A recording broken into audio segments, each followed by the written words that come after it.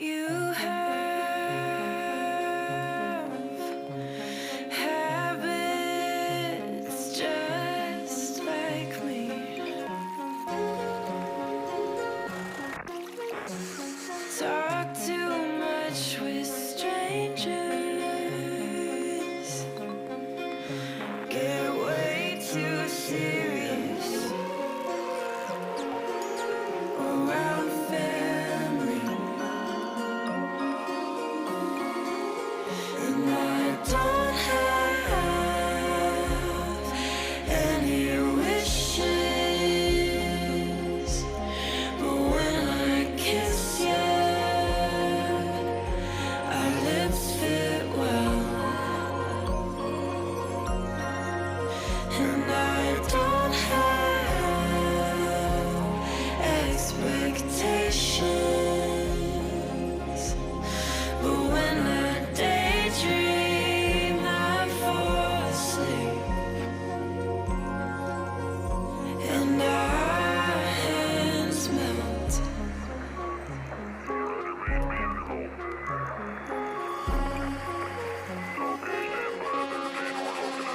It started out as teasing, but I had deeper meaning when I touched your chest. Now I don't know how to act, but if I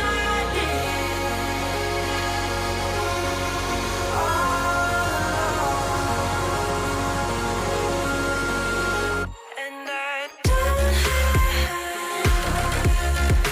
any wishes, but when I kiss you, our lips fit well. And I don't have expectations, but when I daydream, I fall asleep. And our hands melt.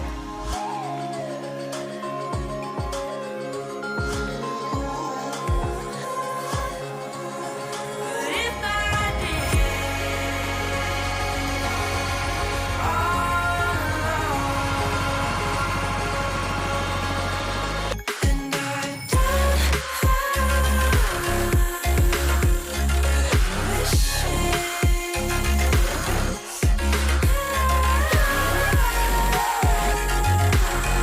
our lips fit well. And I don't have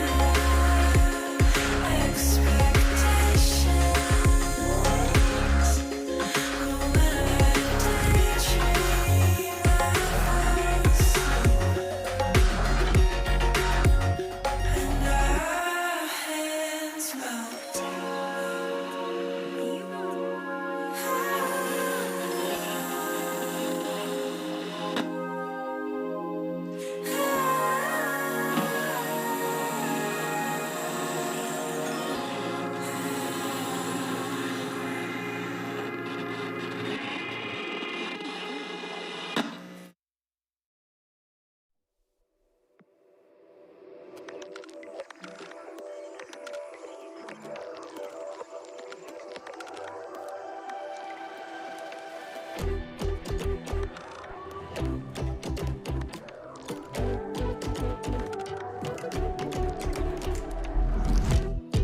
I don't know why I let you, but you had to light a spark in me. Lost control, falling over, getting pulled in by your gravity. Thought that I had figured it out, never felt it rationally, but this sense of urgency has me wondering. Thought that I had figured it out, nothing could get through to me, but this kind of chemistry has me wondering. When you're not around it, all goes black and white. see it in color. Lost without you, I can't make it through the night. How come I'm not seeing it in color?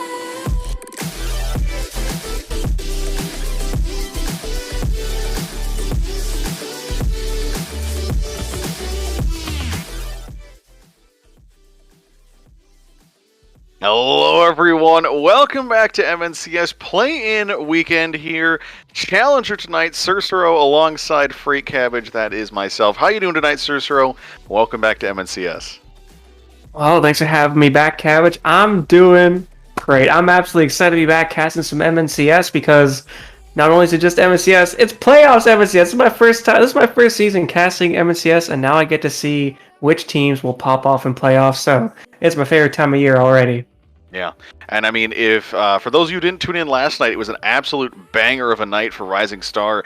Some more interesting than I expected, honestly. I play in Rising Star, but I still, expect a little bit more lopsided matchups. But it was the first two series, both 5-game series. The other ones had a lot of intrigue, another 5-game series later in the night. So definitely a lot of back and forth, a lot of hard-fought games. But tonight we've got 6 more teams, 2 more spots at LAN. Break down this first match for us. Let's see what we got. Yeah, 6 teams, 2 spots, but some have an easier journey. Others, they got to play a few more games. So our first match, of course, starting in winners round 1, the Bloomington Maulers, the 5th-seeded Bloomington Maulers, taking on the 8th-seeded Hibbing Rangers. So even though I bet you these seed numbers, though, we should keep in mind they are very close in the standings, right? The Maulers were 6-5, the Rangers were 5-6. So just that one win difference changed the seeding so drastically, but I don't think that'll matter too much with how these teams played in the past. Yeah, and like you mentioned, this is what we saw with, I think, all 3 of our leagues this season, actually, was just so many teams right at the center of the pack. 5 teams with either 5 or 6 wins in Challengers, so that means there's so many teams. The Barons, they were 1 or 2 game wins away from making it into the postseason. There was a similar thing in Rising Star. The Inferno, 1 less game loss that they would have been in. Premier, it's very similar there too. 4 teams were 4-7, tied for that last playoff spot, so it went down to game win percentage. So, you're really splitting hairs to decide these final teams, but we've seen some big upsets. Take a look at last night. We had the number 8 seed Barons make it to the upper bracket finals and then fall there to the Rangers, make it all the way through to the final game again, and then fell to the victory. So, that number 8 seed, they can take some names. We saw them put up some big wins, and so don't sleep on those lower ranks. Yeah. And so this first one we talked about, Maulers, Rangers. Maulers, since they brought in Bransky, that was about midway through the season. They've been having a fantastic time with him. I think you said they were, 5-1 with him? Is that correct? Yeah. They've won 5 out of their last 6 matches. So they're a 6-5 team, right? So that means that the first half of their season, they won 1-4. And then they went 5-1. So a complete, that's about as switched as it can get, right? The bringing in of Bransky over Delphin, right? You're never sure what happens there, but just bringing in that player seems to have made the team click, helped them find their mojo, helped them find their magic, and even though they are only seeded 5th and 6-5, I mean, you have to wonder, if they were playing with this lineup from the start, how high could they have been? And if they can do well tonight, then they can certainly prove that. Yeah, but I mean, the thing is, for the Rangers on the other side, we saw it last night. All that matters is you make it to this play-in bracket, You don't need to have a clean end of the season. Rangers had a pretty solid end of the season. 3 of their last 4 being wins, only losing last week to the Miracles in the sweep there. So, they're not doing too slow either coming into these last couple of weeks. But for them, it's a little bit more interesting to see because they've got a couple of newcomers to the league. They got Stewie and Theobald, new players there. And then Saber, returning player, but he retired midway through Season 4. So, 2 players who haven't seen the playoffs, haven't felt that pressure before, and then Saber on the other side who has, but hasn't seen it in a little bit. So that'll be interesting to see how they adjust. The other thing I did want to mention with the Bloomington Maulers is we actually got an interview with Thermal in our podcast earlier this week, and he was talking about how they just, when they played with Bransky, I think it was Blakester and Bransky may have played together for CRL. Don't quote me on that. I think that's what was happening. Actually, yeah, they're both. Yeah, I could see it. Both St. Thomas, I believe. So, so they just knew that he'd be a good fit, and they brought him in. No hard feelings to Delphint. Just sometimes that's how teams work. You can be a solid player, you can be a great performer, but sometimes the other player works better. So, it'll be interesting to see with that tonight. I was gonna say that's exactly the case. I've been playing this game for quite a bit, and that sometimes with lineups, there is a player who's just so proficient mechanically, and with the macro, it doesn't mesh, right? They want to play the game differently, or they want to communicate differently. So, but that's in the past, right? We're talking about the Maulers and their win streak, and something I actually noticed, Cabbage, as I was going through the matches that these teams played. In the last half of the season, neither of these teams have gone to a Game 5 in their best of fives. They've all either been sweeps or 4-game series. So, I don't want to question their stamina because it is just the start of the night. But you have to wonder if the Maulers can't close us out in 3 and it does go to 5. Like, would you favor the Rangers in that case? It's really tough to say. I think it's basically whoever wins game 1. Usually we don't put too much weight on it, but I think if you take game 1 in a series like this, I think you're going to take the series in the end. That's what we saw a lot of last night, actually, surprisingly. Or I think, let me quick double check, but I believe the team that won game 1 won every single series. And if I take a look real quick,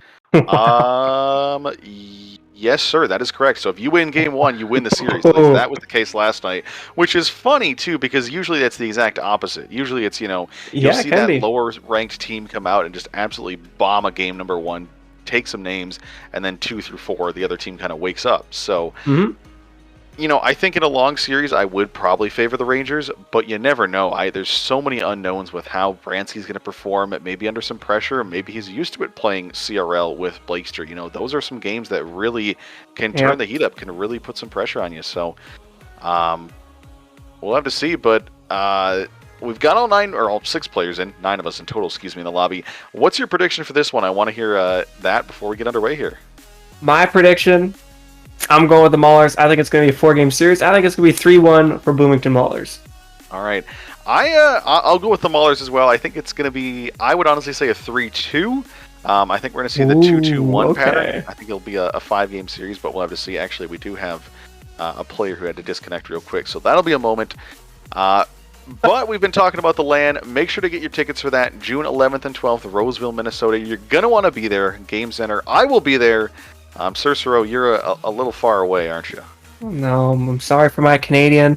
But, I hope you guys can go in my place and still have fun. Because, this isn't the finals, right? This is just the first round of playoffs. These teams are just playing for a chance to go to LAN and compete there. I'm sure they're going to go to LAN anyways and watch. But, a chance to compete at a LAN is a very special experience. And, if anyone ever thinks about competing and they're hesitant, go to that LAN and see it for yourself, because it is magical, and that's what these teams are playing for tonight. And we'll have to see which team wants it more.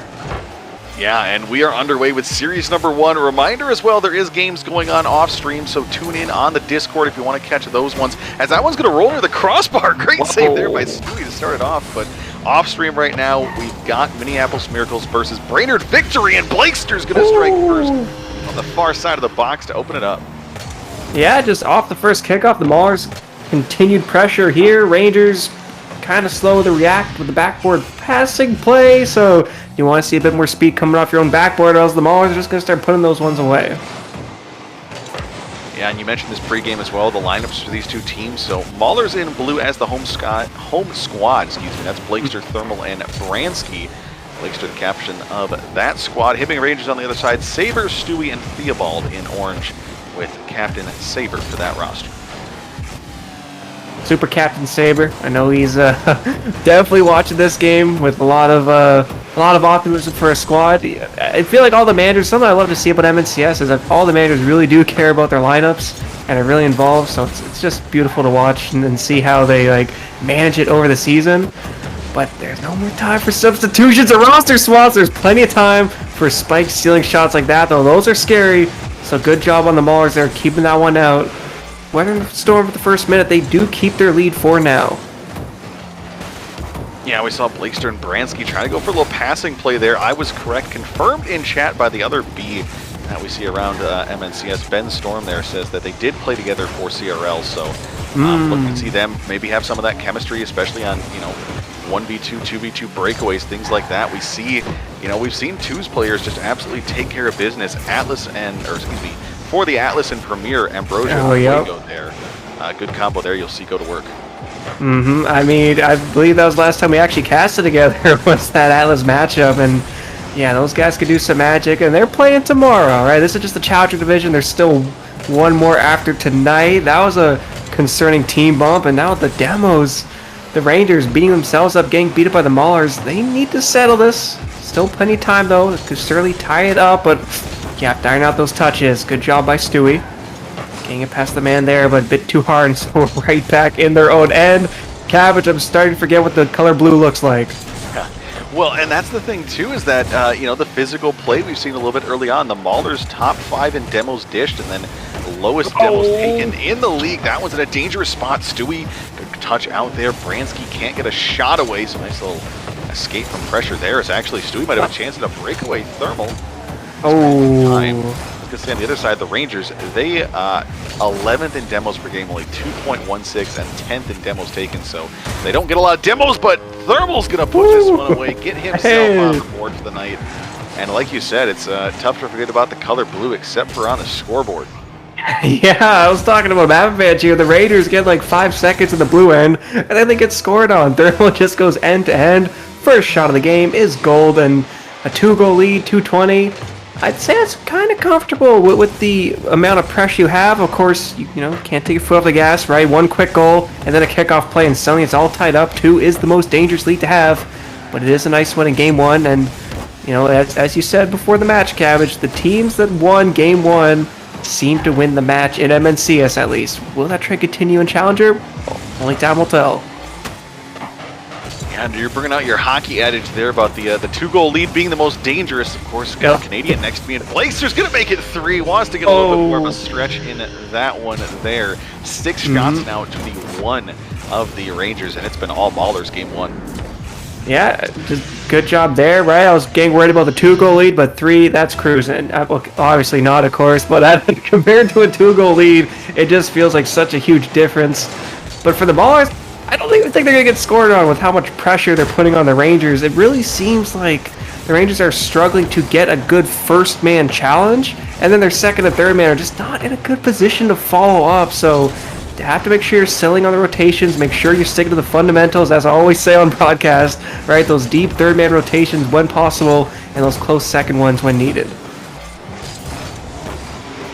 So now 90 seconds left in this one to see if the Rangers have something to say about this game. I always talk about this as well if we're talking about our usual sayings.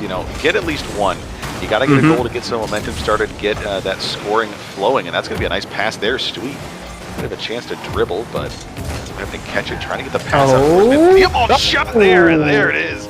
Rangers within 2 once again, and a minute is enough time to do it. A minute is plenty of time, especially to get some kickoff pressure. Beautiful job by Stewie, just rolling the 50 through the man in the corner. And also, credit to Theobald, right? I was criticizing the Rangers on second man positioning. That is textbook. When you've got a player jumping through the corner as the second man, you want to be charging towards the net so that you can actually put the ball away, because trying to score from that angle in the corner by yourself, that's a tough challenge. That's why you need your teammates to be there. And the Maulers, these passes further net are actually concerning me because they keep teeing up the Rangers, who have not been able to capitalize just yet, but I think eventually they will start to. Yeah, always the danger of setting your opponents up, and you can only get bailed out so many times before, like you said, they'll finally start finding their way in. Stewie shot there, and that's what we're talking about. I think that one was a little bit more of a team play with Theobald, but an unfortunate touch, and then Thermal just sets that back. A team bump. I didn't notice that Blaster got bumped. Yeah, that's what I was going. Apologies for my sound effects, but yeah, that's the first thing I saw was, oh no, the team bump.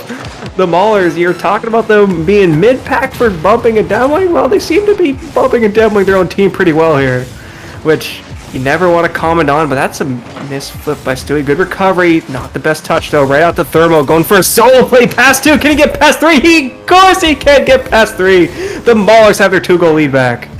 Yeah, stretch it back out there. Second goal of the night for Thermal there. Both players have scored on the side of the Maulers, have 2 in this one, so they are taking care of business here. And I mean, that's just a great play there by Thermal, the highest rated player on the side of the Bloomington Maulers. So, sometimes that's what it takes, just a solo play to put your team in a great spot. They were looking for the double touch. That one drops down. Bransky, nice clear. Stewie tries to send it back across, but this one should be done. Thermal will clear. 3 seconds left, 2 now. And that will end this one. Chance for one more goal here. Bransky will boom that one away, and I think they're just going to... Oh, they will not let this drop. Theobald's trying to keep it going. Blakester might take advantage. He can't quite, but... Mahler's strong start there. It was an early goal there, and then they kept on scoring. Rangers got close there, pulling it back to within 1, but could not break the difference. And, I mean... Tail end of that one for the Rangers, I definitely thought was better. It was definitely a better matchup there. We saw some more shot opportunities. We saw some more pressure. We even saw, a pair of goals. So start off hot in game 2. You had a chance for this one, is what I say. Yeah, I mean, I always keep track of the shots throughout the game because that's usually a good tell for how effective the pressure from each team is. And at halfway point, Cabbage, the Maulers were out shooting the Rangers 7-1. At the end of the game, it was 9-6. So... the Rangers, for that up until that fourth goal from the Maulers, they actually were my favorite. But I was starting to favor them, right? They looked like the gears were clicking. They were going for passing plays, bump plays, dribble plays. It was starting to work for them. But of course, you can't let yourself go down by 3 goals and then break out the attacking plays, right? You have to make sure your defense is solid at the start so that when you do get these plays, as the game goes along, you can start eking out those advantages. But yeah, I think you raised a good point there, Couch. If the Rangers can start off fiery hot, this series could be, on paper, the series will become a close one. I think if the Maulers win this one, though, it's going to get scary for the Rangers. Yeah. Well, and actually, you say you can't fall behind by 3 goals, but we did have a team come back from behind by 3 last night. I can't remember if they won the game, but it ended up tied 3-3 part of the way through the game, so that one was pretty comical. Saber, a little bit of a mistouch there, but Blakester unable to capitalize. The demos, like I mentioned, though, we've been seeing the Maulers team bumping a bit, but the demos on offense, too, have been crucial. There's been at least 1 or 2 openings, and at least 1 goal created off those those physical plays. Yeah, it seems like it's the role Brancy's playing tonight. In Game 1, he had 3 demos. I'm not sure if that was him getting the opener here, if it was Thermal. My memory's failing me tonight, but Blakester is not failing his teammates here, just reading the passing play out of Thermal. Beautiful job. Well, and he actually read that Saber was going to touch the back post. What a position to play there. I think he was waiting for Thermal's pass, like we said, but he reads the touch perfectly, and I was like, oh my god, he's right in the right spot, and he knocks it into the back of the net. So once again, a great start for the Maulers. Bransky looks to double it here, trying to get the double touch, but that one misses wide. So now for the Rangers, we talked about not falling behind by 3. This is where you got to try to equalize, make it a 1-1 game. That's much better to contend with than a 2-0 deficit. Yeah, I mean, as you said, Gavin, coming back from 3 goals is possible. Coming back from 4 goals is a little harder. All right, coming back from 1 goal, that's as simple as a mistake on the other team or just a pop-off play from your superstar. So the Rangers, they can certainly come back from this with 4 minutes left to go, and it is a best of 5. So hopefully the pressure isn't on them too much, but oh no, the cracks might be starting to form in their defense. Yeah, captain of this Mauler squad. What a double touch here. Blakester is just on fire tonight. Beautiful positioning there, and that's a tough angle to hit there. Usually the double touches are off the backboard, but he takes it off the side of the backboard there, so much harder angle to hit, but he handles it expertly, and nothing but finesse on that one. And you talk about comebacks too. I'm not sure if you watched the playoff weekend, but we actually had I think it was a 7-goal comeback.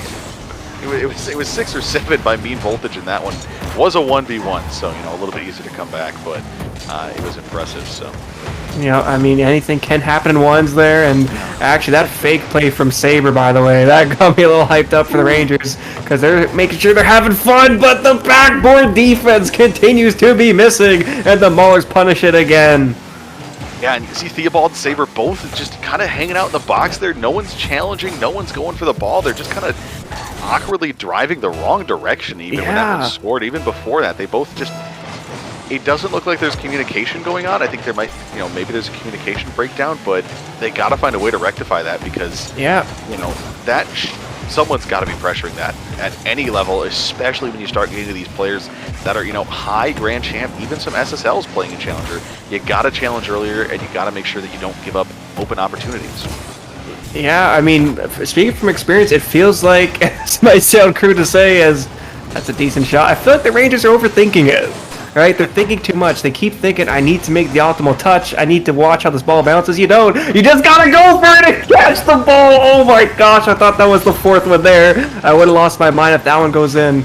But yeah, the Rangers, they just got to start putting cars in front of the ball. At least get a tip on it. You don't need the perfect 50. You just need to keep it away from your net. Yeah, and especially when you're struggling to make that communication happen, make that defense happen. Great play there by Thermal in the 1v2. Oh. Nice little fake by Bransky after the demo. And it's just such quality plays coming out of the side of the Maulers right now. I need to see something from the Rangers. We saw a couple of goals at the tail end of the last one. I need to see that again. You've shown us you can score, but this one is starting to feel more and more out of hand. Great save there, keeping it at that 3-goal gap still. Yeah, that is a heroic save, actually. Again, keeping it within 3. That scoreline they almost came back from in game 1. But this time, I think they've got a little bit less time. And certainly less shots here, right? Around the halfway point, the Rangers started turning out the Jets, but it still feels like they're on that back foot, which they've been for what feels like most of this series. I don't like ripping into them, and I'm not going to rip into Theobald if he can put that one away. It's posting out. That's a heartbreaker for the Rangers. But I'm liking the attacking chances they're getting. They just need to get that second man up there again, right? We saw Theobald finish the second goal for the Rangers in game 1. You need to be up there again, and at this point, you don't need defense, you need offense. Yeah. And, the clock's starting to work against them here with only 75 left to go. Thermal, look to find another opportunity on offense. Honestly, just going to try to waste some time. He takes the demo out of the last player, 2 in the corner. Blakester chance there, but great 50 by Theobald. But, the 50s don't matter. Like you said, they got to score. You got to find that offense. Otherwise, you can't win a game down by 3. No. As stupid as it sounds. Yep, that's a very important rule of most sports. You can't win when you're down. True, except for golf. Yeah. It'd be interesting if Phil's last goal wins, but it is not for the Rangers, which might be all they can hope for, as they've only missed 1 shot in 5 minutes. They're second of the game, though. And now another one from Theobald. Saved. A double commit. This is a chance for Stewie to fall about the back. Can Theo put it away? He can! It might be last minute, but they do find one. And there we go. We see the pressure come out of the Rangers. A double commit for the Maulers. Even, all 3 players awkwardly in net there. I was expecting Blakester to maybe go off the back post for the save, but he just kind of flopped into the center of the net there. And that's what we like to see. It was follow-up aggression, follow-up positioning, and it was players just able to, build off of each other's attack. And now, just 20 seconds left, so probably done in this one. But, get a quick one here. 10 seconds left. You could have a chance at a kickoff goal. Bransky looking to try to shut this one down. That's a touch out mid. Thermal, little stall there. 50. And now with 5 seconds left, I think this one is done. So the Rangers will have their back against the wall, down 2-0 in the series. That one's saved as well by Bransky. Nice little touch there. And oh boy, back-to-back 2-goal wins. Yeah, and I gotta say, even though the Maulers are up now 2-0 in the series, they're up 3-1 in the last 10 seconds. You can really tell they're taking it seriously. I was watching Blakester's third man positioning. Even though they had a 2-goal lead with 10 seconds left, he was just camping back in his third. And his teammates were going for these dribble plays, which just shaves precious time off the clock. So the Maulers, not only are they winning, but they're winning in just a commanding macro fashion, which is what you love to see, right? Solo plays is one thing, but being aware of the time and using that to your advantage, that's the kind of control you want to see from the winning team. And the Maulers, I gotta say, I'm feeling confident in my prediction, Cab, which I think you are too. Well, I said 5, so we got a little bit more Rocket League. I just would like to say as well, last night, the first, I think, 4 matchups, I was correct in my Twitch predictions. So I put the Rangers for this one just for the purpose of high returns. I'm playing the market there. But, if that's true, watch out for what's coming next. But I was going to say, interesting to see for the Maulers, what I really like to see here, Thermal and Blakester, both rising to the occasion, and they've been the top 2 players both of those games. So they're allowing Bransky to kind of, settle into this. It's tough to come into a league, near the tail end of the season, a lot of pressure to win, and now in the playoffs here, you still do have a second chance if you lose, but the upper bracket is such a nice spot to find yourself, and so it's good to see those 2 veteran players stepping up. Yeah, and I have to give credit to Blakester and Thermal for punishing the openings the Rangers are giving them, right? That is always, you see that sometimes where a team gives you so much space, but you back off because you don't expect it. But the Maulers are just charging in there anyways, and it's working. And so I hope they keep their foot on the gas for just another 4.5 minutes, because they get a sweep here, then they're looking real dangerous in this bracket. Oh, That could have been a shot from Stewie. Bit of a misread. Thermal attempts a solo play. Bransky gets the bump though. The shot was slow, but if no one's home, it's going in. Yeah, Bransky gets one demo. I thought he got the second, but actually just sacrifices himself, gets demoed by this other player coming in, and that works as well. So, a pretty weak shot there by Thermal, but Bransky, you mentioned him last game as being kind of the bulldozer for the side of the Bloomington Ballers, and it continues here once again. Another demo just 30 seconds in. Yeah, is it the Maulers that are 5th in the league for demos, or is it Bransky? Because he is just bullying the Rangers in their own end there. They cannot, now I can see why they're maybe hesitating to go for it, but you can't hesitate when there's a physical player. The key to beating a player going for bumps and demos is to just play faster and go for the ball sooner and not wait on your goal line. Because if you're on your goal line, you're a sitting duck for a proficient bumper and demo. Oh, okay, that was 50. No follow-up, though, quite yet. Saber with a quick shot. No one home from the Maulers. There were 3 cars there, but no one in net. Yeah, and that's we'll take that. Pretty fortunate there for the side of the Rangers. That's what we like to see, tying it up early on, finding an opportunity, and even just capitalizing on a mistake. That's sometimes how it has to start, but now you need the follow-up. You need to take it a step further, find yourself a lead. I don't believe the Rangers have led at all in this series, if I'm not mistaken. I was hesitant to comment on that stat because that's just kicking them while they're down, but yeah, they've already been losing or tied 0-0. But of course now they're tied 1-1, so that's definitely an improvement. Alright. I do have a quick update. Broadcast in our ears. Minneapolis Miracles did just sweep the victory. Okay, this just in from the lower bracket. The Minneapolis Miracles have clean swept the victory. Yeah, and last night I joked about the Broom Closet being the lower bracket round 1 because a pair of sweeps there. And it looks like the upper bracket round 1 could be Broom Closet in this one if the Rangers can't find a way to put themselves in the lead. I hope they do. I want to see them take this to 5 games. I want to see some more Rocket League here. But the Maulers have looked solid tonight. So now we'll see the Rangers on offense once again. Saber trying to wrap that one around. He'll take a demo as well. Stewie with the shot. There we go for the Rangers. A physical play, disrupting the defense, and they take the lead. And now you have to ask the question, how do you play with the lead, right? We've seen the aggression get them here. Will they start playing defensive? Will they start parking the bus? Or will they keep it up? How are the Rangers going to play with this lead? Will they make any changes? We'll have to see. I'm loving the physical plays in response, though. It definitely seems like Bransky might have awoken something in the Rangers, but the Maulers are still looking good because they're also being aggressive with their challenges, but Stewie's downwing players here before they can rotate out. The passing play from Thermal down to Blakester, though! Yeah, and take a look at that. It's tied back up here. Maulers nicely done. Thermal drops it down, and Blakester just such a nice touch to the back post. And that's tough for the Rangers there because really they didn't have bad positioning. They were in the right spot to make those saves, but a little bit crisper on the passes were the Bloomington Maulers. And Thermal's not going in that demo pack. And I was going to mention, you talked about how high Bransky is on demos. He is the 3rd highest demos per game at 1.50 among challenger players.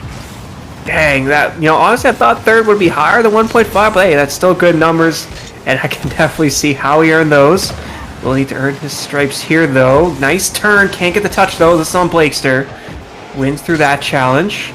Saber off their backboard, plenty of boosts, going for an air dribble, leaving it for Theobald. Okay, nice communication there, leaving it for the man there. Not a lot of boost now, though, Saber. What can you do? You will get beat by Blakester, who pinches it off the ceiling to a teammate. 2 cars up. It's in, though. Thermal puts that one away. Man, and once again, this is just such a nice play out of the Maulers. Blakester with the speed, Thermal with the speed as well. Stewie's in the right spot, but it's just absolute presence from the Maulers. They just fly up on that one, tip it downfield, and I mean the placement as well. That's a hard angle to hit. You're coming across that ball the opposite direction, and you would hit it like over yourself and over that defender. So very nice to see there out of the Maulers, and they continue this strong showing here in the upper bracket round 1. And I mean, talk about Thermal and Blakester. We've said that they have been the players to watch in this series. They're still top 2 as there's a chance for another one. Stewie, good save there. And I think Bransky might definitely, he might be being held back a little bit by the physical plays in the demos, but he's allowing his team to get the goals and to win these games, which is all that matters at the end of the day. No, exactly right there. I mean, that's the role I prefer to play. It's whatever you're most comfortable playing, and honestly, what works best. because the results are speaking for themselves. The physical play from Bransky has been creating so many openings and just stopping the Rangers defense before it can come together. Hold that thought. Stewie off the crossbar. Blakester does push it wide. Less than 60 seconds left to go. The Maulers are up 2-0 in the series. The Rangers need to find one, or they've got a trip to the lower bracket. Blakester, though, he makes it. They need to find two. What a finish. Yeah, what a play there by Blakester. We saw such a couple, a nice 1-2 touches back of his defensive zone as well. We saw him jump to tap it off his backboard and then dribbled around the player in the corner as well.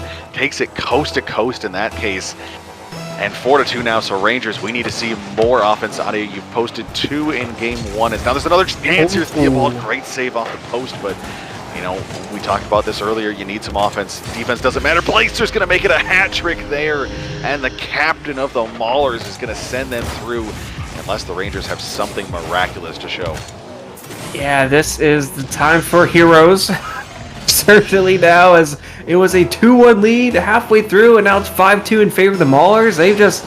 They were down for a little bit, and they're like, nah, we don't like this. Let's get back in the lead again. And okay, that could have been their shot. Oh, that one's wide as well.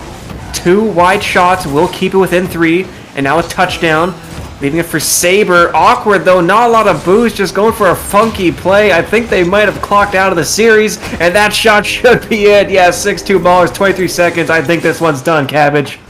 Yeah, and that's Bransky, I think his first goal of the series, so good to see the rookie get on the board here at the end, even if it is not exactly a game winner, but always good to see, and that, that could help them in the next series as well. We saw it last night, too, that the teams that come in hot from that first-round matchup, even if they are the lower seed, which I guess the Mauler is a number 5 in this case, so not that much lower. No. It's like we might see the 7 here. Thermal's going to put it off the post. He'll pick himself up a hat trick as well. Yo. Oh, boy. Yes. Saber and Stewie, they went for the just pre-jump play. Yeah, they're done with this series. They're ready to go next. They're just having fun with it, which, I mean, you certainly, at this point, you do have to just cut your losses, start thinking about the next series, right? You're not out of the tournament. You do have time. Use this time to think of this time as extra gaps between games to just focus on what went wrong and what you need to change for the next series. Yeah, and don't book the tickets to Brazil. Book them to Barcelona. That's where we're headed with this one, the 8-2. I mean, you got to do it, right? You got to call it the Brazil. It hurts. It does. I feel bad for the Rangers, but oh no, okay, good. The kickoff, a little bit of a whiff there, but like you said, still got another chance here for the Rangers. So good news is they will get to see another day. There's a chance for a 9th year. Bransky, I think he'll just let this one fall. No, he's going to dribble it back. He might go for an own goal. It looks like. The air dribble into the own goal. He's going to try to take it over the top. Couple players shoot, and Saber's going to score that one. So the captain of the Rangers, he'll get himself a second one in the game here, and a little bit of a party gift there. I mean, players just having fun at this point, but the result was already decided. So the Bloomington Maulers, they will sweep the Rangers and go on to face the Duluth Superiors. But that one's going to be happening off stream because, well, I mean, Cabbage, I'm ready to talk about the next series. The Minneapolis Miracles, they swept the victory, and now they're going to be playing the Burnsville Inferno. Yeah, 2 teams I have played for previously are just 2 franchises, so that's going to be interesting to see them lock horns next. But yeah, Maulers 8-3 and utter domination in this one. Take a look at the shot totals as well. I think I didn't see what it was for the Maulers, but it was a high mark. Last night we saw 20 shots in a game, so I don't think we hit that, but we'll have to see. 17, if my memory's correct. All right, 17. well, we'll have to see as now we'll see what happens next. But like you said, Bloomington Maulers, they will move on into the upper brackets. They will face the Duluth Superiors off stream. I think you mentioned that. And then we get Burnsville Inferno, Minneapolis Miracles. Rangers and Victory, they now wait in the lower bracket to figure out who they will play. We're going to take about a 10-minute break. We'll come back, give you a little pregame of the Burnsville Inferno versus the Minneapolis Miracles.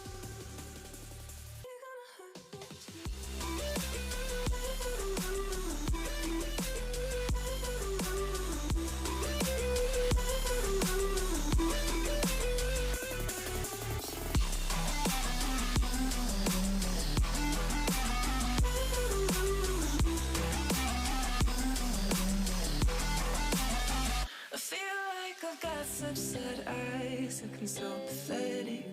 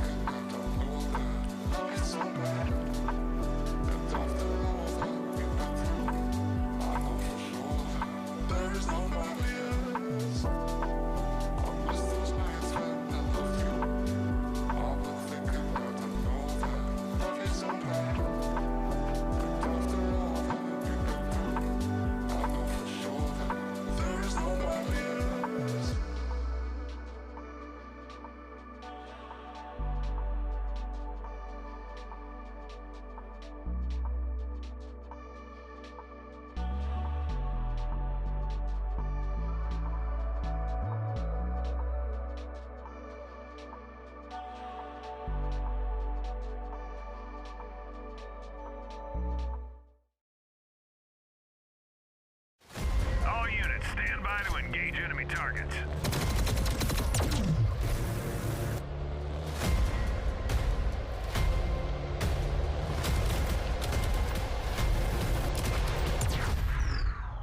Mission accomplished. Well done.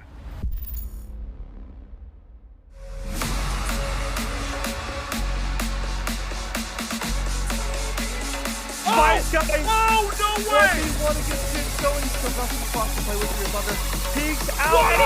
Oh boy, this young Link is looking good for Sully Pump. Neck and neck right now. Rogers though, proof. Our top two Washington players here coming in for sweep. Oh no, take that back. We have Our players from Rogers. Wow.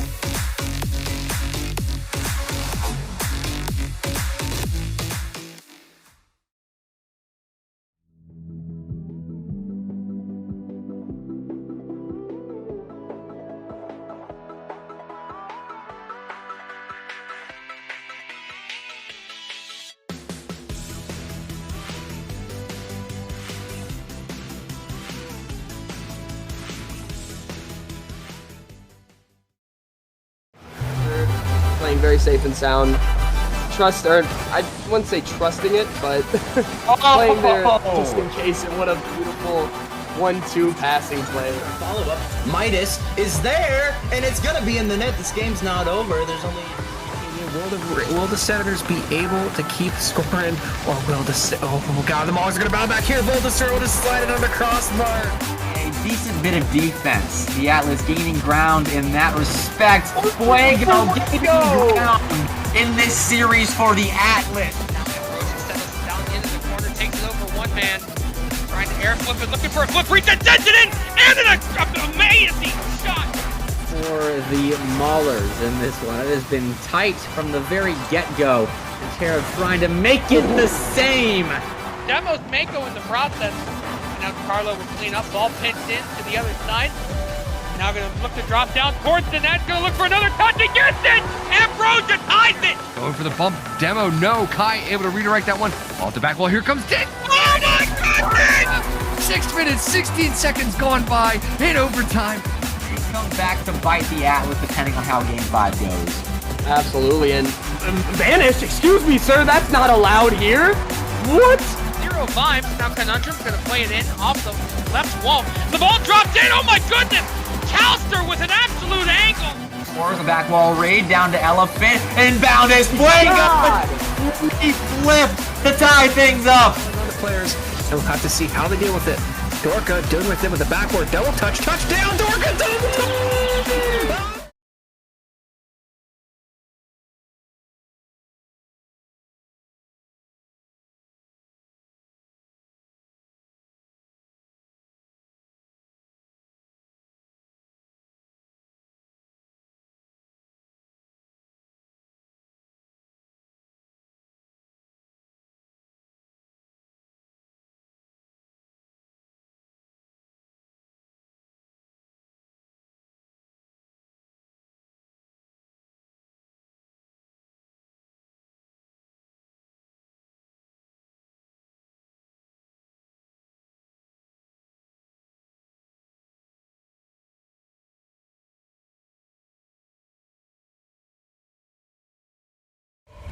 Back down, Prussia underneath one, and Calster there again. There's Calster.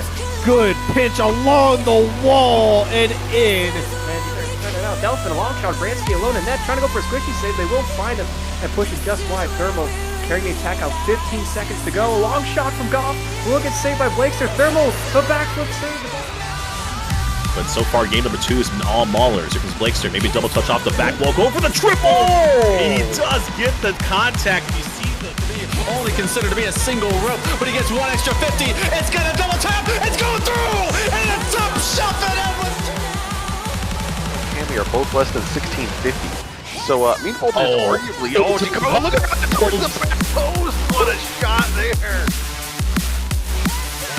Like Iconic almost wanted to pass that one down! Oh my God! He wanted to pass that one down. Here comes Stewie to redirect towards the net, and it's, oh my goodness, what a save by Renbo! Chance there for Bomber, gets 2 on a net there, T-Jack. What a shot, I don't know how that happened, that was a weird one. He's got gotten Saber some boost and some space. Saber up, air dribble, just needs to get back under. What a shot from him, and just like that, the Rangers are back on top. No sleep, no fear, different point of view. It's here.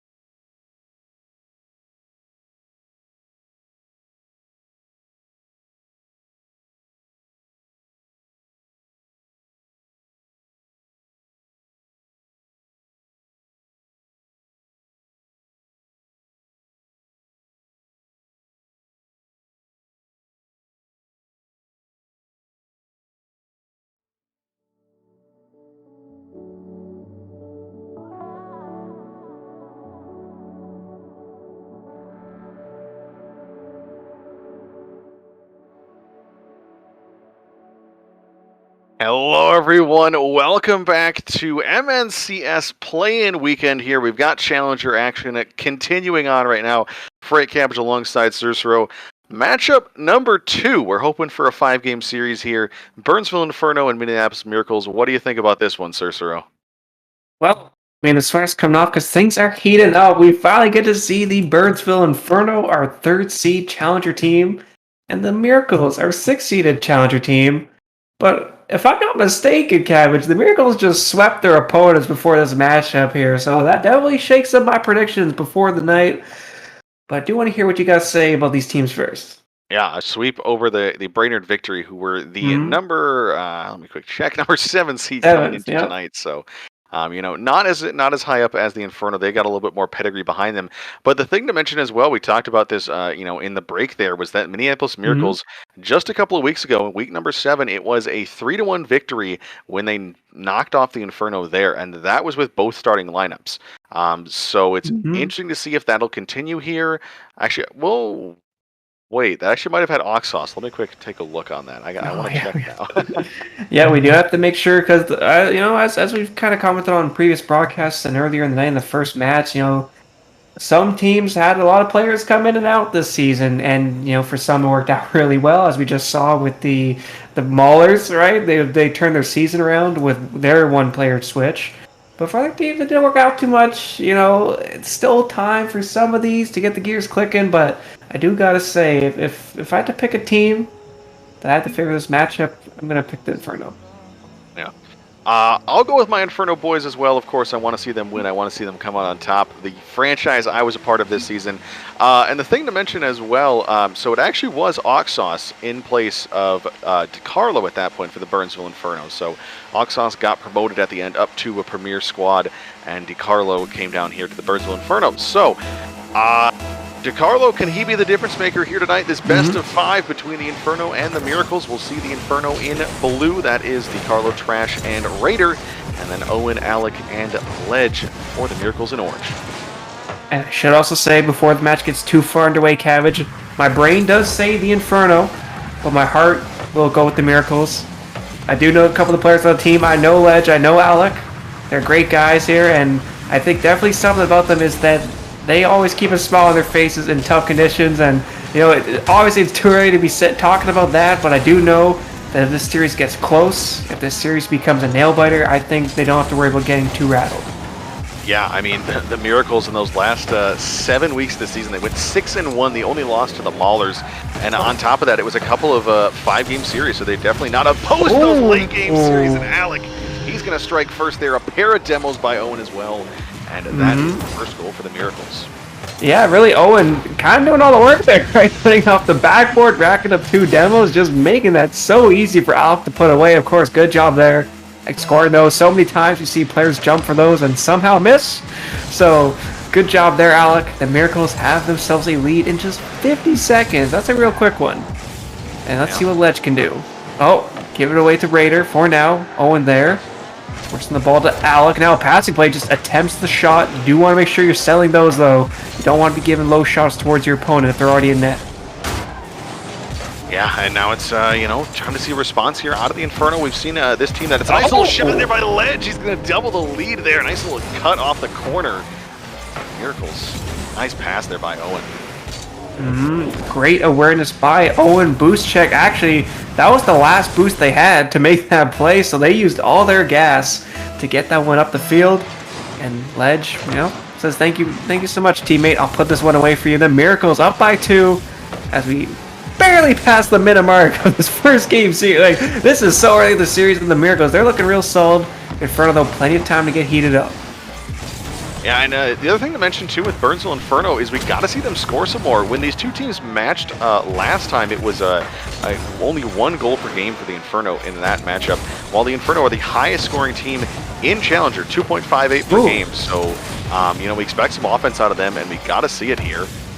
Now Trash will take it back in his own zone, trying to cut low, but Alec wins it. Now Raider has to dive in. He'll get a good 50, though. So that'll clear back. Owen demoed for his attempt. Now DiCarlo might go for another demo here. Trash can't win that 50, so Ledge takes it into offense. Yep, and something to keep in mind. Oh, Alec, okay, let's talk about this one here. Just the bounce shot on net. Man, diving across has no chance of getting this one. Good job by Alec. Yeah, he can see the defenders. He knows where he needs to slot this ball perfectly. It's not the fastest. It's not breaking the sound barrier, but it's breaking ankles. And not a great sign here for the Burnsville Inferno, because we have continued our pattern that the team that wins game 1 wins the series. Even those off-stream games with both them being sweeps, or the off-stream game 1 being the sweep of both of those first round. DiCarlo had a chance to put that one away, but just blocked off by the defenders. Edge send this one downfield. And I think for the Inferno here is I really haven't seen a lot of touches with purpose. It doesn't seem like they're trying to find each other, and that is such a difficult thing to be missing in your playstyle and still succeed. Is now a double commit there. Trash, low shot, but that one's easily saved. Raider tries to get this one around, but another clear by Owen. He'll have a chance at an open net, but Raider back in time. Yeah, I mean, as you mentioned, right, the Inferno are not getting touches with purpose and double committing. They will leave openings, and so the Miracles are just going for these long shots. Well, that was a little bit of a dangerous bounce, but no one there to put it home. And something we should talk about and keep in mind, Cabbage, is that the Inferno, right, this is their first match of the night. The Miracles have the benefit of playing a best-of-5 right before this, so they're already warmed up. So if the Inferno need 5 minutes to get up to speed, I don't blame them. But you do want to make sure you at least get a consolidation goal, because you are out shooting your opponents, but you're losing 3-0. Yeah, an interesting little insight from last night. I'm going to talk about the patterns we were seeing, but in last night's matchup, both of the teams that had already played a series on the night came away the victors. That's crossbar down. DiCarlo with a chance. Trash. Follow-up there. Owen easily handled and cleared, but it was both of those series that we saw in the second round were won by the team that had already played. So, like you said, the Miracles might have that momentum coming in warmed up, while the Burnsville Inferno have to find a way to heat up in this one. Yep, but this could be it here. The passing play, the demo play to Carlos, slotting it away. The Inferno are finally rewarded for their efforts. Yeah, and there we go. That's a nice little play there. The demo comes out for Trash. All 3 players forward, so a little risky there, but they're able to find the back of the net and take care of it. So now 3-1 here. Minute 13 to go. It's really, can the Minneapolis Miracles hold on? We've seen them do well in the tail end of the season, holding on in close games, holding on in close series. Now can they do it here once again? Oh, good demo. Raider with the dribble. He's got a bit of space to work with. Owen, though, so quick on the challenge, forcing something. Not the best clear from Alec, though. Right into the waiting arms of DiCarlo. We'll look for a teammate, but it's over. Trash right onto Owen's nose as Raider will put this one back in. But either way, the Miracles are still shaving time off the clock and faking. Oh boy, DiCarlo zoomed by that one as Owen will dump it down back to Ledge, who pumps it out across the field. The Inferno, they had the pressure. They still can't find their second goal, though. Yeah, and the opportunities here presenting themselves, but gotta find the back of the net. DiCarlo, nice little touch there. Raider was looking for the chance. Trash now there as well. Team pinch there to the sidewall. And the Inferno are pouring it on, but it's not quite enough. Alec booming clear there. Trash is at 0 boost back in his own corner. Ends up picking up the full in the corner, so maybe a chance here. Raider misses that one. Trash is trying to put it in a useful spot, but Ledge better clear. And this one should be Miracles game number 1. It will be, as they force a little bit more offense And that one drops there. So 3-1 win in the first matchup here. Miracles, that's a 4-game win streak now here in the end, or in the start of the play-in bracket. And I mean, if we take a look at the end of the regular season as well, actually they lost in 11. Oh wait, no, that's the wrong team. That's the wrong side. Ignore me, I'm wrong. Yeah. Yeah, that's okay. You know, the Miracles are on a 4-game win streak. Yeah, I mean, they're on a 3-match win streak if you consider the regular season results. But I gotta say, those opening 3 minutes, definitely. You were talking about this in the first match where, you know, the example of the lower seeded team sometimes, you know, just blowing out the game in game 1 and then losing the series. But I think that definitely fits the story here because the Miracles, as we were talking about, they're already warmed up. They're up to speed. And so the first 3 minutes going their way, like, no surprises there. But that last minute from the Inferno, that is something you got to be worried about for the Miracles. You cannot afford to leave any mistakes if they've got everyone pressing up the field like that. Yeah, and 10 shots there at the end of that one. So that's a high total there. Puts up 5 saves for the Miracles, but tells you that some shots need to be a little bit more on net. And I did go back and check myself real quick. I was correct. The Miracles are on a 10-game win streak right now. Wow. So who can put a stop to that? Because they swept their last 2 series of the regular season, and then they swept their first playoff series. So now one more potentially. And Tibbles commented about this in game, but we've got Season 6 tournament winners across the board for the Inferno. So I wonder if they won that together. Otherwise, just kind of interesting to see all 3 of them flaunting that tag here tonight. Well, you always love to see teams playing together outside of the competition they're competing in. You know, it generally shows that the roster actually likes each other and want to take opportunities to practice in their free time. So it's definitely a point in their favor. As you know, so far no early goals quite yet. Ledge gets beat out by Trash down to DeCarlo. Ball waterfalling into the corner, but no boost. And so Owen can get that out to Ledge. Great turn here. This could be a chance for the Miracles to get the opening goal. Passing play down to Alec. Gets beat out by Trash. Yeah, good looking for that that teammate there in the center, and it would have been a dangerous pass, but nicely done by the Inferno defense. Now DeCarlo has a chance for the shot. A little bit of a fake there. Gets 2 defenders, but Owen, the last man back, and is the defender that is required on that one. As Trash might go for a little bit of an air dribble. He's out of boost.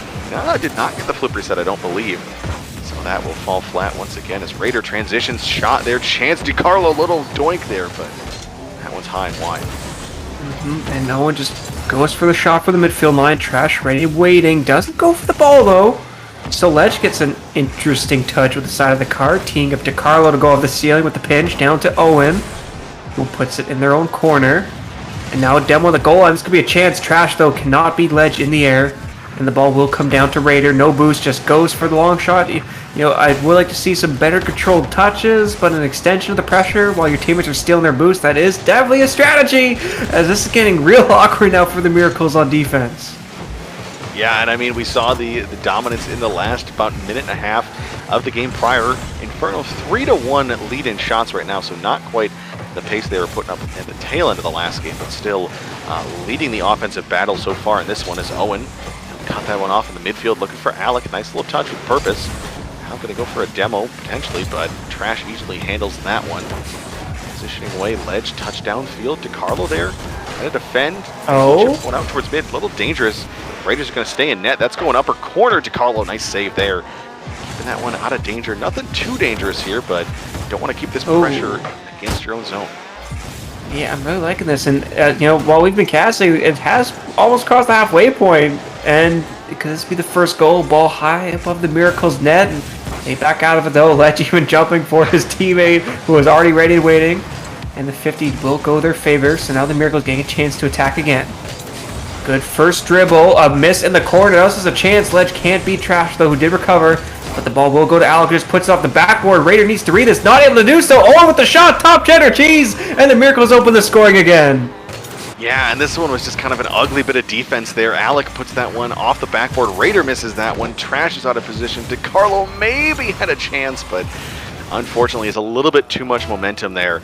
It gets taken across the net. So now, with 2:12 remaining in this game, the Miracles looking to continue that game win streak. Love to put it into, I guess it already is at double digits, but would love to double it up with the 1-1. Oh. Maybe try to even the score. Raider with a chance here. That's off the crossbar, off the side of the wall as well. And again, it's, it's opportunities there, but nothing too useful. Owen's going to put that one top shelf. He claims a second there. And I mean, the returning player who didn't play Season 4 but has been in MNCS before, showing he's a little revitalized in his return. Yeah, Owen just dunking the back pass attempt from the Inferno. You saw Trash go for the deep rotation, or at least start from the back line. And you saw DeCarlo try and get the ball back to them, but it was a bit too soft, and Owen was already going supersonic. So of course he will beat your teammate and just destroys him. And now the Miracles got a 2-goal lead, which is very nice to have. They do need to keep it out of their own net for a little bit longer though. A double commit ledge. Big booming clear though. Now a bit of a 1v3. Does get over 1. 50's past 2, but that ball will pinch out wide into Alec. He's going for a double touch off the sidewall, but DeCarlo's there to clear back left. Yeah, and once again for the Inferno, it's just awkward positioning, double commits, players doing random weird things off the ball. That's going to be a dangerous one for DeCarlo, but Owen able to handle it. And I just want to see more purpose behind the plays being made. It feels like the players are almost in an awkward kind of random threes mentality. It doesn't feel like they have that coordination that you want to see as a team. As Trash with the save there. Alec with a chance. He can't get that one to be saved by Raiders. So Alec makes it 3-0. And time to see if the Inferno have a response, or man, we might be heading to Sweepsville once again. Yeah, I mean, did Trash really get the save there? On the rip into him there. You could tell what he was trying to do, right? Coming in the ball like that, wanted to hit it with the front of his car, but just smacks it with the left, and the left can kill speed if you're not going into it. But hold that thought. Trash going for the double touch. Oh, he can't find it though. It's just wide, and Raider will not be able to find the follow 50, and the ball will go back the other way. And again, it's just opportunities there. That's a ground pinch by Alec. Knocks that one back into the Miracle zone, so maybe an opportunity for a little bit of offense. But even a 1 goal late in this game, it doesn't matter. You got to find a way to score earlier, to score a little bit more often. There's a chance to Carlo maybe trying to get the pinch, knocks it back. Raider gets dunked there by Ledge, so that's going to bounce out mid. Alec with a chance for the shot. Raider, nice little save. And so it will probably remain this 3-0 scoreline, but I mean, you got to find a way to turn this around in the next one. It's 1 goal across 2 games, and it seems like the Miracles just might have the Inferno's number, because last time they played, they held the Inferno to only 1 goal per game. And as I mentioned pregame, the highest scoring team in Challenger. The Inferno 2.5 goals per game, and so far they've been silenced to less than a goal per game in this one. Yeah, this was a very interesting game, right? The first 2.5 minutes were completely scoreless, and then the Miracles just score like 3 in the space of 2 minutes, which is like kind of weird. Again, it's a weird switch up in pace, but that could be the strategy. That is something viable, right? Playing that slow defensive style and then suddenly exploding with a burst of speed and aggression to just take your opponents off guard. I mean, maybe that's not what they're thinking, but something's going on in their heads. They've definitely prepared for the series, I have to say, because the Inferno I'm trying to think of analogy here, but their fire is dwindling, Cabbage. Like, this does not look like a third-seeded team. They're running out of time to get their wheels clicking. Yeah, the final ember of their upper bracket run, unless they can rekindle it, but time to see what they can do here. I mean, we've seen reverse sweeps, we've seen comebacks, we've seen the whole 9 yards, so definitely not out of it yet. And, like I just mentioned, still a chance with a lower bracket run if they do not win here. But I mean, Owen, what a game there. 2 goals, 3 saves, and I mean, 3 goals on 7 shots. That's stellar shooting percentage, and that is something the Miracles struggled with this season. 9th in shooting percentage, 10th in goals, 10th in shots per game. Of course, they struggled a lot in the early part of the season and then really kind of kicked it into gear, but still, across the entire season, it was not that great of a shooting offensive team for them. They were more of that defensive team with the 3rd best defense in the league. Yeah, it's always a very difficult balance, right, between when you're 3rd man and even 2nd man, taking it slow and being defensive, but also being in a position to follow up quickly. They just score a kickoff goal. Okay, you take those. Yeah, I mean, not what I expected to be the way that the Inferno would find the leadoff goal in this game if they were to find it, but I mean, they'll take it, and Owen definitely a little upset with himself there. Gives himself a what a save, and then A couple of no problems. Maybe that was at the opponents, but I think No, it's really all in good that fun. one was Ledge had a bit of a sus jump there going to the kickoff. I think they know what they did wrong there. You have to make sure you're lined up center with the ball, or else it's just going to get pinched out towards your rear end, as Owen needs to make another save and trapped with the redirect though. That's what we like to see out of the Burnsville Inferno. We get another mistake out of Ledge there, and Trash going up for the almost a bump here as actually reads Owen's touch and gets a little bit of force towards the net. I don't know how he got that. It really seemed like it should have gone, kind of just dropped. But I guess that was a redirect. I mean, the good news is that for the Inferno, they probably would have gotten a goal anyway with both defenders diving towards the far side. But a 2-goal lead, that is the perfect start to game number 3 here now. Yep. You mentioned this earlier, keep your foot on the gas. It was about the miracles at that point, but it's true here as Raiders going to chance another one, but Ledge with the save there once again. And I mean, it just seems like a whole different Inferno team here in game 3. They've kind of awoken with their back against the wall. Yeah, maybe they heard me talking smack because they're looking heated up. This is a firehouse performance in the opening minute. 4 shots, keeping your opponent like completely shots in the opening minute. That's gonna be pretty suffocating and very off-putting if you were previously winning the last 2 games in the series, right? The Miracles will need to make the adjustments and adapt to what the Infernos have done. In these series, in best of 5 series, which can go the distance, the team that makes the adaptations last will be the team that wins. Yeah, and I mean, it's such great offense to see. It feels like the Inferno have finally found their mojo. Once again, DiCarlo puts that one away. His second of the game, and it's 3 goals at 3.5 left to go. Yes, good job there by Trash, putting off the corner where he knows no one's there to get the immediate read, and so that sets up DiCarlo plenty of time to slot that exactly where he wants it to, and then Miracles there. This is an interesting position, right? This is uncomfortable to how you've been playing literally any other game tonight, right? Like, this is new to them. And oh, this could be 4 as the fake bounce shot from DiCarlo for the hat trick. And there you go. That is a arrival there for the top-rated player on this Inferno squad. Of course, Raider is the captain, but DiCarlo, kind of a ringer brought in midway through the season. And also, you know, the only player on this team who has experience in MNCS before. So he's bringing a little bit more of that pedigree, a little bit more of that confidence behind him. And see if he can continue that here. And, I mean, in the Inferno, at this point in games like this where it already feels like it's a little bit out of hand, how do you handle this one? Do you try to go for more offense, or do you risk just kind of wearing yourself out if you score too many? Yeah, well, you definitely have to make sure you're not counting yourself out of the game, as the Inferno, they are continuing to rack up the shots and goals. Yeah, and I mean, it's just non-stop here for the Inferno, and I mean, I gotta ask, where was this team in the first couple of games? They're looking to put up their season average of 2.5 per game here, but it might be all in the third one finally, because you know, just 1 goal across those first 10 minutes of action, and now in 2 minutes they've scored 5. So yep. The First Inferno 2 have games arrived. they sleep. First 2 games they sleep. Game 3 they woke. They're looking so good right now, and just not letting the Miracles get across the midfield line uncontested, right? This is the adaptations I was talking about. Cutting out the space on the Miracles, making them panic, demoing them when they were trying to control the ball. This is so suffocating to play against. And the Miracles, you need to make sure, you asked me this question, Cabbage, what can the Miracles do? They need to start making adaptations this game.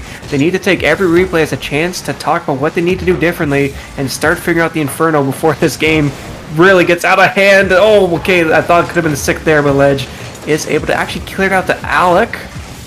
And the pinch by Trash, ball coming down in front of the net, but no one there to put it away because the boost stealing from the Inferno is starting to have an effect. They actually got a boost in their own end, so Ledge is going to find an opening.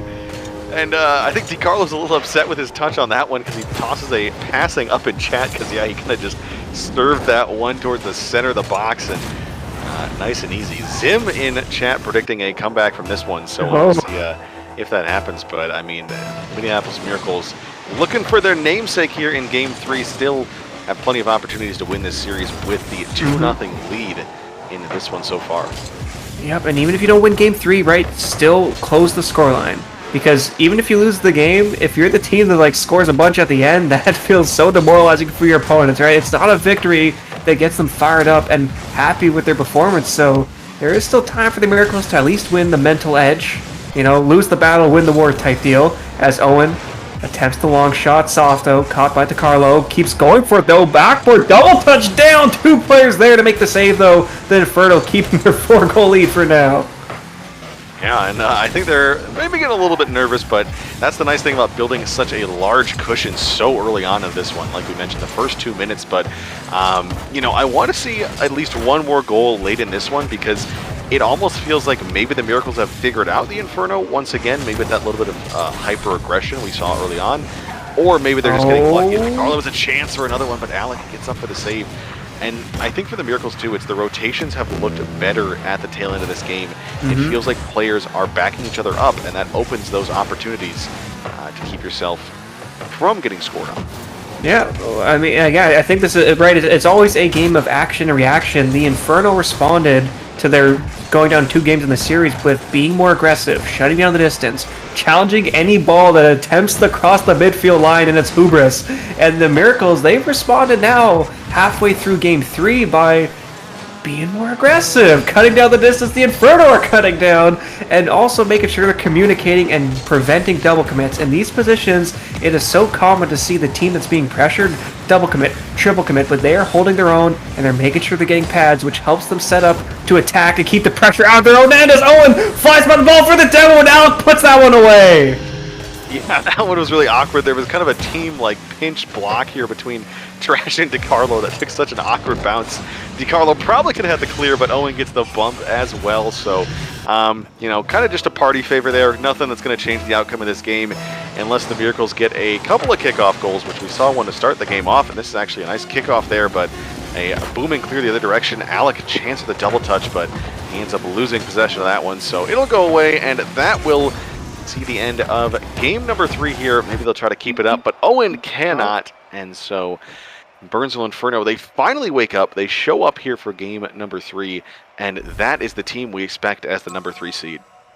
Yeah, that was the team I expected when I made that Inferno win prediction, right? The Miracles were looking so dangerous for the first 10 minutes of the series, but then the Inferno respond with I gotta say, like a masterclass of aggression. That was perfect offense. I'm trying to think of the right word. Forward-thinking gameplay, I think is what I've heard someone describe it as. Right, just being aggressive and responding to being down in the series by punishing the opponent in their end. I cannot stress that enough. The Inferno made a crucial adaptation here, and that's what's keeping them in the series.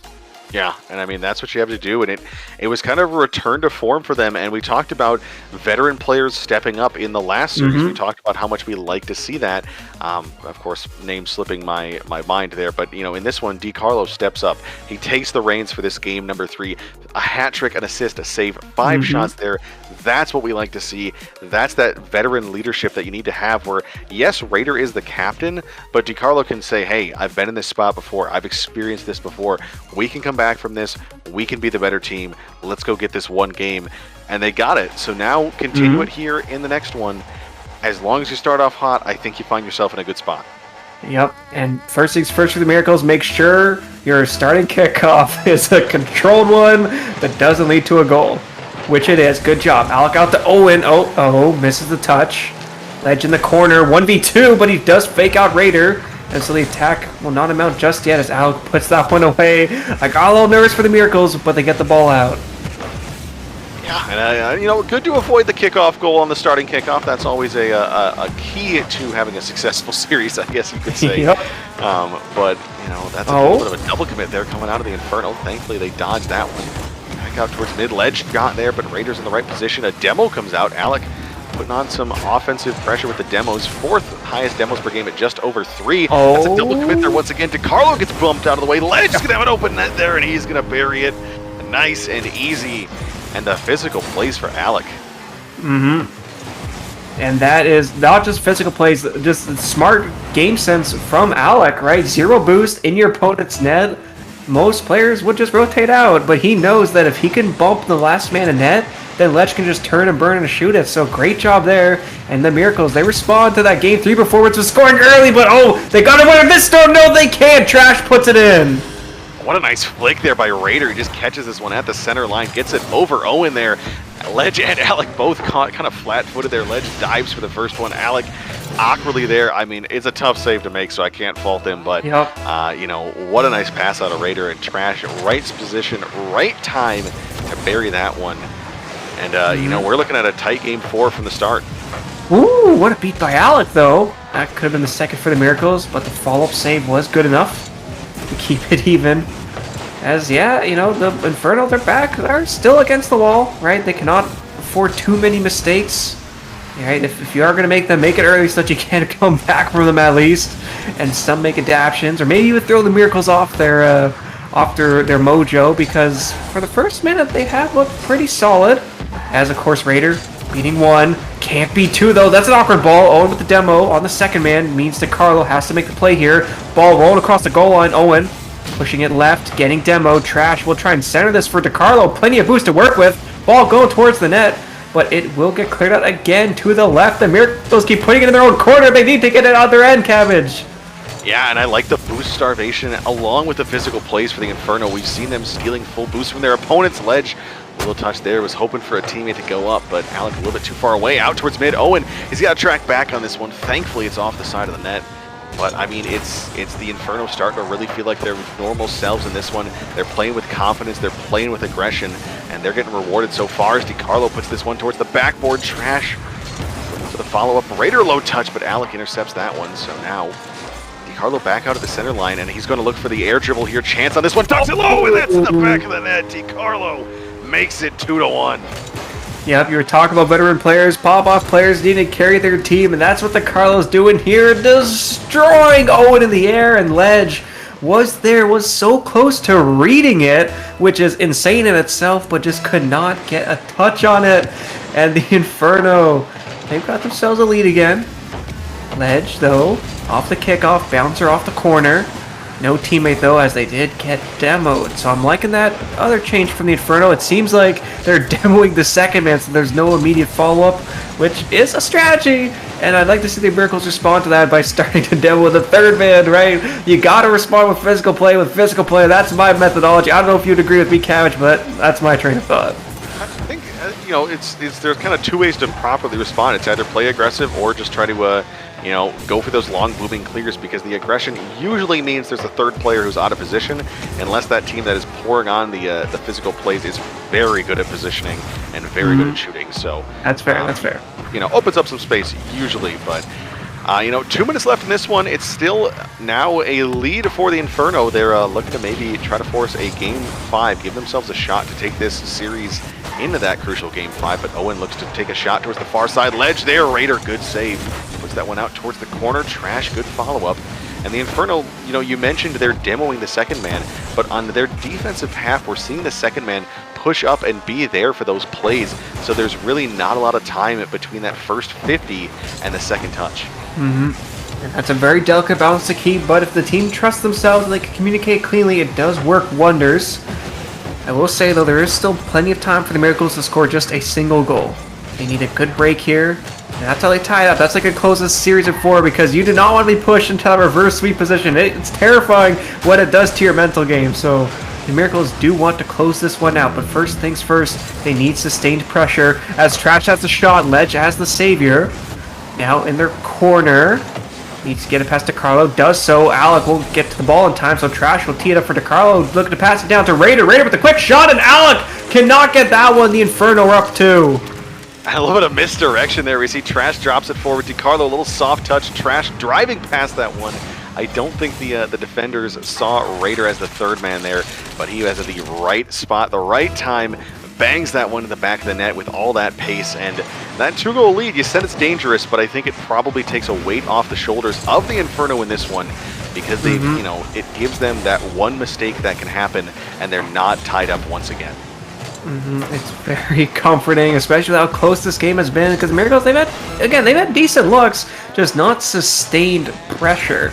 And you know, decent looks and solo plays is one thing, but sustained pressure is really how you find the majority of your goals in Rocket League. This could be one here. Alec with the doink for Owen, but they find the demo and not the ball. As this 50 high towards the midfield. Trash just getting the beat. Now they got a 1v1, 0 boost though. Collects the 100, wins another 50, but Alec is there to push it back into the corner for Owen. Going for the flick, does so. And now the challenge pushes out to Ledge. Ledge will try and touch it down to a teammate. No, hits it into Trash, who grounds it. The Inferno are pushing us to that game 5, Cabbage. Yeah, and I mean, another multi-goal victory there. So every game decided by more than one, and I'd like to see this too from the Inferno. Everyone getting a goal, 2 assists to go with those goals, everyone a save, everyone a shot. That's just so nice to see that everyone's getting involved. And we talked about DiCarlo stepping up big last game, but this time it was Raider and Trash to help out. It was more of a equal, an equal game from them. And on the other side, Ledge, he was the one to step up to try to pull the Miracles into this one. 3 saves and a goal for him. But, when the other team is starting to feel that chemistry, feel that team coming together, that's really hard to stop. Yeah, and I mean, it seems like DiCarlo's found their groove, right? It really felt like to me in game 2 or game 3, what the sealer was DiCarlo's dunk, right? Just absolutely destroying the Miracles before their own end. And what does he do in this game? He dunks them again. He just goes into the 50 and somehow manages to beat all the players that the Miracles put up against them there. And so that is the performance you want to see from your experienced players, because not only is it giving you the goal, it's getting your teammates fired up because they're seeing that and thinking, hey, I can do that too. I want to do that too. And that gets them pumped up. Yeah. And so now, for the first time tonight, we'll see our game number 5. We saw a couple in Rising Star last night, but I'm excited for it. We both predicted the Inferno. I think we predicted a little bit of an easier series for them, but they've had to work for this one. And now, one more match to go. One more game here to see if they can continue in the upper bracket. We don't have an update from off-stream yet, so we don't know if the Superiors or the Maulers won on the other side, and who will be waiting in that upper bracket final coming up next. And that's a good point, right? We should keep in mind the stakes. This isn't the grand finals as much as this series has been delivering. This is just the winner's semifinals. So the winner of this goes on to the winner's finals, where they play. If they win their next match, they're guaranteed, or they go to LAN. And the loser will go down to the lower round 1. That's a real awkward bounce in front of the net for the Miracles. DiCarlo going off the backboard for a double touch play. Will they find it down? Legendnet can't get the save, and DiCarlo opens the scoring again for the Inferno. Yeah, and DiCarlo, we talked about him so much in the second half of the series. A player we needed to see show up there. We needed to see come back into this one. And I mean, starting your team off with a goal less than a minute into Game 5, that is the way to do it. And now for the Miracles, I mean, you've scored 3 across the last 2 games, so you've been scoring, but they've all come a little bit too little, too late. And the Inferno, just keep that foot on the gas if you want to find this one and show that, this is what we would expect from a team that's the number 3 seed. The ability to kind of adapt during the series, you talked about that earlier, and also hold on and hold their nerve when the going gets tough. I can confirm that Superiors did take that series 3-1. Okay, so Scat Production are here. We have the update from the other side of the winner's bracket. The Superiors have taken their series 3-1, so we do know which team is waiting in the winner's final for the winner of this next match. And we've been hyping up DiCarlo a lot in the Inferno as they've been heating up, but I gotta say, look at the Miracles, I'm looking at Ledge, I'm looking at Alec, they're my star players, but they need to make the save here, they can't! Trash makes it 2-0 for the Inferno. Yeah, and so it looks like we might get Burnsville versus Duluth in that final of the upper bracket, but times to see if the Miracles have a response. Just a nice play there by DiCarlo with the pass to Trash. Once again, the man we talk about, the man we're looking to, and he keeps on succeeding. He keeps on finding his way back in. Raider could have had another one there, but it's a little bit low on boost, so that one escapes. And now Miracles don't let this stretch to 3. You've come back and you've scored 2 in behind, but 3 in this deciding Game 5. I don't see it happening if you fall behind. Yeah, this is certainly looking dire for the Miracles. Facing the threat of reverse sweep and Ledge kill, he finds the squishy save, but DiCarlo again, Cabbage, again just finds the dunk on the goal line. Yeah, and I mean, he's been dunking 50 and all sorts of things to get these goals tonight, and it's very impressive. I mean, that's just sometimes how you get it done. Sometimes you're able to position yourself just that much better to find those openings. And so now for the Inferno, it's close out this game, close out this series. You've got 3 minutes, so the Miracles still do have a chance. Don't get overly confident. Don't get overly aggressive. Just play that solid Rocket League you've been playing for the last, 15 some minutes of this series now. and you'll find yourselves in that upper bracket final. And Oh, that's a here huge we mistake go. there. I talked about not making mistakes, not losing composure, and a back pass into another little touch there. And Alec and Trash back passes around his other defender as well. Oh, Burnsville Inferno. Hey, the two Miracles players I have my eyes on, Alec and Ledge, connected for that one. You know, you could say a bit lucky, a bit unfortunate for the Inferno, but I think that's just good aggression. Realizing that you're down, you have to be on the attack constantly. You cannot afford to let your foot off the gas. You just have to go for everything and keep challenging your opponent, right? It's always so hard to keep that a positive mindset, but there is still plenty of time to come back from 2 goals. As now it's going to be still on the Inferno to see what they can do to keep this game in their favor. Trash trying to go for the touch here. Might go for the back pass. A nice little touch there so DiCarlo can do whatever he would like with it. Booms it downfield. Shot there as well. Owen is back. Does get the save, but DiCarlo stops it in the corner. Ledge gets bumped off that one. Raider off the crossbar. Trash is there, and that's a great little play once again. And that's the aggression from the Inferno, and that nets them another. Yeah, and DiCarlo just getting the little love tap on Ledge. They can't get the follow-up, and Alec, difficult position to be in there because you never, or it's always a hard read. You don't know if they're going to be going for the like the 50 challenge, or if they're just going to be trying to push it in your own net. And so it's a very quick duel that happens in a split second, and here's another one as Raider puts it top corner. And it seems like the Burnsville Inferno taking a little bit of a victory lap here. Raiders going to tack another one on there. Nobody had a hat trick yet in this one. But, you know, it's just... I mean, we talk about the Minneapolis Miracles. They have it in their name, but do they have it in their game? They need a miracle. They need something. I mean, somebody's got to step up. Somebody's got to go huge in these last 2 minutes because we've seen 4-goal comebacks, but they do not come often. And, you know, good news, still have a chance to continue on in the lower bracket, but this would be a heartbreaker to lose in this fashion. Yeah, they need a goal every 25 seconds. We're almost about that if they want to go to the winners finals and not have to make that lower bracket run. A pass off the backboard. Ledge can't get the finish. Now rotating out ball side, making all awkward for Owen. DiCarlo has an open net to put it away. 6-1 Inferno. And reminder, the LAN is in Roseville, Minnesota, but we might take a road trip to Brazil here if this last minute 22 goes in favor of the Inferno. And I mean, man, it's the deciding games of these last 2 series have been absolute blowouts. We saw the Maulers win 8-3 in the final game of the previous series, and now we might see a margin of victory even larger than 5 goals in the last game, which is not what I expected. It seemed like the Inferno were building momentum, but I thought maybe the Miracles could put a stop to it in the final game. Yeah, I mean, that's what you're hoping for as the Miracles fan, because they were destroying the Inferno for the first 2 games of the series, but then all of a sudden, right after that minute break, the Inferno just fired up, like playing their namesake, right? They went from being a little kindling to just being an actual blazing hot fire that the Miracles could not contain. And I think at this point, Cabbage, we can start looking towards the next matches. I think the Inferno will be going against the Superiors, and the Miracles will be dropping down to play the Hibbing Rangers.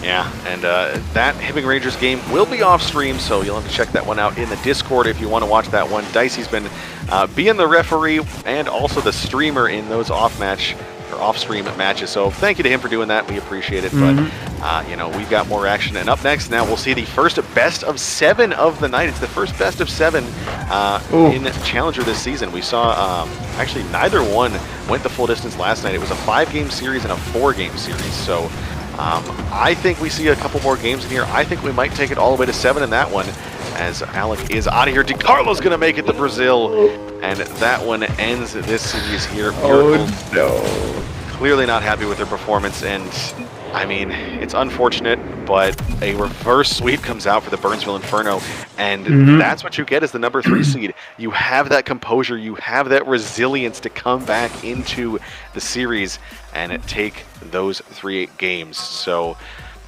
I mean, what a statement game number 5 there.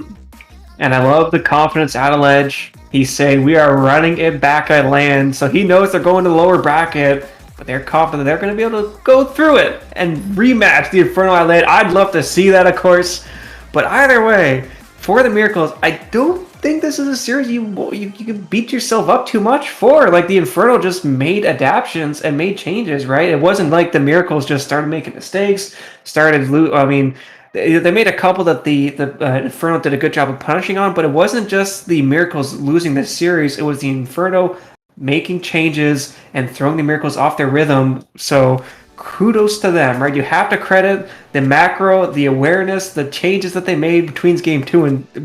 DeCarlo must have had some good words for his team. Yeah, I mean, that's the way to turn it around there, and you never know. It could have been Raider. He is the captain, so I wish we had post-game interviews, but of course we got a little bit of a condensed schedule here. Maybe we'll get that out later in the season, maybe at LAN. We'll have to see. But regardless, we're going to have to send it to a quick break here. Duluth Superiors versus Burnsville Inferno up next. Number 3 versus number 4 seeds battling for that next spot at LAN.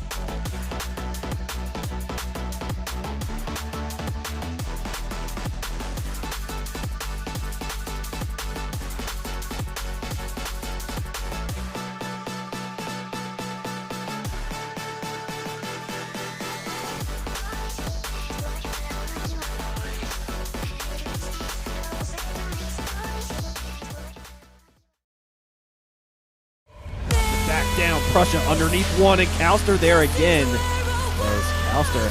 Good pinch along the wall and in. And spread it out. Delphin, a long shot. Bransky alone in net, trying to go for a squishy save. They will find him and push it just wide. Thermal carrying the attack out. 15 seconds to go. A long shot from Goff. Will get saved by Blakester. Thermal, the backflip save. But so far, game number 2 has been all maulers. Here comes Blakester, maybe double touch off the back wall, go for the triple! He does get the contact. You see the only considered to be a single rope, but he gets one extra 50. It's gonna double tap. It's going through, and it's up shelf it out with.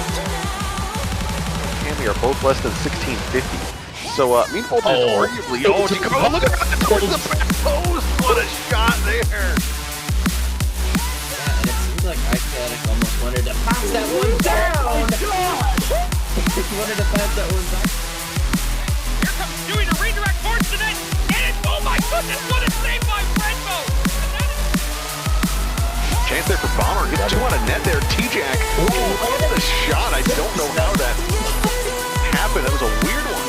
He's gotten Saber some boost and some space. Saber up, air dribble. Just needs to get back under. What a shot from him. And just like that, the Rangers are back on top. No sleep, no fear, different point of view is here.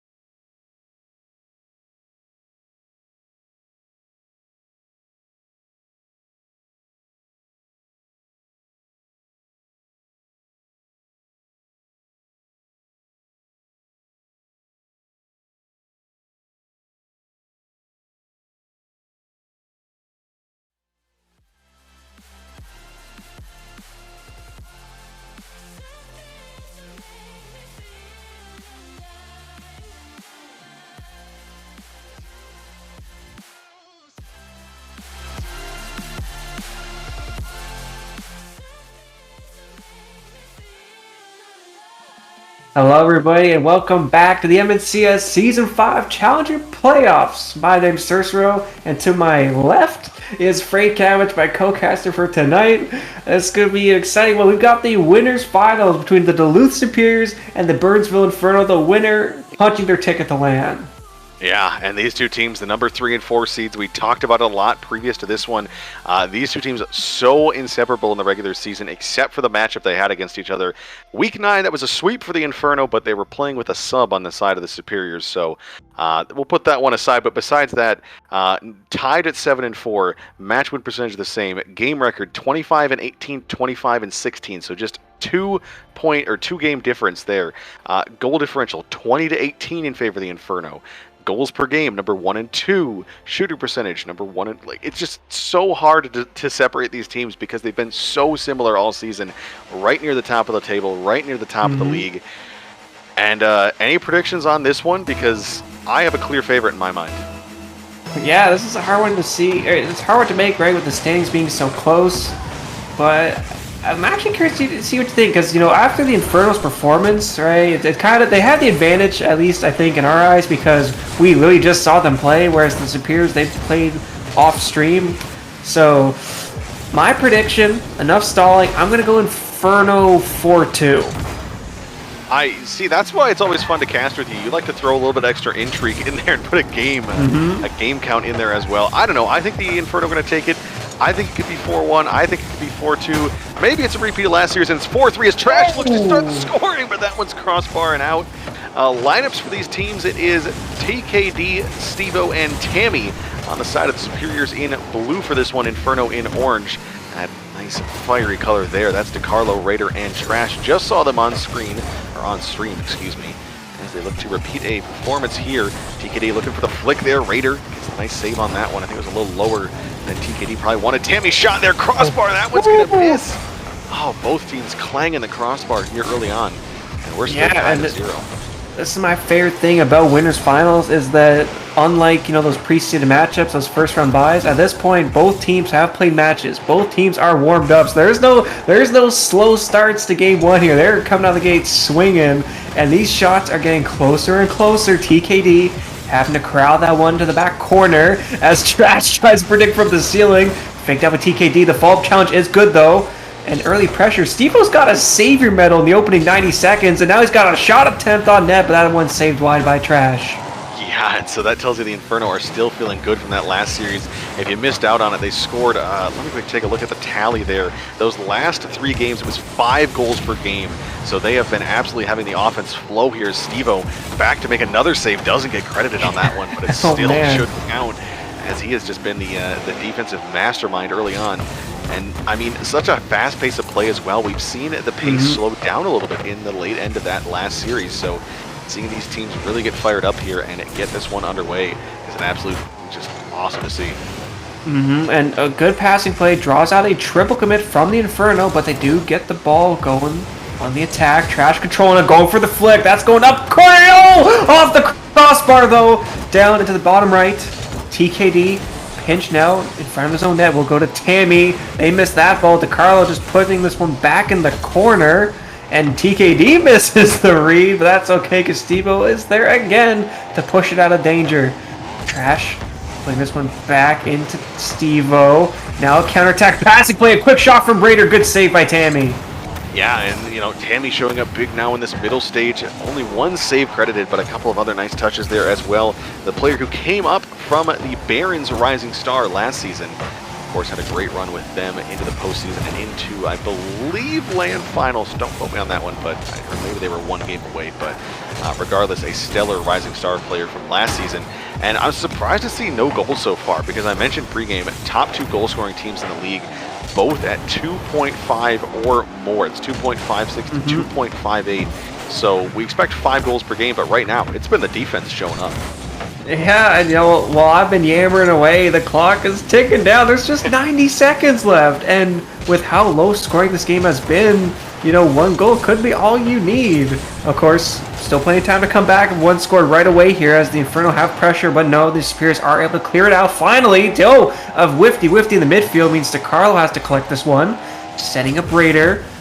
Dumping it back into Tammy. Now going for solo play. Great challenge by Trash, though, before they can get control. Steele with the long shot. DeCarlo dodging the bump. Is able to make the save. Tammy will send this for a teammate. Trash again with the challenge, though. And the ball pinched towards the midfield. DeCarlo with the soft shot. Saved by Steele off the backboard. This could be dangerous, though. No fall just yet. As Trash will attempt another pass to DeCarlo. DeCarlo with the shot. Good save by Tammy. Now the ball coming out the side for Raider with the dunk, but it's wide. Yeah, and shots just keep on pouring in. 8-5 as now Trash has a chance for another one. Drops it down back post. TKD can't get there. And the Inferno with 38 on the clock. Strike first here. This is perfect placement out of Trash. DKD in the middle of the net. So hard to cover from that position. And that was actually a very quick one, too, from that angle. So credit to Trash, making it a real good one to open the score in this series. And I gotta say, Trash, this is just game 1 of a best of 7. If it keeps going at this pace, we might be running overtime. Yeah, that's definitely how it feels. And the thing to mention too is players of a lower caliber might not make that shot. You put that on the other post there, and TKD easily takes care of that one. So credit, like you said, to Trash and his angle there to get around for that one. Tammy, a pair of demos there. Tammy looking to just take out the entire opposing side, but Trash comes in to get the clear. Yeah. Now TKD sends that one downfield. DeCarlo's there, just going to bang it up. Waterfall down, chance for a second one for the Inferno, but that one heads the other direction. TKD out towards mid. Steve with a chance. Trash empties that one towards the far side. It will drop there. And a surprisingly low score in game number 1, and it is the Inferno just with that 1 goal in the final minute that makes the difference in this one. Yeah, but it definitely feels like the gauntlet has been thrown by the Inferno. It was a very close game, but they did outshoot their opponents 10-5. So I'm not too surprised that they won, but as you said, Couch, a very low goal-scoring game. And now you've got the feel for your opponents, right? You've gone from you went from that previous match, now you have your new opponents. Now you need to make new changes, new adaptations, new players to watch out for, new players to demo whenever you see their name appear in your POV. So I want to see what changes the Infernos can make, because we know they can make changes on the fly. But this time they've got the leads. Now the ball's in the Superior's court. What kind of changes are they going to make? Yeah, and that's going to be a big question here. And interesting to talk about, too. We talked about demos last series. TKD, the 3rd highest demo total in Challenger. I guess 2nd if you don't count a sub who played up a couple games. 1.64 per game. So you actually expect him to lay out the demos there. And Tammy a little bit farther behind, 1.39, but also within that top 10. So players who like to demo here, but in game 1 it didn't do them any favors. Didn't allow any goals to be scored. So maybe they try to avoid that. Maybe they look for something else here, or maybe they just lean into that play style and look for it. I think keep the bumping and demo going, because that double demo play from Tame was actually real good, and I think they would have put it away if Stevo didn't have 7 boost. He had nothing in the tank to actually get to the ball after the beat. So if they keep up the aggression, eventually it will work out in their favor. But oh my gosh, this pressure from kickoff. Immediately cut out by demos, and what a dribble play over to TKD. 1v3 off the goalpost. Oh, that one's wide. Yeah, and I mean, such a chance there. I gotta say, Cersei, I didn't realize you were such a warmonger. Just wants demos and bumps in the whole package throughout this entire series. But maybe that's just the play style you choose. But yeah, 40 seconds of this one. It is a blistering start for both sides. The Superiors looking much more dangerous to start this one off here. As TKD tries to dribble in the corner, Trash gets a demo as well. That's the thing too. We saw the Inferno not shy away from the demos as well. They're usually a little bit lower on demos at 9th in the league, but we saw them in the last series. When they need to pull them out, they will. And demos are something that can be hard to fit into your rotation and do it regularly, but using it as a surprise tactic, as you mentioned, Cabbage, bringing it out when you need to, right? Because if you demo too much, the other team will adapt to it. Right? That's why sometimes it's best to actually be quiet, be a pacifist, and then come out with the Exterminator and come out with the redirects to Carlo. That was a beautiful one! And Raider gets the finish. Yeah, nicely done there by DiCarlo. It's actually Raider with a pass to DiCarlo. Steve-O trying to backflip into it. Good attempt, and Tammy, great attempt at the save as well. Just a little bit too low there. Diving off the sidewall there, but can't get the connection. So Inferno strike first here, and it was a 1-0 game last time. I don't see it ending that way, but with how good the defenses have been, that could be the final margin of victory. Yeah, we'll have to see. Still kind of waiting for that. Well, I mean, we are still waiting for that first goal from the Superiors. I'm still waiting for that first dangerous play, right? It really hasn't felt like there has been any, nail-biting close calls. Goal line saves as another shot from Raider. He's got two. Yeah, and the thing is, good news for the Superiors is you're not necessarily in too much trouble if you can't find some goals early on as Raider. Just a nice placement, back post there over TKD once again. But, in the last series where we saw the Burnsville Inferno get that reverse sweep, games 1 and 2, they scored a combined 1 goal. So they started off super slow, could not find the back of the net, but turned it on when it mattered most. So Superiors, they can look towards that and say, okay, even if we start off slow, there's always another game until the opponents have 4, I guess, kind of obvious. But, well, I mean, but the advantage to a best of 7, right? You can lose 2 and not be on match point. You never want to lose 2. You never want to give Trash a hat trick as he double touches it down. Nice little play there by Trash to give the, Playmaker award there. Actually a booty double touch there by Trash. 360 or 180, excuse me. Man, to get around for that one, but Inferno, they look to continue this momentum they finished the last series with, and I mean, 3 goals now in 5 straight games, or excuse me, no, 4 of the last 5 games. They only got 1 last time, but the offense is feeling good for them right now, and they're showing why they were the top goal scorer in the league. Yeah, and I may have misspoke earlier. I said Trash with a hat trick, but with plays like that, it does feel like it. Those are the ones that feel like it's more than just one, because when you're destroying your opponents on the goal line like that, that is so demoralizing, right? That's the one that gets the other team sighing and leaning back in their chair, doing the whole tilt pose. So the mental warfare from the Inferno, bringing out the bumps, bringing out the demos, bringing out just the challenges on the goal line, as you see another one there from Raider, just going for the man in the net, and TKD tries the bump dribble play, but it is safe for now. And now another 50 waterfall down. TKD wide shot. Oh, that one was a big whiff. Yeah, that was an opportunity there. It definitely was not really an open net, but plenty of opportunity. Had the pace, had the openings there in the net, but just sends that one wide. And at this point in this game, I gotta say, you turn to Steve-O for something. He's the captain of this team. Not only that, but he is actually the player who has scored the highest goals per game throughout this season among those who have played a lot. Is now DiCarlo's going to take one for himself. Excuse me, Trash is actually going to get credit for it. DiCarlo with his 4th assist of the game. Yeah. And Trash one step closer to maybe getting that hat trick you talked about. Yeah, that hat trick I incorrectly called there. One step closer, but DiCarlo 4 assists. Being the playmaker for his team this game, you'll love to see it. As right off a kickoff, again, the ball goes to the Inferno, and Trash with the solo play, trying to carry it past 2. Oh, good save by TKD, though. Putting this one in the corner.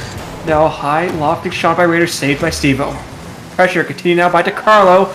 I think this touch will get cleared out. No, Steve-O with an awkward one. TKD hits it right in Trash's butt, and Steve-O is finally able to get across the midfield line, but not for long, as 2 players required from the Superiors to keep it out of their end.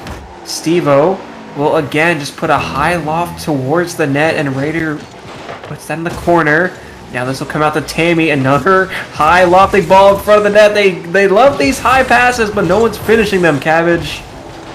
Yeah, and that's just a tough spot to find yourself in. Is now there's another chance the other direction. Tammy, a great save there. But, you know, we talked about it in a prior series. It doesn't matter, you know, if you're getting the saves, it doesn't matter what's happening if you can't find the back of the net. It's now been almost 10 minutes of gameplay here without the second best offense scoring a goal.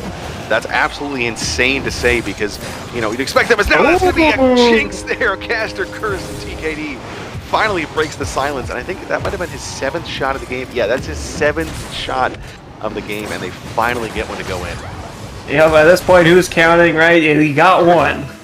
Right? You're not reaching that. You're not getting shut out 2 games in a row. All right, getting shut out 1 game, that's a little, yeah, it stings a little bit. But 2 games, that gets you nervous. So good job by TKD. But again, off of a kickoff, the Inferno pressuring the Spears in their end, but not for long. Steve-O, 0 boost, getting the clear. Into DiCarlo, and now a dunk from Steve. The ball comes out for TKD. Good pinch, out hard left. DiCarlo trying to tee up a teammate. Tees up too. That's a big double commit. The shot from TKD. Sorry, the pass from Tammy up to TKD, who puts it in with his rear. Oh man, 2 rear end goals in this one. This one at 0 seconds. Unfortunately, doesn't force overtime. We almost had one of those last night. I think we actually did have one as well. We had some banging Rocket League last night, but still an exciting series here. Nice little finish there for the Superiors to get them a second one. But into the next game, we got to see more on the offensive side. You know, you put up 12 shots, you only score 2. And the Inferno, they only put up 8 shots and they score 4. So that's a big deficit. And like I said, I want to see Steve-O score. He's the player who has been the highest scoring in the league, and he's been absolutely silenced here tonight. Yeah, and you know, to the Inferno's credit, they racked up 7 saves this game. To the Superiors, 12 shots. So they have been getting put on net, but it feels like, at least to me, it feels like that second man's just not there to finish it. Right? When you're racking up these high shots but no goals, like, you know, putting it towards the net is one thing. That can draw double commits, that can draw triple commits, but if they get the save, then the attack's squandered. You need someone else there for the follow-up, and which I think is the big difference, right? DiCarlo, 4 assists. Every time he went for a play, a teammate was falling. A teammate was there to trust him, saying he knows DiCarlo's going to get the beat here, and I just need to put this one in, and that was the difference maker this game. Yeah, and I mean, it seems like the Inferno might just be the antidote to the Superiors, because we take a look at that last series. Like I mentioned, Mean Voltage playing in place of, I believe it was TKD that week. I guess I can't confirm it, but they were playing with Mean Voltage as a sub from their Rising Star roster. But in that series, goals per game, it was the Inferno 4.33 to the Duluth Superiors 1. So right now they're on that same pace to only score 1 per game. And I mean, the Inferno, they're looking hot as can be and looking like they're going to take this series. But of course, best of 7, so we've still got plenty of Rocket League to go, at least 2 more games. Superiors looking to start this one off right and maybe extend the series from there. Yep, and you know, you're talking about hot pace. The Inferno, 5-game win streak now, completing the reverse sweep, and now, if they can win this one, definitely favored it to sweep the Superiors in this winners finals and go towards that top 4 placement. At Land Trash with the shot. There we go, opening the scoring for the Inferno. Yeah, and Raider, what a pass there, just rips that one downfield. Trash is kind of out of position there, I would say, but capitalizes beautifully, and TKD just so close on the goal line. Once again, that kind of just has been the story of his life in this series, just so close on both ends of the field. But Inferno, they started off right once again. Over up the scoring, now the demo play from DiCarlo. Steve will force to make the save, actually helping get turned around by his teammate on the respawn. As Trash collects it over 1. Tammy there though, ball coming off the ceiling. The dunk still in front of the Inferno net. TKD up the backboard, go for the double touch, can't find it, and Steve will pulls out of the challenge. And so now the Inferno get a long shot, and Tammy gets the save though, is able to push it wide. And Raider, another shot saved by Steve-O. What a bit of frantic defense. I didn't think Tammy was going to get there. There's another demo. It is just carnage in the side of these Superiors right now. Shots flying in, players getting demoed, players getting bumped. Nobody's got boost, but they hold on for the moment as now DiCarlo sends this one forward. Trash looking for another one. Steve-O drops that down, but DiCarlo's in there to interfere. Steve-O might have a chance for an opening here. TKD's going to let that one right in off his car, and an overcommit there for the Inferno comes back to haunt them. Yeah, DeCarlo wants to stick with the play and keeping it going, and Raider dove in there, thinking that was their turn to step up. So, communication mislap by the Inferno. Alright, nothing that should unsettle them though. There are experienced players. I think they can bounce back from that one, but an unfortunate mistake that the Superiors do not let go unpunished. At 90 seconds into this one, we see our game tied up here. That's what we like to see. I think it was tied last game, if I'm not mistaken, as well. But we'll go back and check on that. No, I think it was 0-0, or it was 4-0, and then Superior scored 2 as DeCarlo, getting chased out of his goal line, is able to make the clear though. And Steve-O responds in kind. We've resorted to ping pong. Raider with the long shot. Ping pong game still going. Steve-O putting the corner for Raider. The pass out to DeCarlo, but they overshot a trash with the follow-up though. Is saved by TKD. And now another one off the backboard. Tim can get the touch, but Raider gets the touch and puts that one away. Yeah, and you see Tammy in net there has full boost. Actually, Tammy goes up the wall. Whoever it was in net, Steve-O, 74 boost. Had faith in Tammy, but has got to jump a little bit sooner. You have to anticipate that player there at this level of Rocket League, at this level of pace and play. The player is going to be there 9 times out of 10 to finish that one. And it's just, you know, backboard defense. We usually talk about it being more important at the lower levels. Oh, chance there for TKD with a double, but that one's saved. Tammy with the follow-up. That's saved by Trash. TKD back there, but DeCarlo with the clear. First person to be there might be Raider. It's actually going to be Trash and Tammy. They collide and the save is made, so Superiors hang on. They might get a counter-attack goal. They will. What is going on? Oh my gosh, just chaos on the field. All 3 players from the Inferno were in the Superiors corner. Everyone thought they were first man, but no one took a chance to look around and realize that they needed to just stay back and space out the Inferno. They got lost in the sauce, Cabbage. Yeah, and I agree with Tibbles here. It was a counterattack on the counterattack. It feels like there might have been a counterattack to the counterattack to the counterattack. It's just teams going back and forth, and absolute chaos ensues. So, you know, the Superiors, like I said, warming up into this one, playing a little bit better, fighting for this this potential Game 3 victory, which, you know, of course, less than halfway through the series, best of 7 underway here, so that's going to bounce out towards mid. And now for the Inferno, you know, we saw your resilience in the prior series, but that was coming from behind. How can you do, you know, when you keep on seeing your lead slip away and those, you know, those mistakes start to pile up a little bit? That you know, that egregious double commit or that triple commit. Like, if there was a 4th player, I'd be expecting a quadruple commit at this rate we're going. So the Inferno need to settle, clean up the comms, stick to the fundamentals. As Steve-O will get another shot, Trash, pre-jump save, pushing it right. Tammy with a follow-up, keeping the attack going. Another double commit from the Inferno as Steve-O will try to collect this and put it towards TKD. Going for a solo play, soft first touch, and the second one will get 50 wide.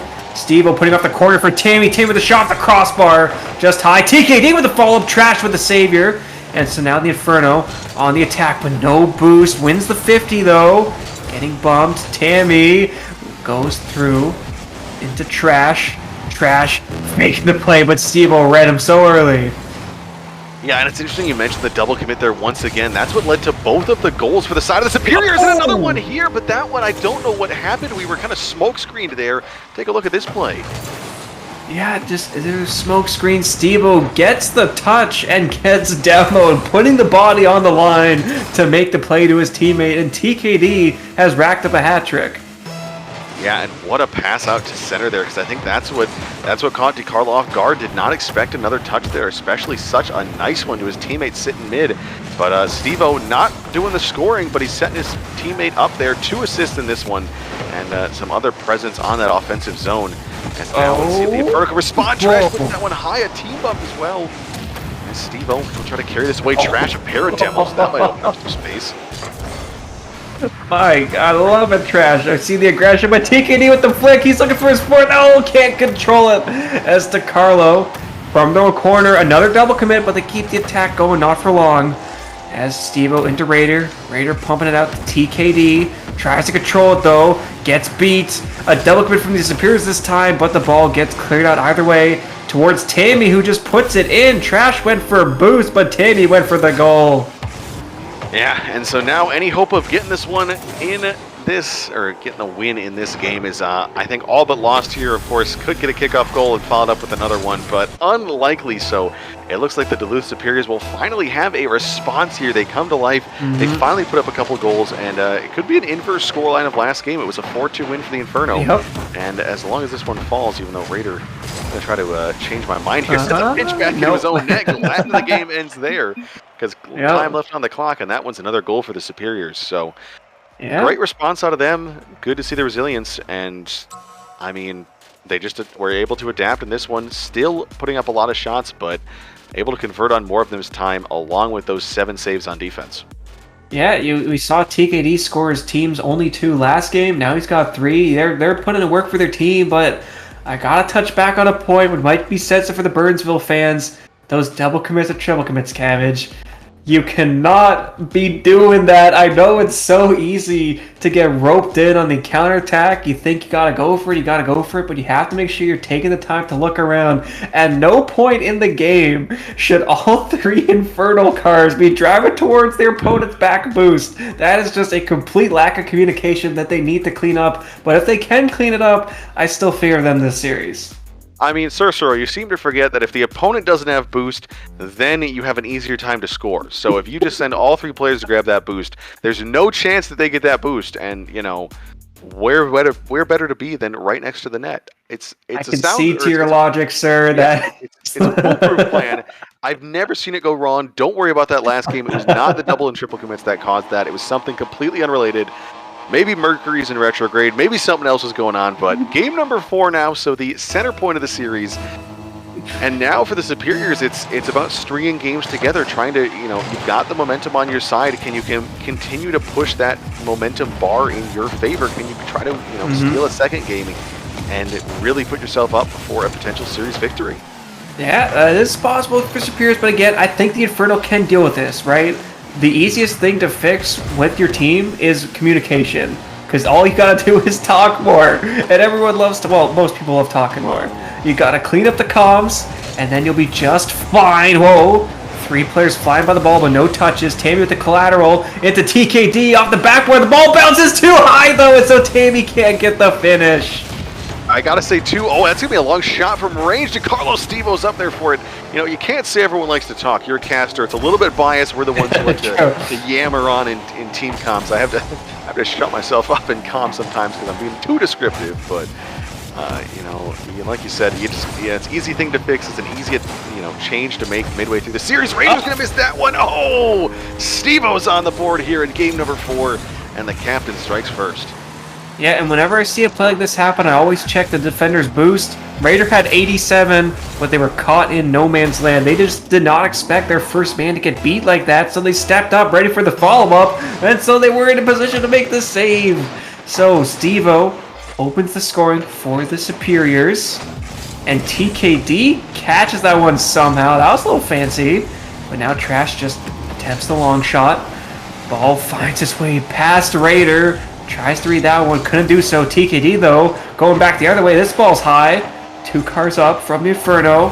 The ball comes down again to Raider. Not for long, though. Stevo charging in there.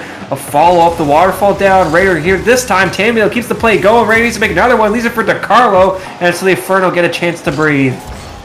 Yeah, and it's looking like the Inferno are a little bit rattled in this one. It definitely feels like they don't have that confidence about them. And haven't been too many double commits. It just feels like they're not able to get the possession, as that's a double commit right there between Trash. One of his teammates now, DeCarlo with the shot attempt there. Tammy gets the save. That can send the other way. Stevo, can he find a pass out towards center? Can Trash shut this one down? Nice little 50 there. Ends up losing it, but well behind the net. Oh, and TKD with a follow-up, but cleared wide.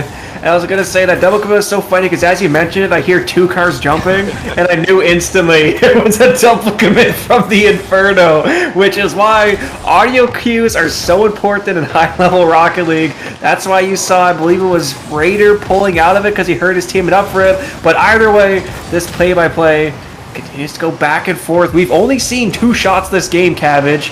Could this be a long one from TKD? No. Cleared out by Trash wide. Tammy, though, playing in the corner, shot at the own goal angle, it's wide, too! That does not count as a shot if you're putting it in on your own net. As Stevo with the beat, off the backboard, the second touch, DeCarlo can't get the save. I was worried Trash was about to give us a highlight on his own net there, but Steve-O instead gives one himself as he gets a nice little recovery there. Slots it home just in between DeCarlo and the net. I almost wonder if DeCarlo didn't touch that. No, that was definitely going in. Okay, No, it looked like he may have guided it in, but no, that one was in nonetheless. So he just can't quite get around for that save, and you know it's a low shooting attack. As Steve-O's looks for another one here. Raider has to come up for the save on that one. And I mean, the Superiors, they've got the confidence flowing now. They look like they're the team that may, you know, start to run away with the series because the Inferno, they've been silenced for the tail end of this, or the start of this game and the tail end of the last. Yeah, a very low shooting game, but that does favor the team with the momentum and the pressure because when you're not getting even shots and you're just pressuring your own end, hold that monologue. TKD forced to make a good save here. As a passing play from Brady down to DeCarlo, but they went too far up. And so now they need to pull back for a solo play off the ceiling. That is just a gamble and a half there. Make sure you're going with the passing plays. Raider 50 towards midfield. Goes to DeCarlo. Can't beat TKD. Now off the ceiling for Trash. Again attempting the solo play. We've seen this before. The double touchdown. No finish from DeCarlo this time. Yeah, and we saw a couple more double commits in that series for the Inferno where the Superiors double commit there themselves, but their double commits have been in spaces where they're allowed to do that. There really hasn't been too much pressure out of the Inferno as there's an awkward double commit once again. It's non-stop. It feels like the players can't get away from each other. And that's the thing too, is the spacing. I think, you know, if you can try to force yourself to kind of think about that and consciously move away from where your teammates are at so it opens up a passing play, it opens up some space that you can move the ball to that benefits you instead of just booming it downfield and giving it away. Uh-oh, speaking of giveaways, okay, good job by Trash there. And the clock is still ticking down, 33 seconds, this is gonna be the third one. Tammy has their first, the Superiors have their third. Yeah, and DeCarlo not too happy about that when you see him just sit there on the corner. I guess he thought Steve-O's shot was in, so not too unfortunate. But now it's for the Inferno. You know, last series we saw them have to, you know, keep that mental going, keep the recovery going after they lost the first two, but now they win the first two and are on pace to lose the second two. So how do you recover from that when you have, you know, you're feeling really good after those first two games? That second one especially, 4 goals, you're just kind of rocking it, you're feeling the groove. And now, back-to-back losses by multiple goals. Yep. I mean, you got to find a way to recover, and you still have time, but I mean, it's essentially a best of 3 now. You got to win 2 of the next 3. Yeah, I mean, they got time to score at least one more, but the game, either way, will go the way of the Superiors. And in this position, Cabbage, like, speaking from experience, what I would be telling my players is you just have to take it one game at a time. One play at a time. Still be making the adaptations, right? Still think about your plan in the long term, right? What you're going to do across the 5 minutes to shake your opponents up. But don't think about the series score. Just think about this next game because you know you can beat the Superiors. You know you can batter them in their own end. You know you can rotate cleanly and make these passing plays. So you just got to start by settling down, regaining, discard this game, think about the next one, and start with solid fundamentals. Yeah, and I think another thing that's interesting here is Tammy actually gets the goal there, but doesn't get credit for the shot. I think it was because Steve-O's counted as a shot. So Tammy goes for the infinite shooting percentage, a pretty rare maneuver pulled out there, but well done for him to get that one across the line and get the game across the line for the Superiors. And now, I mean, so that's a 5-minute shutout there, and we've seen a shutout at the beginning. That was that 1-0 Inferno win. Now a shutout here for the Superiors. Like you said for the Inferno, just keep that mental going, play that solid Rocket League, take it one game at a time, even take it a minute at a time. Just set yourself the goal that either be tied or leading after a minute. And, you know, it's if you score first, great, you can try to hold that lead. If you, you know, fall behind, try to tie it up. If you stay tied at 0, there's really not a bad outcome for that if you just try to aim to be tied or leading after that first minute. Yeah, you definitely want to make sure that you stick to fundamentals, right? That's what I keep saying, but also ready to make adaptations. Play that passive first minute, reel your opponents in, and then go for the long bombs. Go for the blitz counterattacks, right? Don't just be static in your performance. Shake the tree, and that was how you'll start getting cracks in your opponent's defense that you can exploit. That's how you start forcing them into awkward double and triple commits, which we've seen from the Inferno. And you have to give credit to the Superiors, right? The Inferno would not be double committing if the Superiors weren't pressuring them as hard as they are. So the Inferno, if they can settle, right, focus on the third, second man rotation, weather that storm, then they can start to pressure the Superiors, and this can quickly turn the other way. It's a huge props to Raider there. We saw the two players dive in on that offense, but he turned back from the midfield line because he knew a booming clear was coming. So I like to see that. Finally, now that's a good shot there. DiCarlo slots that one home. A backboard miss here. And Superiors, that's the second or third goal. I think Tammy's really struggling with the backboard defense tonight. Just maybe having a tough time reading those shots or expecting shots to be a little bit earlier maybe. I mean, to their credit, that's a hard one to read. It is. Very true. Yeah, from your angle and net, it can be difficult to read how the ball's going to bounce. So good attempt by Tammy. Either way, DiCarlo has the opener now again off the backboard. No second man quite yet, Trash. This ball's going to waterfall down. Tammy able to get the save this time into Steve-O, who hits it out to DiCarlo. Just gets absolutely dunked by TKD. Now the Inferno on the defense through their own corner. Trash able to clear it out into Tammy, who pumps it back for TKD. Will go for a passing play down to Steve-O. The redirect shot, but Trash is there to make the save. Yeah, good idea there. As now TKD takes a demo on it as well. DiCarlo has to fly in sideways. Get that touch. Tammy trying to keep the pressure up there. Superior's looking to crack the last defense. Tammy a demo there. TKD open net, but he's too far behind it. So DiCarlo able to get back and recover before the shot comes in. Tammy will chip that one out towards mid. Maybe a little bit of a miscount, but a double commit there. Both players want that shot. DiCarlo gets the double, but is too close to the backboard to get the angle. Trash will send that in. A double commit for the Superiors now. Gosh. It's a game of hot potato, but it's hot double commits. Both teams just keep trading these. Okay, but either way, the Inferno still have their lead, and this could be two here if DiCarlo can't get the finish. Good save by Steve-O. TKD losing the 50. Tammy here tries to control it. It's the ball rolled down. Dribbled by one. Can't dribble by DiCarlo. Now from the corner. Not able to get the touch though, and so the ball goes back towards the midfield line. It feels like for the last minute there's been solid pressure from the Inferno, but they don't hold it for long as Steve-O pumps this out. A missed touch from Raider, and Trash is there for the recovery. Yeah, good little bit of backing your teammates up there to make sure that one doesn't get too dangerous. And the rotations have been a little bit cleaner for the Inferno. We've seen some double commits, but they've been able to recover due to the third man rotations. Oh, that's a shot there by TKD. He reads that one in the air and slams it home to tie us at 1. And this is beautiful by Tammy. So many times you see players from this position go for the backboard double touch, go for an air dribble play, but he knows his teammates up there. He knows his other teammates chasing demos, so they go for the passing play and gives it to the man with a better angle to put that one away. And now it's all tied up. 2 minutes left to go. Again, another low-scoring game, Cabbage. I really feel like the team that scores next will win this one. Yeah, I mean, that feels like this is one of those low-scoring games where, golden goal territory is what we were discussing last night, and that's really what it is, last goal wins. But right now it's minimizing mistakes. TKD shot there, but Trash gets the save. That's a huge save there. That was such a costly error.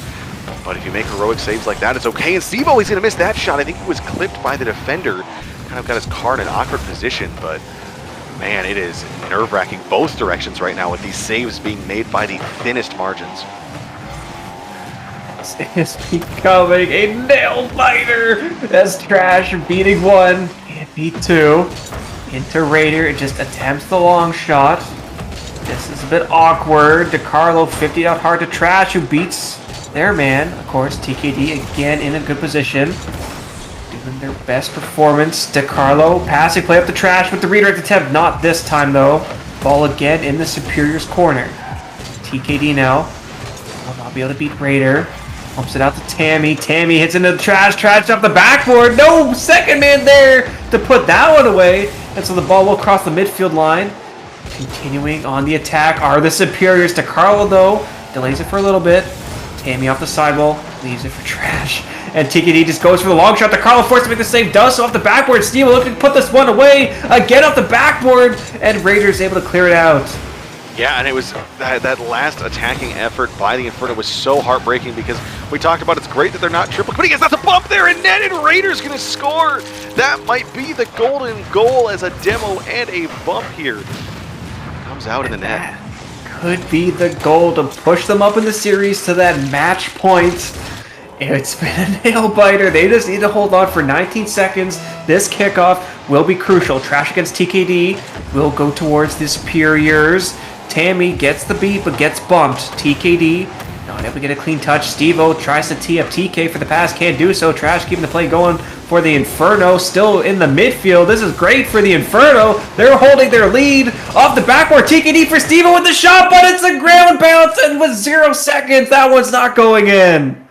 Oh man, and I think I don't know if it was the Superiors. I don't think it was the Superiors last night, but we had a similar situation to that one, which was so close to going in. But the bounce shot does not work at that 0 second mark, and so we will head to a game number 6 here with the Inferno leading the series. And I mean, that one they really had to earn. It was that golden goal like he predicted at the end. And I mean, it was so close. Both teams 6 saves. Both teams, 8? Actually 9 shots for the side of the Inferno. 8 for the side of the Superiors. So, you know, very similar, very close to each other. And so now 3-2 lead for the Inferno. They got 2 chances to put this one away. Game number 6. What do they got?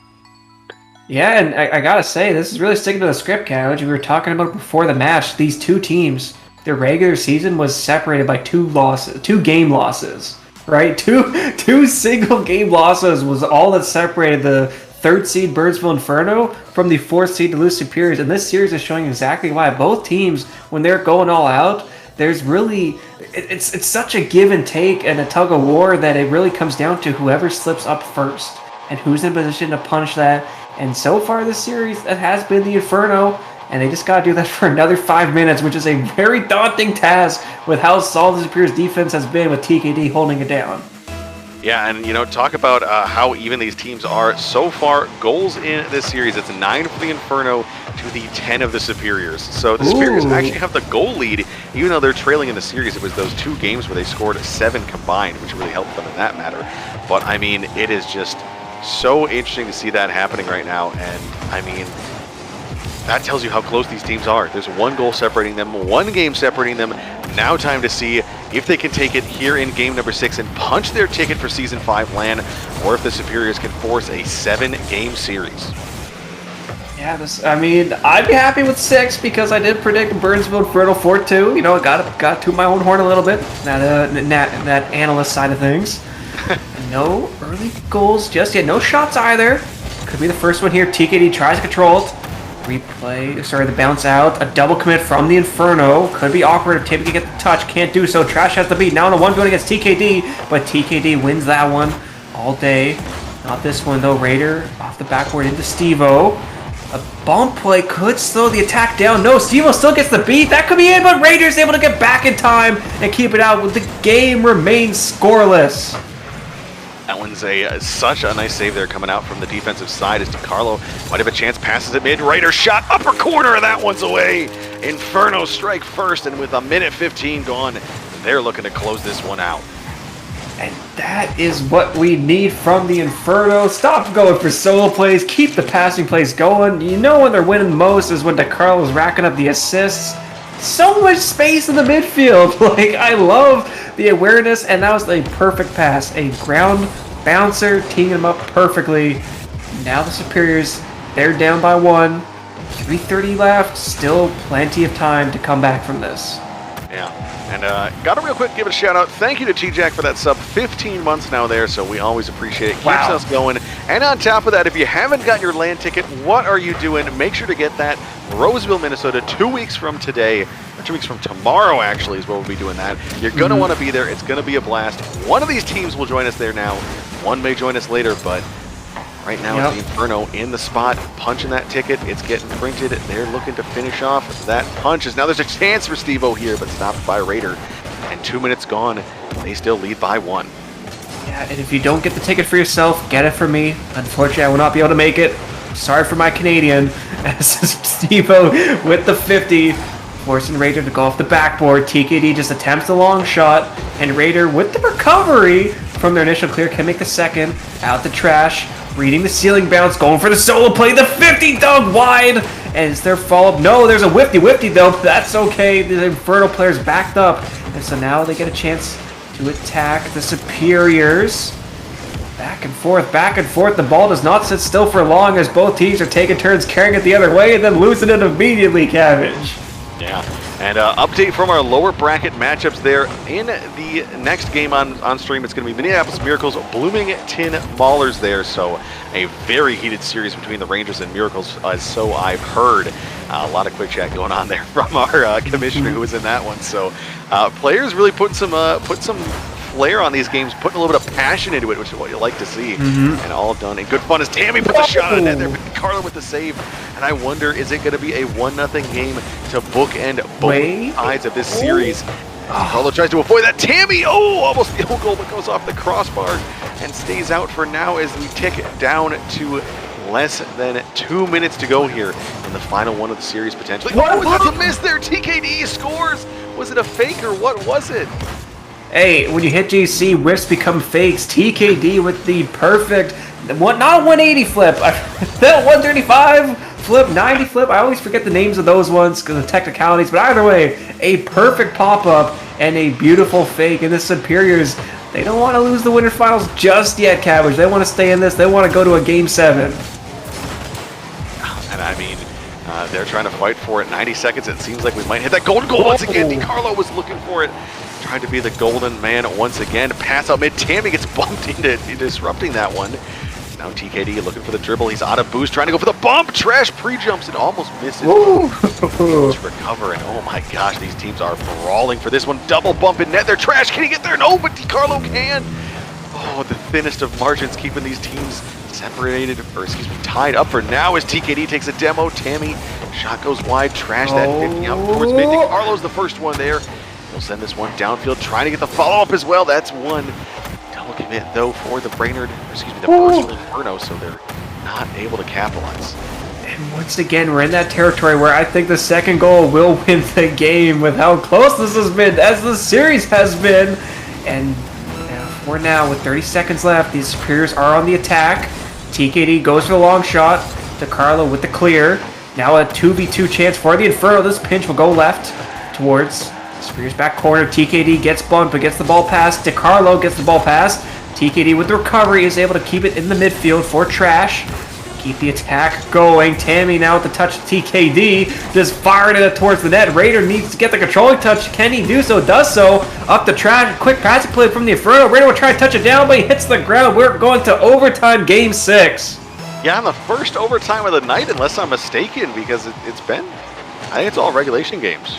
Maybe I'm wrong. It has been all regulation games. I thought it was, but Game 6, it is the upper bracket on the line here. Ticket to land for the Inferno if they can win this one.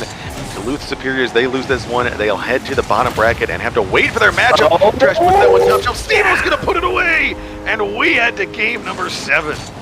And we are going the distance. Trash can't get the controlling touch. Bumps into his own crossbar. And Stevo ready and waiting to put that one away for the Superiors. They battle back from being a goal down. Keep that in mind to win it in overtime and push us to that Game 7. There is no other place I'd rather be, Cabbage. These teams, they've left it all on the field. But what more do they have in the tank? Yeah, and so now it is one final game, and TKD, the hero of this game for the Superiors. 1 goal, 2 saves, 4 shots. I mean, Stevo, a pretty similar stat line. And the Inferno, they just could not find the back of the net. So that's something kind of surprising to see. They've done so well, and it's basically, if the Inferno get 2 or more goals, usually, I guess, actually, it's been all across the board. They've won a game with scoring a lot. They've won a game scoring only 1-0. So I don't know what to expect in this final game. It could be literally anything because these teams have been so darn close to each other. And I mean, you talk about the tying goal, that whiff there, or maybe it was a fake, so costly right now. And I mean, if the Inferno lose this one and drop to the lower bracket, that's going to be kicking them all the way home tonight. Yeah, that's going to be a real stinger. But again, I trust in their mental fortitude. And I want, jumping back a point though, Cabbage, I want to start talking about players of the match, right? You're saying player of the game, TKD. I think he's the Superior's player of the match. He was the first one to score for them, and he's been doing so much work for them tonight. But from the Inferno, you have to look at DiCarlo. So I think this game's really going to come down to, can DiCarlo make the plays, or can DiCarlo be the playmaker for his team, or will TKD just make the solo plays?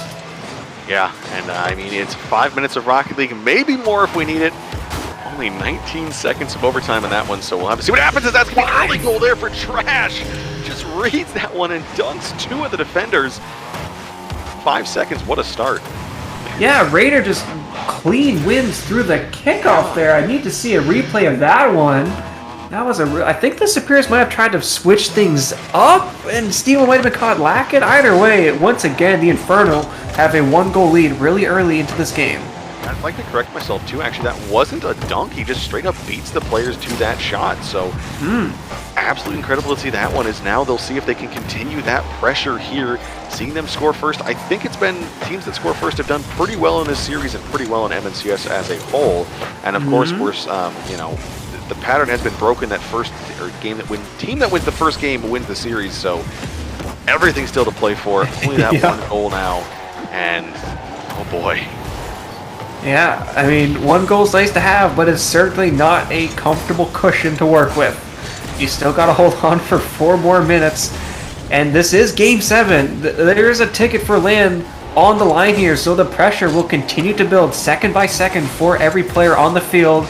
And you have to see who will be the most resilient, who can keep their teammates settled. TKD goes for the solo play! Oh! And the save from Trash is able to keep it out. The followed man did go in, but they could not put that one away. The attack continued by the Superiors, winning the 50. A second one pushing in the corner. Trash with 0 boost, getting the save to keep it wide for now. A smoke screen though, and another save made by the Inferno. Yeah, and it's low boost for a lot of the players on the side of the defense here. Another demo attempt coming in. Tammy gets one on the back post. TKD looking to send it out mid, looking for someone there. Tammy's trying to go for it, but the Burnsville Inferno are holding on. That's going to go out mid. There might be an overcommit here as Trash can rope this one in from deep. TKD's back for the save just in the nick of time. And the Burnsville Inferno hold on. They'll try to get a chance to breathe here with some offensive pressure. That's awkward. Nobody's there. Raider misses the shot, though. As now Tammy misses a touch. TKD has to get the clear. And both teams being a little sloppy here. The Game 7 nerves might be abound. Yeah, maybe, or maybe just the endurance, right? They've been playing a lot of games of Rocket League in a short period of time. As this pinch is going the distance off the backboard. What Trash, what a read! This is going the other way. TKD with the control, dunked by Trash. To Steve-O, going for a solo air dribble from the ground. Can't get it by 2. A double commit though from the Inferno, but they should have time to settle and regain and even get the attack going. No chance for DeCarlo. He's going to set that one back to the corner. And I mean, in this one so far, I mean, you talked about endurance right now for the Inferno. This is their 12th straight game. It went all the way to 5 games in their previous series, now all the way to 7 in this one. So yeah, they're going to be absolutely gassed. They would love to finish it here. Either team that, the team that loses does have about an hour of a break until their next matchup, but still, it is not the spot you want to find yourself in. Finish it here, and 2-11, still that 1 goal difference. Yeah, neither team wants to be the ones that get ice for an hour while they're waiting for their match to finish. And oh, Raider with a backward save against Steve-O, keeping it out as we pass the 2-minute mark. And now going left onto the sidewall into Steve-O. Trash trying to collect, can't do so. Tammy has the boost, has the dunk. This ball's going to come down, but Raider should get the beat. Does so, just pumping it out for Steve-O. Makes it back with not a lot of boost. Tammy getting the bump, making it awkward. TKD going by the ball the first time. Tried to get something fancy, could not do so. DeCarlo, 0 boost, leaving it for Raider.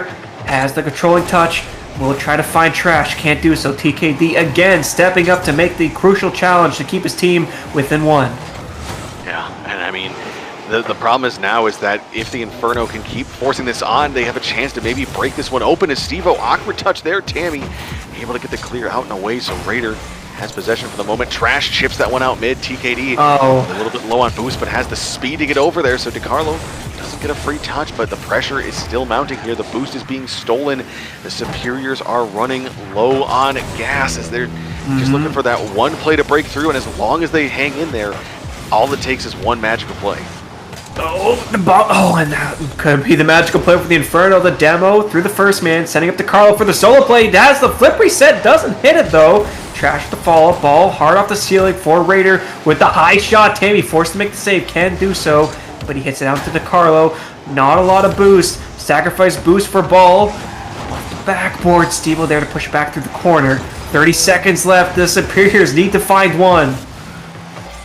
Yeah, Yeah, and you just see them right there. They're just all struggling to find boost, struggling to find possession. But like we're saying, they still in this one. There's still a chance. But the Inferno, they're just looking to kill time off the clock. Every second it spends in the opponent's zone is a second they don't have to defend their own net, as they're doing a great job. Half of those 20 seconds on a pinch back into their zone. Can someone get there for the read? Raider puts it to the corner. Can he get the follow-up? He can. Stevo out towards mid. DeCarlo should be there. He'll send it forward. And unless TKD's got some magic, that one will drop. And Stevo tries to keep it up off the corner. It's up for the moment. Raider, he'll try to put this one out towards mid. Looking for the double touch. He drops it home, but it's not in the back of the net. But it does not matter. Yeah, exactly. Not in the back of the net, but he did enough. Oh my god, that went the distance. It came down to a single goal, Cabbage. No overtime, but that felt like 5 minutes of it. Oh my gosh. And like I said, it was like the first game. It was a 1-0 game to cap off the start and the end of this series. So what a series from all players involved. 5 saves coming out for the Superiors. Another great game there for TKD. And I mean, wow, a 7-game series. There's not much you could ask for, not much more, excuse me, you could ask for one of these teams to get to LAN. And so the Burnsville Inferno, the number 3 seed, they will make it there. The Duluth Superiors, they'll have to head to the lower bracket. And I mean, final thoughts on this one before we preview the last 2. Yeah, I just want to say congratulations to Burnsville Inferno. You already said it, Cabbage. They're going with the LAN. They can book their tickets if they haven't already. They can book their flights, their train tickets, however they want to get there, because they will be going to perform. And I'm so jealous for them, and I'm so jealous of anyone else that gets to go, guys. Please, it's been so long at COVID. Go to the LAN, meet people, get outside, and enjoy some Rocket League. The LAN environment makes it so much better. And so I hope you guys will check those out. But I do have to say, that's the last for us tonight, Cabbage. We're going to be throwing it to a quick break, and when we come back, I believe Grape and Gatorsaurus will be taking over and casting the losers final and the losers semifinals and the losers final. So stay tuned, guys. We're not done for the night, but thank you so much for watching. My name's Cicero. Cabbage is to my right this time, and I hope you guys have a wonderful night.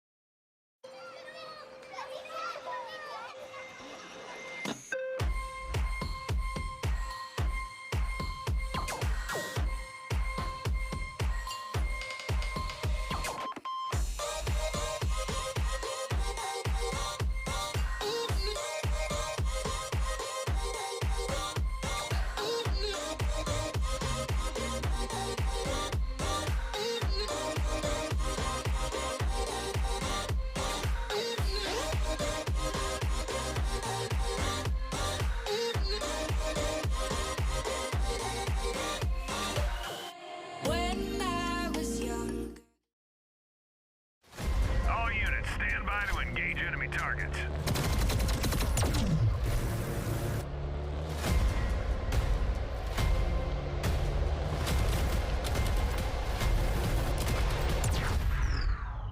Mission accomplished. Well done.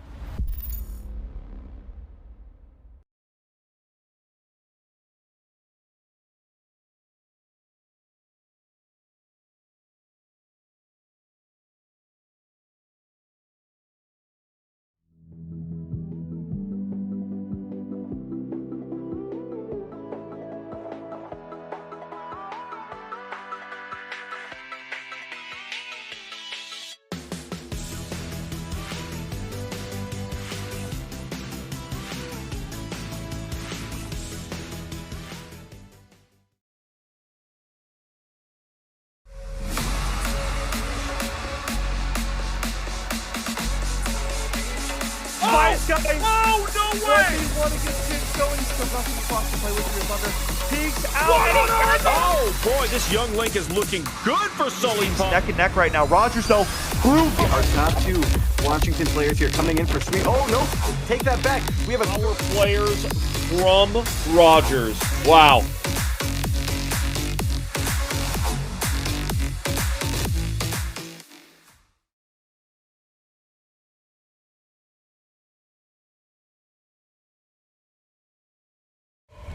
back down. Prussia underneath one, and Calster there again. There's Calster.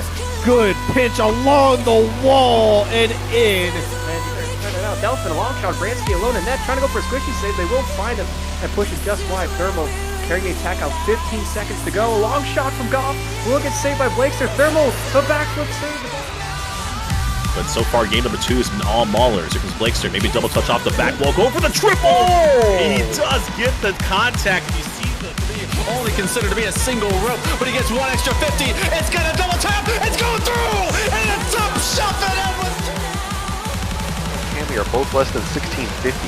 So, Meanwhile, there's arguably. Oh, look at that towards the back post. What a shot there! Like Iconic almost wanted to pass that one down. He wanted to pass that one down. Here comes Dewey to redirect towards the net, and it's, oh my goodness, what a save by Renbo! Chance there for Bomber. Gets 2 on a net there. T-Jack. What a shot. I don't know how that happened. That was a weird one. He's gotten Saber some boost and some space. Saber up, air dribble, just needs to get back under. What a shot from him, and just like that, the Rangers are back on top. No sleep, no fear, different point of view. It's here.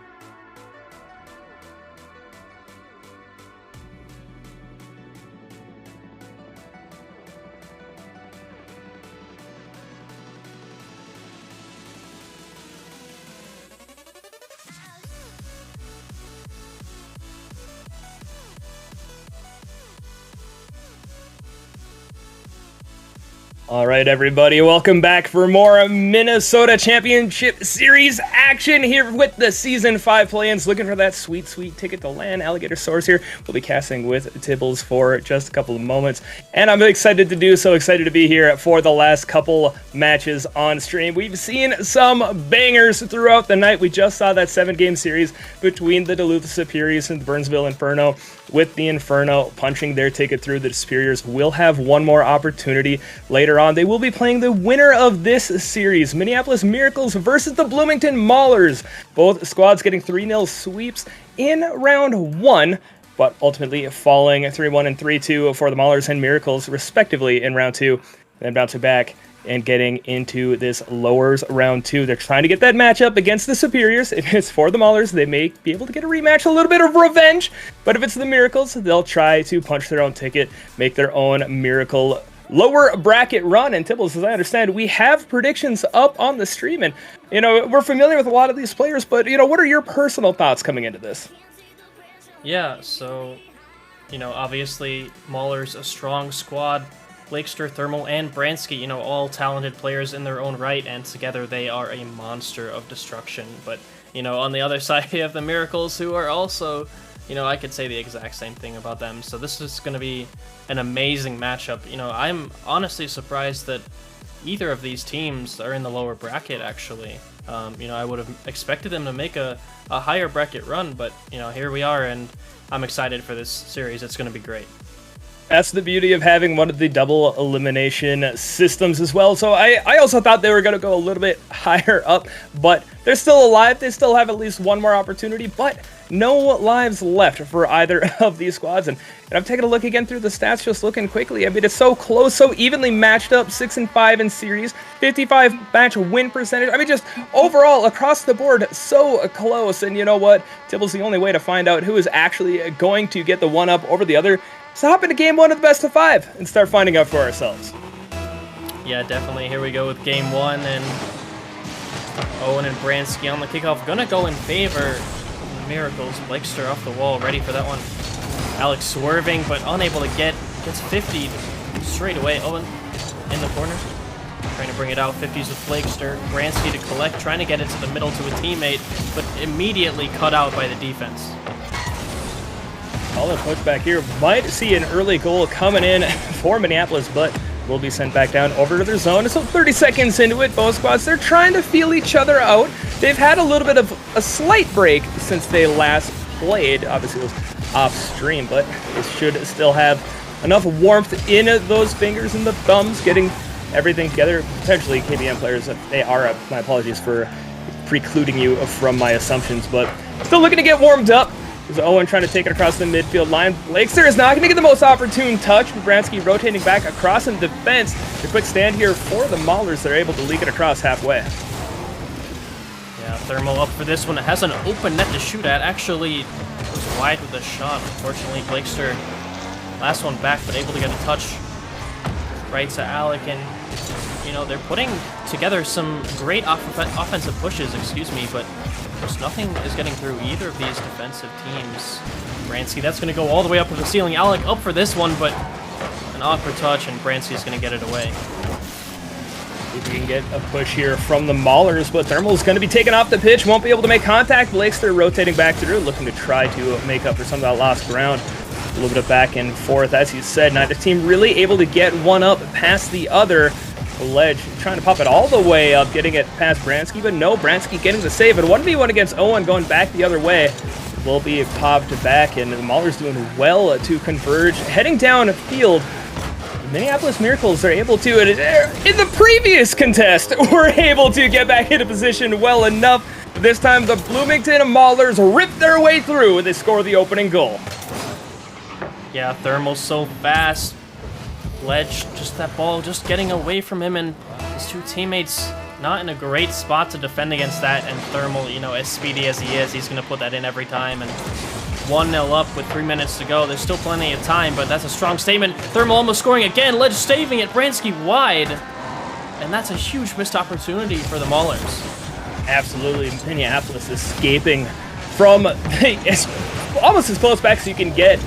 The only closer would have been if the ball had crossed the line a little bit, but alas, they will try to get their own offense going. Pass coming in from Ledge to Alec, but it will be turned away by the defense.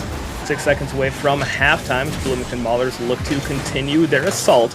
They won't be able to hold on to possession too terribly long. Owen going for the redirect, going for the doink. Ledge can't get there in time. Does get the demo onto Blakester, but the two remaining players of Bloomington looking to take it back quick. Thermal slow play past Alec. The challenge onto Owen is going to reset this past the midfield line. Minneapolis Miracles are going to look to try to score quick. They're looking to try to get that equalizer, less more time burn off the clock.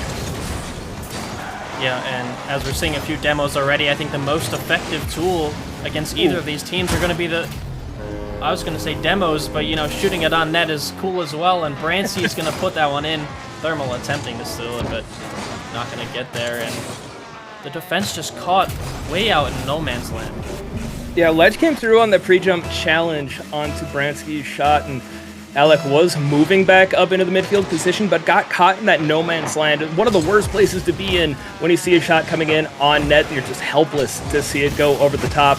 But you got to shake that out of memory quick. It is a best-of-5 series. Not the longest ever played, but still enough time to mount a comeback, even if the slightly off-kilter start to start the series. And with 140 left, I mean, Tibbles, there's still plenty of time here for Miracles, but they got to start getting more of the offensive going. They've picked up 3 shots and only 4 for the Maulers, but the Maulers have 2 goals. They're starting to pick up the demos. They're starting to pick apart the gaps in the Minneapolis Miracles rotations.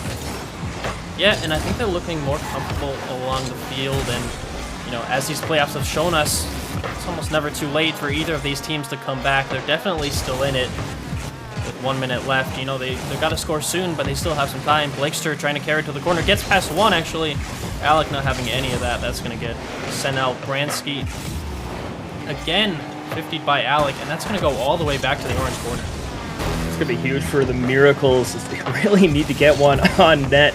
They're looking to try to get the equalizer here in the waning minute of game number 1. But again, the rotations for the Bloomington Maulers, when they've been back in defense, have been solid. They've been able to get over into that offensive zone. And when you rotate, when you throw some tricks, some swerves, some swizzles, and you get it past the defense, you can't quite get on target, but you take more time off the clock.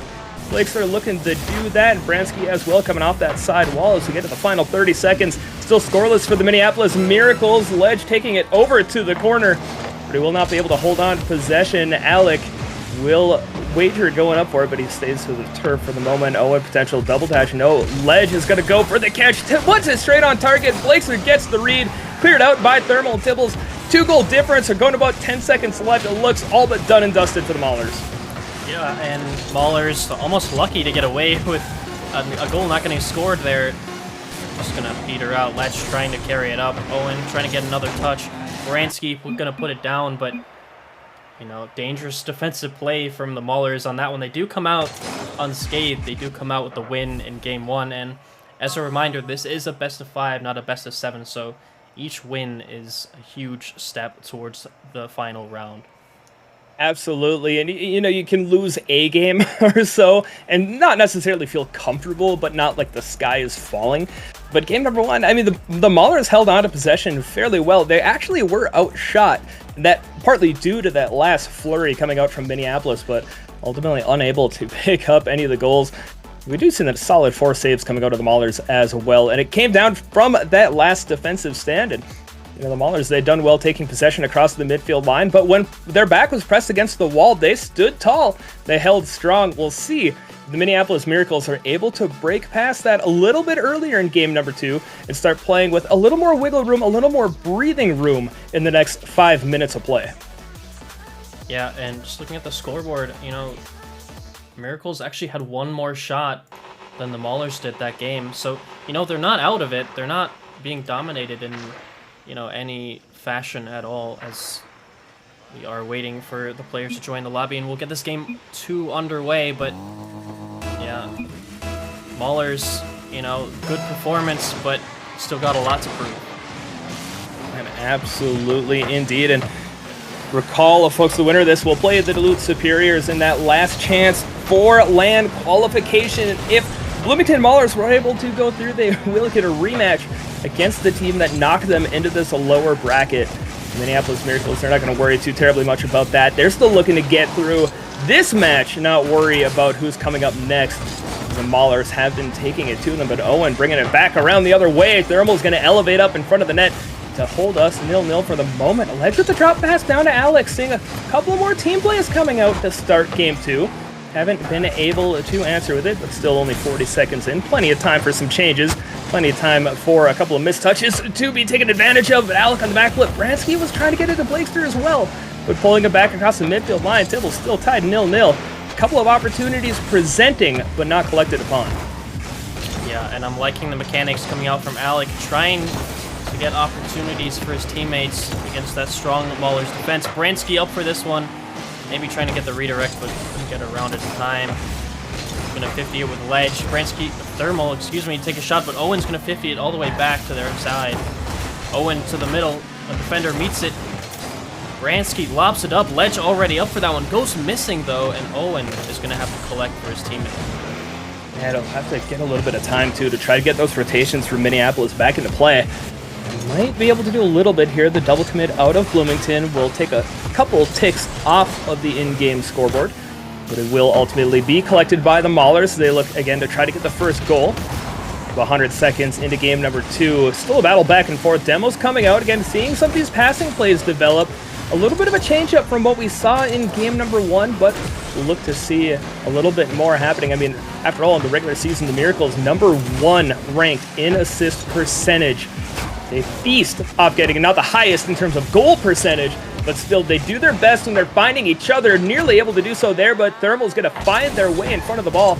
We get closer and closer to halftime. Ledge going over to Owen, and the first goal of the series for the Minneapolis Miracles. They'll take the lead still in the first half of game 2. And here they are showing the world why they have such a high assist percentage. A perfect pass over to Owen, and he's going to slot that bottom right. You know, Maulers, no defense, no chance to save that one, and they are 1-0 up just about halfway into this game. Good bounce back. They can get another one here. That's going to be absolutely huge after they had been stymied all of game number 1, but that might not be what they've been looking for. But Blakester getting caught out by Owen. Bransky rotating through the corner as well. 2 players high up along that back wall. Look at the pinch all the way across. Alec committing it to the pursuit. Committing to try to get the play going, but past halftime, will not be able to get a second one on net just yet.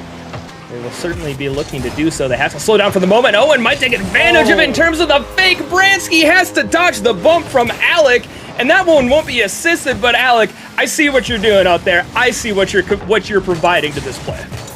Oh, Blakester, man, that one's gotta hurt. And you know, credit to Owen. That was a beautiful fake, a beautiful shot, and a beautiful finish. And they have just doubled their lead. They could get another one here, but timely backflip from Thermal. Ledge already up for this one, over to the middle. Thermal again getting a touch, clearing it out, but it's gonna go right to another Miracles player who gets demoed for his troubles. And Maulers have possession, yet again. They're gonna get bumped on the way out. An aggressive rotation from Blakester, trying to get more on. Only 1 shot so far for the Maulers. They had 4 in game number 1. But then again, the Miracles, they have 6 in 3 minutes of play. They only had 5 in all of the first game, so a solid bounce back across both squads. Mostly for the Miracles at this point, not going to lie. But they do have a minute and a half left to go for the Maulers. We've seen that offensive push work before. We'll try to get it working here again, but Blakester challenged out in the corner by Alec, getting sent back onto the post. Dangerous! A lot of players looking to try to figure out what angle to go for. That hesitation allowed it to float over to the corner. The Thermal's going to get the save. They had it all the way downfield, but demoed by Ledge. Picked up the shot, and the Maulers, they're pushing. They're trying to set up shop in that offensive zone. They haven't been able to open the curtains. They've been denied every time they try to send something through. Yep, and I think that situation right there sums up their troubles. You know, only 1 defender back for the Miracles, but Maulers just too slow on the offensive push. Couldn't get anything going to take advantage of that situation. Bransky getting a lob, another shot. Thermal up quickly for that one, but it's not really going to go to a teammate. Owen first on the scene. Alec over to the goal, but it's going to hit the crossbar and go across. Bransky to collect over 1. Thermal over another one. Alec keeps his calm, saves it over to Thermal. Owen maybe an open net here, but not able to get it on target. These opportunities have been so close for the Maulers. A couple of potential 1-2-1s, but the final one not there. They're going to look to try to set it up again. Final 15 seconds, but down by 2. Ledge has possession, looking for the outlet pass over to Owen. They'll put it onto the back wall, but with a 2-goal lead this late, may as well be just fine. So gonna hold on to this one, going off into the corner. And we will see an equalizer here from the Miracles, potentially one for the road. It will hit the dirt and a bounce back. Both games 1 and 2, ending 2-0. Tie us up heading into game 3. Yeah, and I can't say I'm surprised that Miracles made a comeback. You know, it wasn't a dominating, performance either. You know, just like game 1, it was very even, but Miracles do come out on top to tie the series. And yeah, I can't say I'm surprised. I think this will go to game 5. I think it will too. The huge difference for the Miracles in game number 2 in comparison is getting up to 8 shots on net while still holding on to the 4 saves and showing that they're getting that defensive work going while also increasing the offense and really doing better in both phases of the game. And that's what brought them the win here in game 2. They're going to have to carry it into game number 3 to try to keep that momentum going. And again, we've mentioned it. It's a best of 5. Game 3 will likely be very pivotal. I would not be surprised to see this go to 5, but I have a sneaking suspicion whoever takes game 3 I will give them like an 80% chance of taking the series. No, I agree completely. Momentum is huge, and especially when you're playing the caliber of these teams, you know, it's even a bigger uphill battle to fight against that momentum. So, you know, as we do get game 3 underway, like you said, the pivotal moment, or could be, for this series. Alec gonna bang it downfield. Bransky to collect. Ledge gonna send it back again. And Bransky, you know, playing ping pong here a little bit. 2 up for that one, only 1 back. Could Owen get a pinch here? He does, but it's not gonna go anywhere super useful for his teammates. Try to get a little bit more going here. And Owen actually solo playing it past Blakester, trying to get the bump onto Bransky. Will get knocked out of the way. Ledge getting the demo onto Bransky. He's doing so as much as they can on the defensive end, but just getting bullied by the Minneapolis offense. Ledge wants to take it on the 1v2, gets the pop-up, will not be able to corral, but Alec might be able to come through, and in fact, Alec will to open up scoring. And after not being able to get a goal in game 1, it's been 3 unanswered across the last 2 games for the Miracles.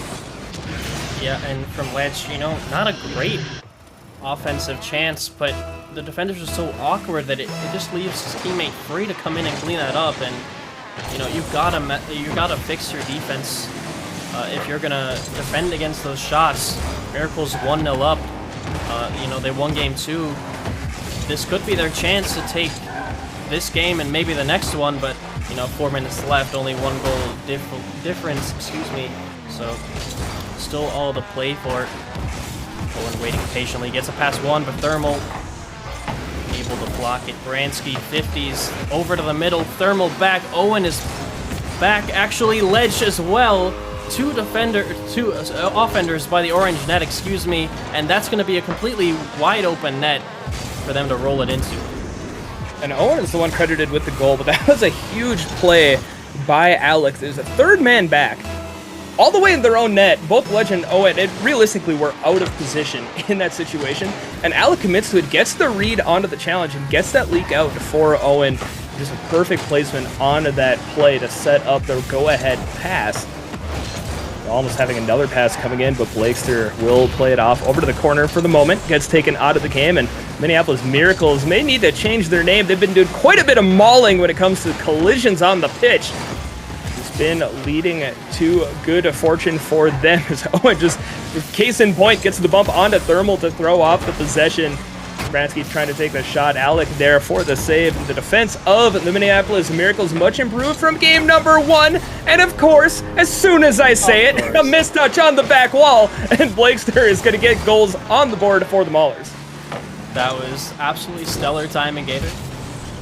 Immediately proved wrong, but you know, they still do have the lead. It was cut in half, but you know, as people always say, a 2-goal lead is the most dangerous one, and after you get scored on is when you're most vulnerable. So, you know, they got to make sure that they're locking down the defense, and that's not going to do it. They do get past 1, but Owen, being the sensible one, could have a chance here, but Blakester up for that one quickly. Back into his own corner. Ledge trying to get it past 1, actually does, and Alec able to collect on that one. And what a pass.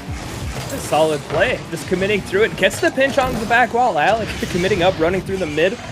Doing very well to get that 2-goal lead back. And Tibbles, I just gotta say, look, I got that immediate prediction wrong, but if I knew how to get reads correctly, I would be playing on these streams. I wouldn't be casting. So, no, no, it's solid overall here. And Blakester trying to get little bit of an angle of cutting it through that solid back wall, but ultimately the architecture playing defense for the Minneapolis Miracles just past halftime. 3-1 lead for the 3 in blue.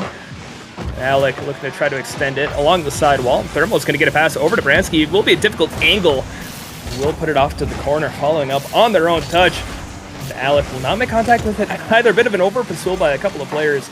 And more time ticking off the clock. The Maulers look to try to get that momentum back. They're starting to intrude deeper into the Minneapolis territory, but they've been turned back. They've actually been punished a couple of times so far this series when they've gotten just that little bit too far downfield. And Owen opting to pass there, you know, I think he had an opening on goal. Maybe it would have been a better idea to shoot, but either way, Ledge does get a ceiling flip to carry it out. Goes right to Blakester, though. It's not going to be a good possession. Ledge 50s it. Alec could have a shot, but he's just going to bang it. Not really going to do much with it. And I think the strength of the Miracles' rotations are really disrupting the Maulers. And as that goes off the post, Owen tries to get a rebound, but gets bumped away. And Maulers, they're just struggling to get any kind of possession right now. I agree with that. The individual efforts on the defense have been noteworthy indeed. They haven't been able to string enough to make it a story worth writing, to be honest. They continue to struggle to get out of their half. 1 goal in 2 games. Only half of what they got in game number 1 alone, but they're looking to try to match that back up as they take another foray down. But Owen is just going to walk away with this one. Takes a stroll down the park, casual as you like. 4 goals for Minneapolis after all 3 members of the Bloomington Maulers caught, again, pretty significantly far upfield. And a stylish turtle goal coming out from Owen, but Thermal, you know, I think Blakester was assuming Thermal was going to get that hit, and he didn't. And, you know, that has catastrophic consequences if you're the third man and you assume something is going to happen. Alec over to the middle. Ledge just grazes it. It's going to go over to the side. Blakester down to Thermal. That's a good pass. This could be a shot. No, it's going to be banged all the way back downfield by Alec. Owen tries to get the redirect, but unable to. And Owen, come on, that is like one of the go-to custom training pack redirect shots.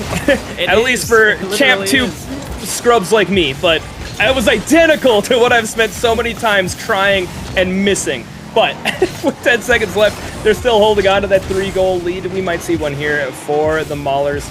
They look to try to just get that little bit of a momentum, but especially coming off of that game number 2, the Miracles are just playing with, quite frankly, so much more confidence than the Maulers have. They're coming through with those rotations, they're quick to the challenges, but a large part of that is because you can almost just see it as they're driving through. They believe that they're going to win the challenge, even if they realistically shouldn't. But that's allowing them to be speedier because they're losing the hesitation that causes you to get beat. And at these higher levels of Rocket Leagues, it's the series of 50-50s and the small mistakes and the small hesitations that lead to openings on your own side. And the Miracles, they've erased that through that confidence, and now they're standing 1 game away from 1 series away from taking a trip to LAN. Yeah, and this game 4 is very important. You don't want to give Maulers the chance to win and come back in game 5. You know, as you said, 1 series after this and you book your tickets to LAN, so this is a huge moment for these guys. And, you know, for the Maulers, it just doesn't seem like they're mechanically on today. They don't usually seem their usual selves, but if they can get some passes going, you know, that all could change. It could be. It would be huge. We saw in game number 1 that they're doing well to challenge the Miracles a little bit quicker, even if the mechanics are that touch sluggish. And it does happen. This game is so incredibly variable that the play styles, the players' abilities change from not even just day to day, but hour to hour. I mentioned it earlier that these players have been playing a lot of Rocket League today as they look to try to finish it out through the night, but they'll have to get just a little bit more, dig down a little bit deeper to try to take game number 4 against the Minneapolis Miracles. And again, in game 1, the aggression of the challenges had worked and it slowed down the Minneapolis plays. See if Bloomington can bring it out of their back pocket here. Bransky trying to get the bump onto Alec to set up a go-ahead goal. They will head back down with Bransky taking possession. Wants to get it past Ledge, will be unable to. Thermal putting it onto the back wall. Blakester up on it early, wanting to get the double touch, couldn't quite get there. Bransky with a quick rotation over, trying not to allow a transition for the Minneapolis Miracles, but a double commit on offense will allow it to happen nonetheless. Yeah, like you said, these players have been playing for about 3 hours now, and fatigue definitely could be setting in. Blakester trying to get it past Owen, but is going to be sent middle. Ledge to collect it off his own backboard. Bransky taking a shot, but it's going to be wide. Alec and Owen both committing for that one. Able to carry it out, though. Alec over to the corner. Owen can collect. Maybe he can get it middle. Maybe he can just score it himself, but no, it bounces off the post. Thermal trying to get something going here. Gets it past one, gets it past 2. Where's the third man? He's going to be able to collect that one and cut out that attack. Go far here in game number 4. Both teams have done a lot better in the off-ball plays and the rotations, getting not even necessarily demos, but getting bumps and just throwing their opponents off a little bit. There was an earlier play where when Alec and Owen had combined to take it out of the net, Bransky had an angle on it, but Ledge just went ahead and didn't even get the demo, but just started bumping him on the side to stop him from being able to cut back. Those little things are making all the difference, but the little things, the width of the post, will keep this at a 0 difference game. 2 minutes in, 0-0. Game number 4, Minneapolis Miracles looking to put it away to shut the door on Bloomington's hopes and dreams here tonight, but Bloomington continue to roar. The third man commit from Blakester. Thermal's going to have to get the pass over mid, but Owen cutting it off. And Alec and Bransky combining to put it back over to the net. Blakester over to the top. Tibble suddenly, this is heating up in favor of the Maulers. They're pounding at the door. Will they be able to knock it down? Will Minneapolis stand strong? Bloomington, they are really hunting for this. Yeah, and just when you think Maulers are about to score, Miracles get a miracle touch and at the final stand and are able to save it. That's going to be one lofted towards the Maulers net, but no one really challenging it, no one really threatening it. Blakester to air dribble it off the backboard. Could his teammate finish it? Thermal, bounce shot, maybe it's in, maybe it's not. Bransky off the post again, and Ledge, they come out harmless. They're able to carry it out. All 3 players getting involved on it. So close. This time it is going to get pinched in with the velocity of all 3 previous touches. 140 kph on the clock. I think we're going to pull somebody over for speeding on this. Ledge trying to get back in time, could not wrap it around in front. Bransky says, hey, you know what? We've seen the post too many times. We're going to fire it right down the middle, and the Maulers take the lead. And finally, Miracle's shaky defense in this game comes back to haunt them. That will be 1-0 for the Maulers, but still 2 minutes left. That's going to be another shot. Thermal. Smart play to get it to the side, but gets demoed. Alec could have a redirect here, but going to loft it up instead. Owen over to the middle. Ledge too slow. Blakester to collect. Over to the side. He has some space here. Gets demoed, actually. And like I said, these demo plays have been instrumental in this defense. It's really interesting too, is through the season, both teams very similar in terms of demos inflicted per game, but the Maulers have taken the most demos per game across the entire league, and it is showing a little bit. I'm very curious to see what the demo stats are going to be specifically for this game 4 when everything is all said and done. We'll still have a minute to go before we find out what that is, and potentially a minute to go before a game number 5. Blakester is going to have an awkward touch there. That's what he's going to want back. He's going to have to get back the 2v2. Heading back the other way. Owen going for the pass over to Ledge, and the passing play, the assists getting involved. Minneapolis Miracles, they take 4 minutes and 16 to find a goal, but in it they find an equalizer. They bring us that much closer to a potential overtime in game 4. And for Blakester, that was such an awkward shot, and Miracles scoring on the other side of that counterattack, that's going to hurt. And they're so speedy on that, you have to watch out for that. You can't commit too many people, or that's exactly what's going to happen. Bransky's going to bang it downfield. It's hit back. Blakester to collect over to the corner. Maybe pass, but no one's there. Thermal, actually one goes missing. Thermal able to get it off target. Ledge. Downfield, Bransky pops it to himself, immediately challenged by Owen. Final 10 seconds. Blakester past the midfield line. Maulers look to try to end it in regulation. They had that little bit of shakiness. Blakester gets the demo, but Alec will catch it on the interception. So try to take it down over to the corner. It will hit the corner and actually stay up, but Owen wants it to hit the ground. In fact, he's going to get the pass over to Ledge, onto the back wall. Alec, the 1, 2, 3, no, off to the side. And the Miracles very nearly had one of the greatest clips I've seen with the final touch not there. And instead, we find ourselves in overtime. They're going to come swinging out immediately. They want to try to make up for that lost opportunity. That would have been such a hype moment on the highlight reel for sure. This could be another chance here. Blakester off the ceiling, goes straight down, but Bransky able to bail him out on that one. Owen over to Alec, back to Owen. Owen maintains possession, not able to get a flick off. Thermal trying to get it over to Blakester, back to Thermal. This could be a shot on an open net. Alec able to make the save off to his own corner. And doing well on that follow-up placement. So Owen trying to bring it back on offense as well. They will not be able to corral that second touch. Ledge with the half volley touch wants to take possession of it, but Blakester is going to deny. A bit rude to come in charging that quick, if you ask me, but it was a solid play indeed. Bransky putting it onto the back wall, looking to get the tap, and not a follow-up there from the teammates, as all of the Maulers have done better at going back across that midfield, taking a little bit safer rotations, and actually been a little bit interesting. Here's a couple of bumps breaking out. It's not over yet. Alec 1v1 against Bransky. Going for the early shot. Saved by Bransky. Ledge onto the back wall. Thermal there. Putting it off over to the corner, but Owen, the quick rotation up, keeps it low. Looking to get set up a Doomsy. Blakster's going to come in to meet. Thermal will get the greet onto Ledge. And Blakester going for the pinch as well. The Maulers really trying to break out of their zone, trying to get this goal to bring us over to game number 5. Bransky may have it, but he hits the back wall. And another opportunity missed. So many shots. 14 for the Maulers. They have 1 goal on 14 shots. They're putting so much pressure on. But so far, the Miracles have been able to keep it away and keep this game going. And Maulers finding each other more on the offensive side. Not able to break through just yet.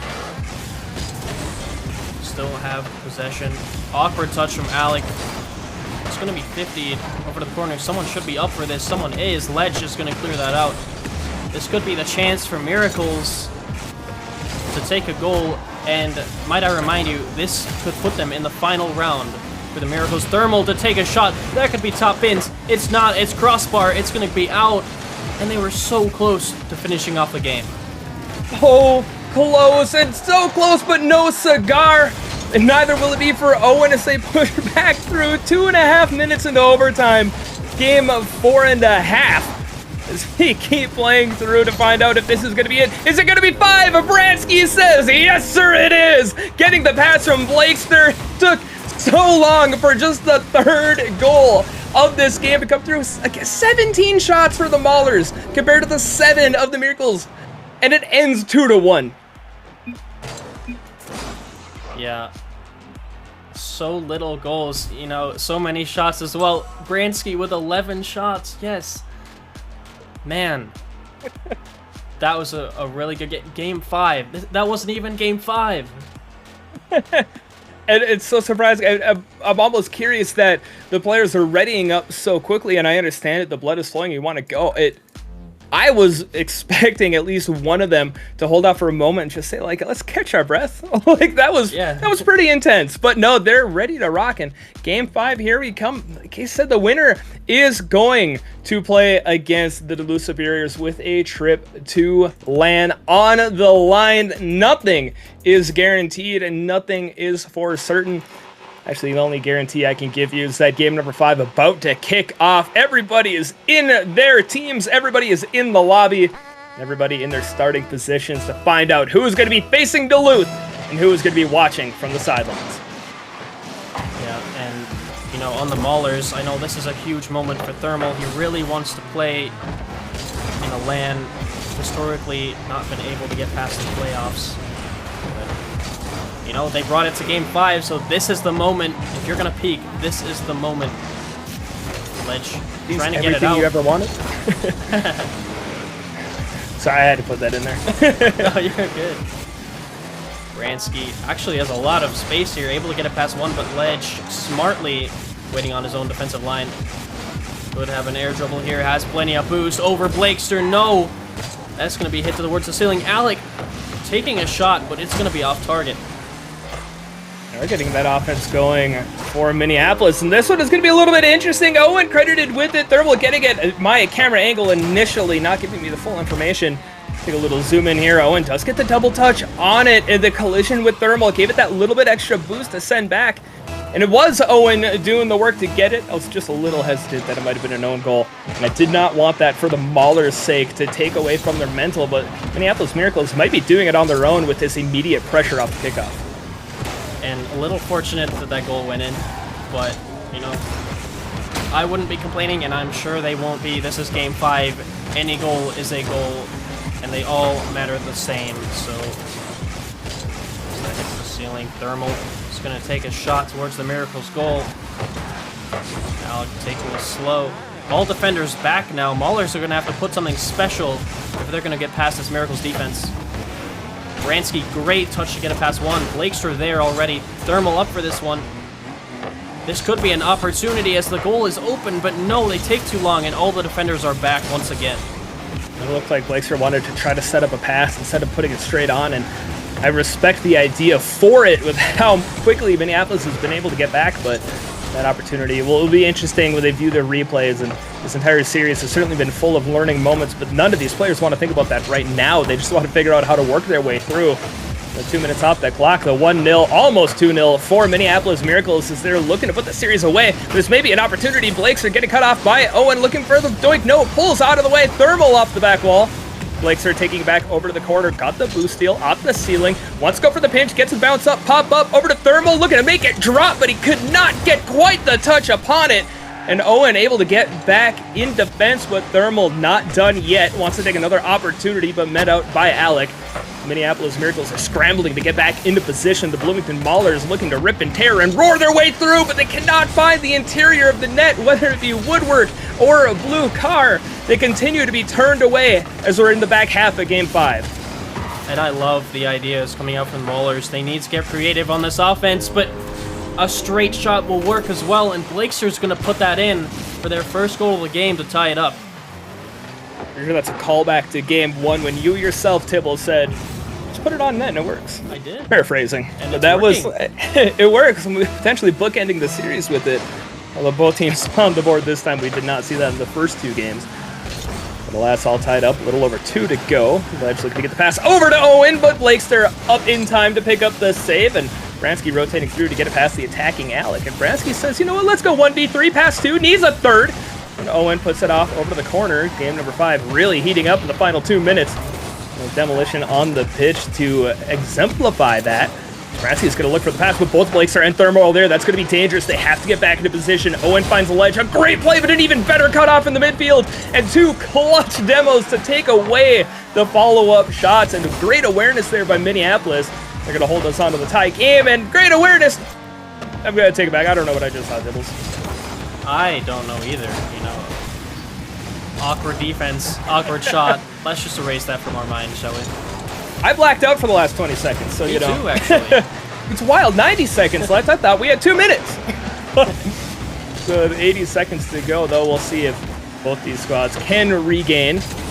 Thermal trying to set it up for a teammate, but a power touch from Alec. Both squads going a little bit more powerful here. This game number 5 continues to progress. They're still looking for the passing plays, but they're just trying to get that extra bit of power, the extra oomph behind it. Try to subvert their opponent's will through sheer domination of their own. Blakester trying to get the shot on, but hits the near side back wall. Bransky looking for the angle. Looking for a bump as well. Thermal will not be able to get there before Alec. Blakester with an aggressive rotation. Try to put this one up. Alec is going to be deep upfield, looking for the doink. It's a back pass over to the Ledge, but it will not be able to get there. 40 seconds left. Tibbles, anybody's game. And both squads trying so desperately to make it their own. Yeah, 35 seconds left. The next goal has the potential to be the goal to send them into the next round. Bransky off of the wall. Alec making a good save on that one. Blakester to follow up, though. Owen could have a big clear, but actually goes missing. Owen, Ledge to Owen, and that's going to be a great shot. No one in the middle. to respond to that. The awareness. Owen got the side flip, couldn't quite get what he was going for, but turning back in Ledge, I don't know if he was initially going for the pass or not, or to just try to bring it downfield, but Owen says, you know what, either way, I'm going to collect it. 15 seconds left, Minneapolis with the lead. They're going to have to hold on to it as Bloomington taking one last attempt downfield on offense. Owen trying to make it a short one. Bransky playing it off over to the mid. Alec on the challenge. Bransky and Blakesor will be both there. They're going to be challenged by Owen. This is going to be dangerous. Ledge coming in through at the pinch. Blakesor has to get underneath it. Goes for the touch. Puts it onto the sidewall. Owen there as well. Plays keep away from Thermal, but the ball is still up in the air. Will be difficult for the Bloomington Maulers. And in fact, a touch too difficult as Minneapolis Miracles will come back here in game number 5 to stop the comeback of the Maulers, and Minneapolis Miracles will be moving on to face the Duluth Superiors in this next best of 7 to determine who will be going to the LAN. Tickets on sale now, remember, if folks want to go. And Tibbles, we got one final heck of a series ahead of us tonight. Congrats, Maulers, on a great season, but all fantastic players. Unfortunately, the road ends here for them tonight. The two teams still have that glimmer ahead of a few more days of play. Yeah, and heartbreaking for the Maulers, but as is the nature of playoffs, someone has to go home, even if it's in OT. So, you know, for the Miracles, you know, all congrats to them. They had one chance right at the end, and they took it. You know, by God, they took it. And that will put them into the final round, like you said, against the Superiors. And that's going to be a huge game. That's a great matchup. But we will be back in just a few minutes with that matchup for you.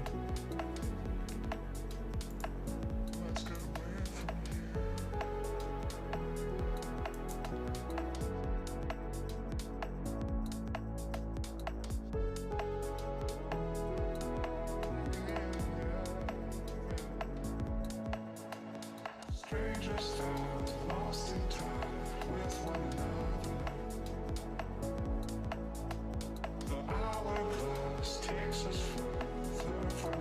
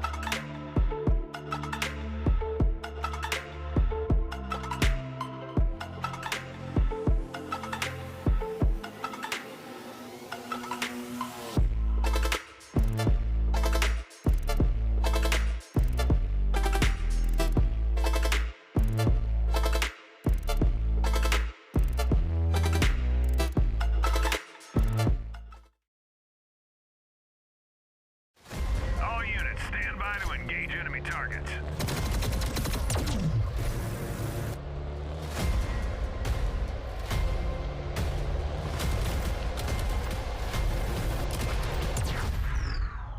Mission accomplished. Well done.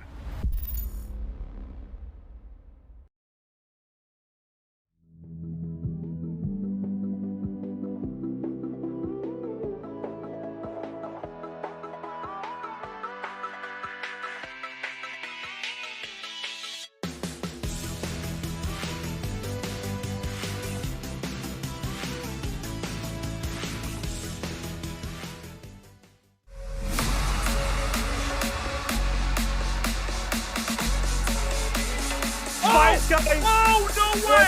Want to get things going, so Russell Fox to play with your mother. Peeks out.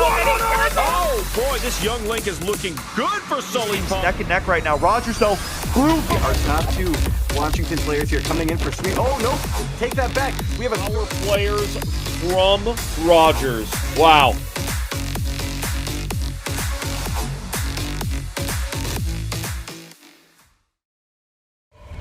Back down, Prussia underneath one, and Calster there again. There's Calster. Good pinch along the wall and in. Delphin, a long shot, Bransky alone in net, trying to go for a squishy save. They will find him and push it just wide. Thermo carrying the attack out, 15 seconds to go. A long shot from Goff. Will get saved by Blakester. Thermo, the backflip save.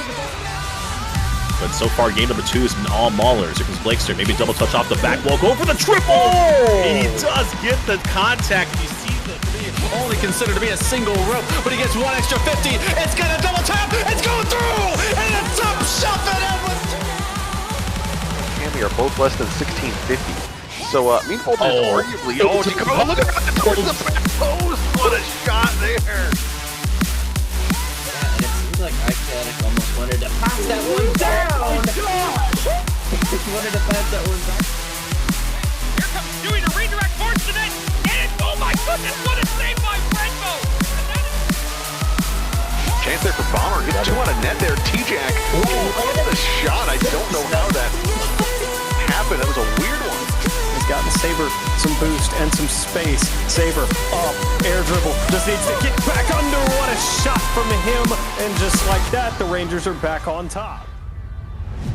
No sleep, no fear, different point of view is here.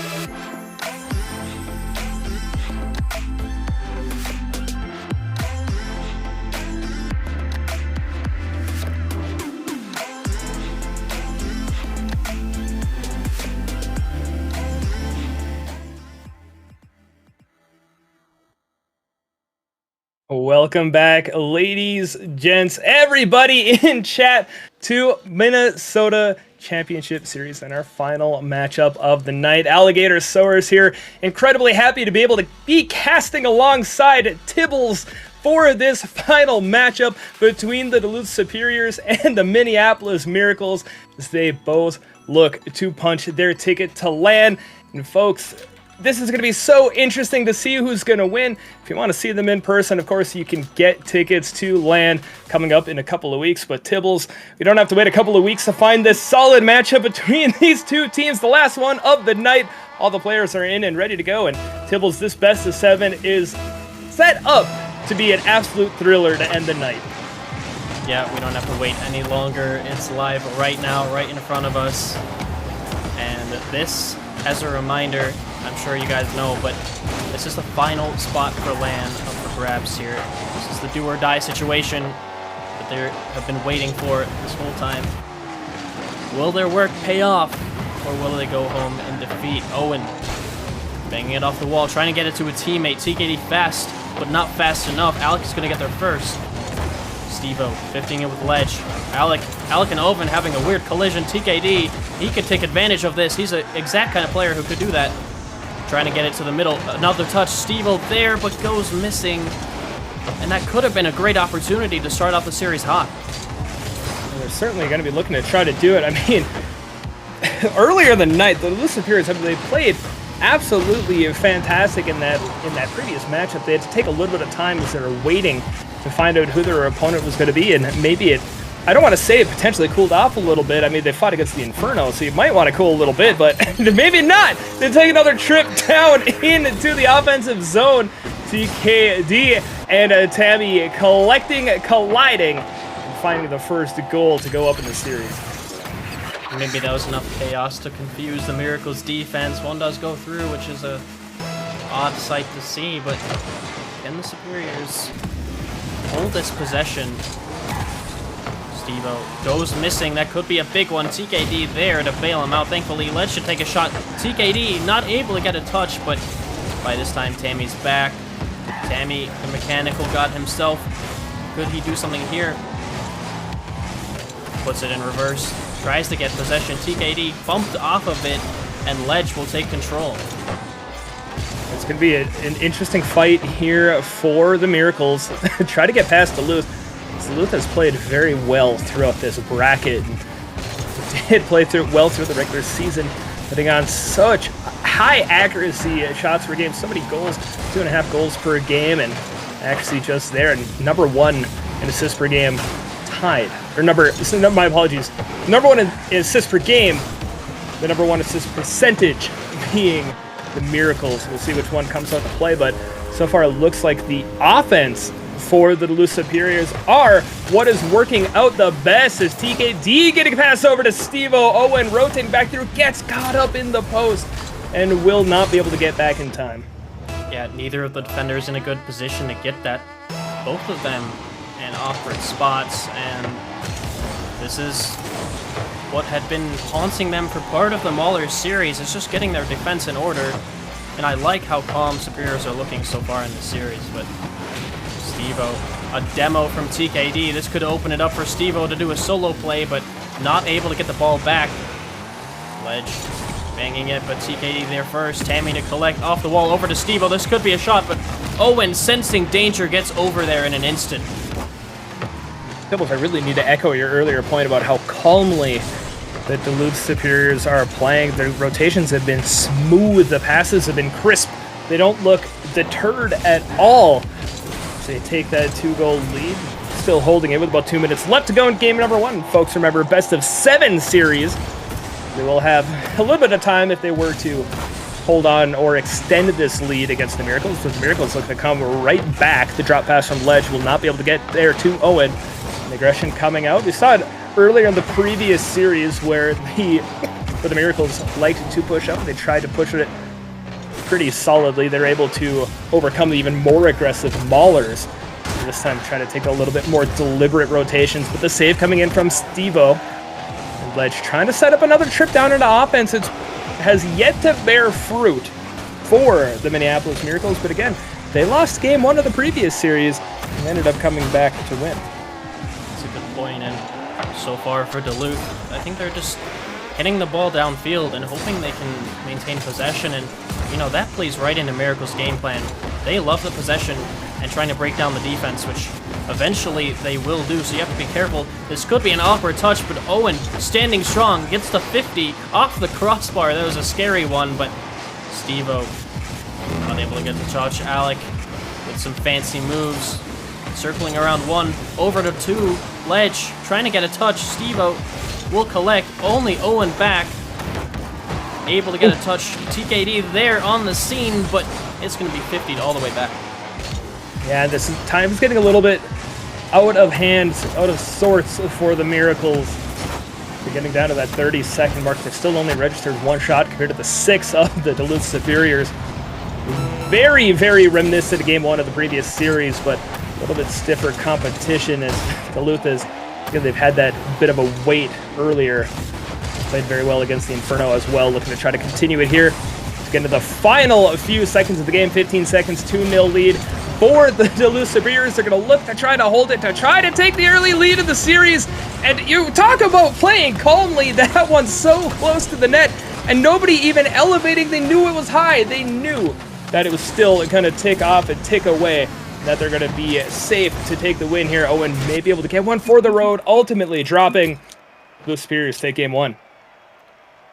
Yeah, and for the Superiors, what I love about their playstyle right now is that all of them are doing work.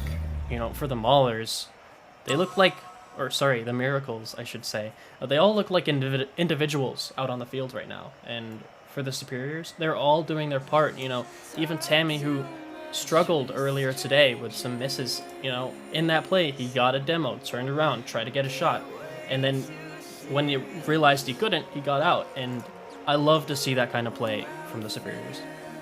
They're doing all these little things, and they're doing these, to your point, the rotations, the off-ball plays, and it's leading to some very fortunate opportunities. But like I mentioned earlier, the Miracles have been down 1 by losing game 1, specifically 0-2, but this time they did register only 2 shots. They had 5 in that initial game 1 loss. So we'll see if they're able to, you know, switch up the script a little bit heading into game number 2 against the Duluth Superiors, who they're continuing to play strong. They're playing as a team, and they're playing to win their opportunity to represent themselves at LAN.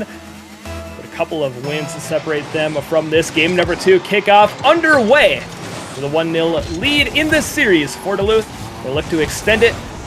Meanwhile, the Minneapolis Miracles will look to equalize. Yeah, and I just want to point out, as TKD fast shot already scored 12 seconds on the clock, or off of the clock, I should say, but awkward touch from Ledge as well, and it's not the start you wanted if you're the Miracles. Yeah, just a little bit awkward rotation back, and it'll be a rough start, but they will have plenty of time to push back. It's only 15 seconds now into the game, but offense coming out for Duluth. Steeple nearly able to get it, but it will be knocked away by Alec, and we'll try to get the challenge onto TKD as well. And Alec is going to wait for the bounce. Alec may have had an opportunity to get the bump onto Tammy there. Ultimately, I'm not sure if it would have mattered, but still alluding to what you'd said earlier, Tipples, about the rotations and finding the pass through, that Duluth are doing just that little bit better than Minneapolis has. TKD is just going to get to the ball a little bit better in an early 2-0 lead. And a crucial bump. Who was that? Steve-O. That crucial bump from Steve-O on Ledge knocks him out, essentially, you know, wipes him out, and that leaves it completely open for TKD to take that shot. And, you know, TKD, maybe not the best stats in the regular season. That's going to be pinched in, and an unfortunate goal for the Miracles. Solid play off the kickoff, and actually, we said earlier in the stream as well, goals are goals. Who cares how it happens? 4 cars enter, 1 goal leaves. 3 goals total in the first 45 seconds. But just solid overall, and that's going to be a little bit of life here for Minneapolis. Not for another kickoff play. They will not be able to take it all the way to fruition, but the seeds have been planted. TKD trying to send it back the other way.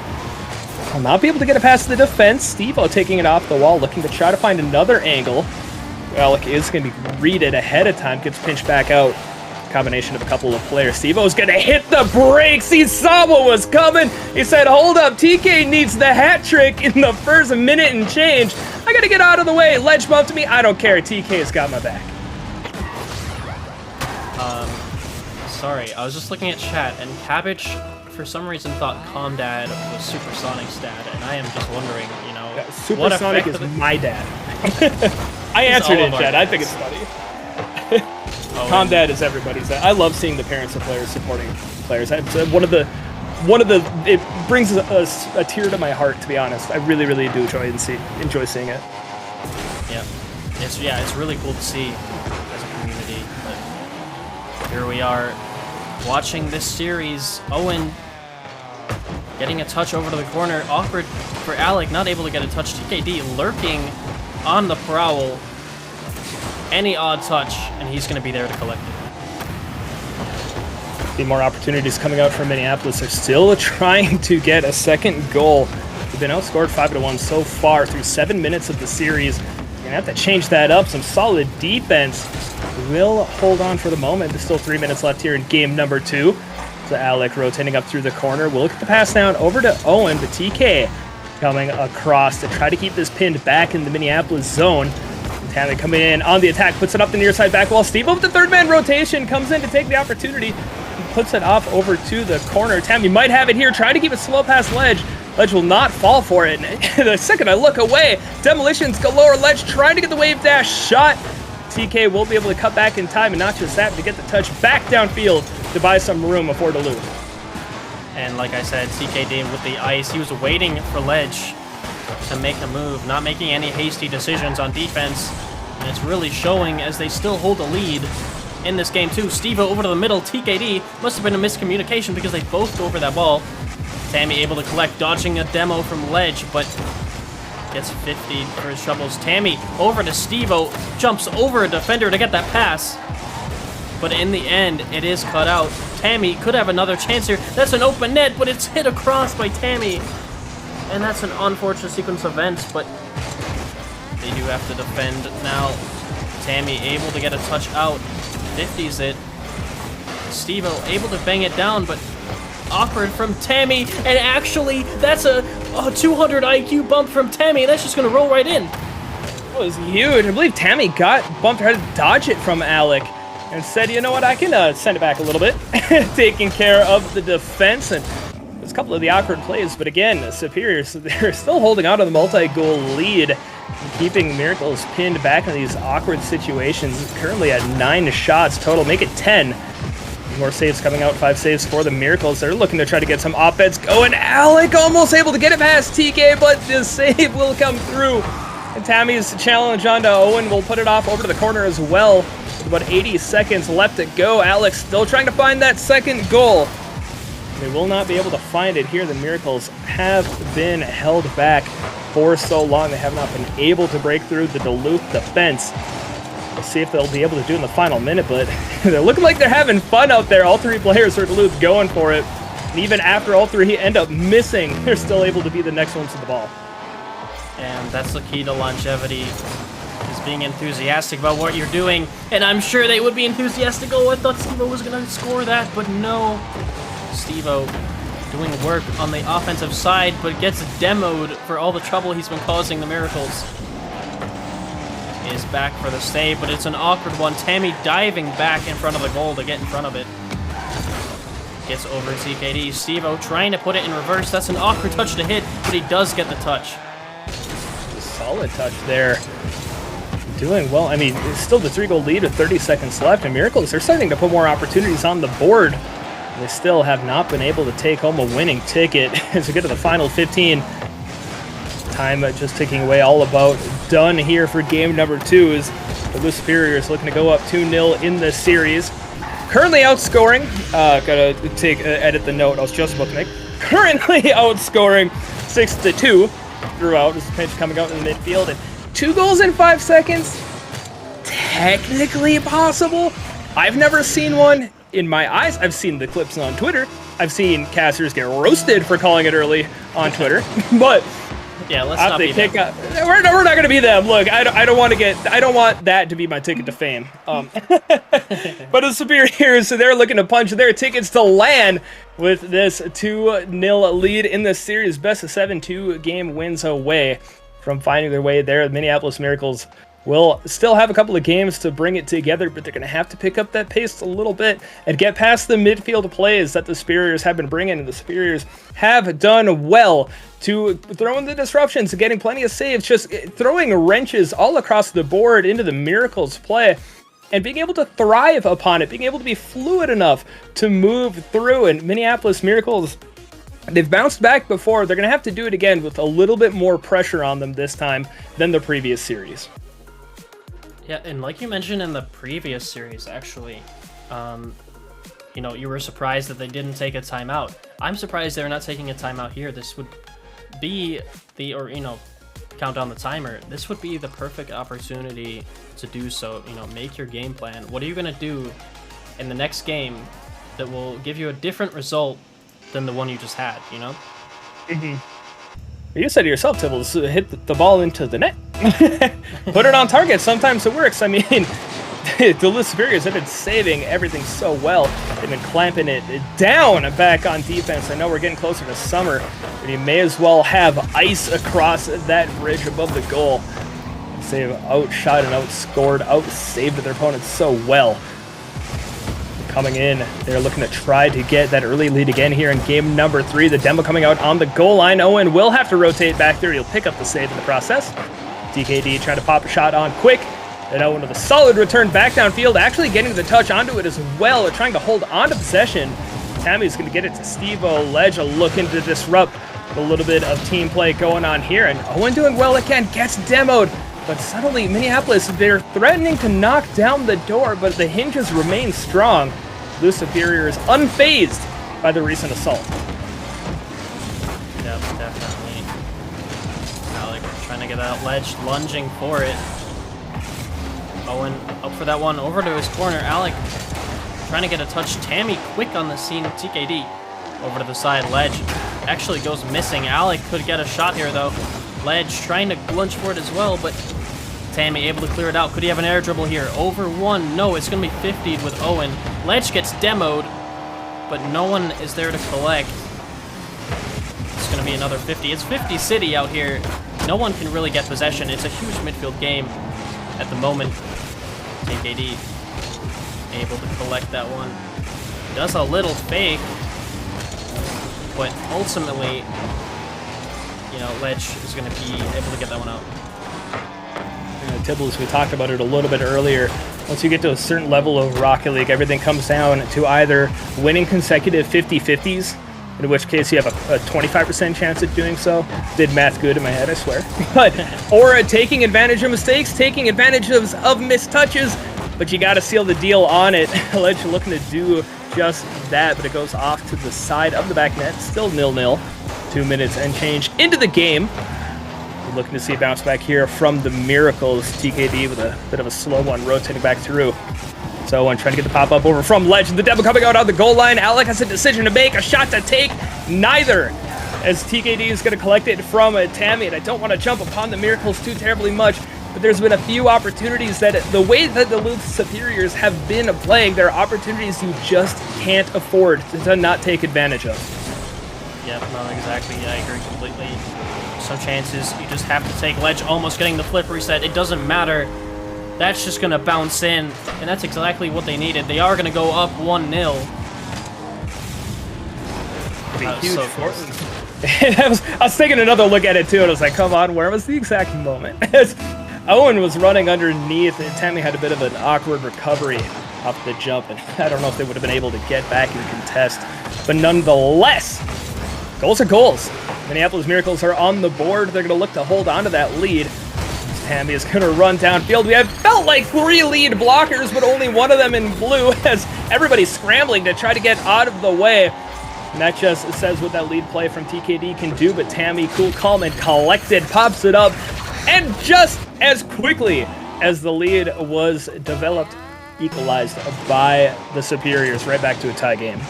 Watching that sequence of events, I just couldn't help but laugh. But in reality, it was a great recovery by Tammy and great reactions there by Alec to save that one. That was the heater towards his net.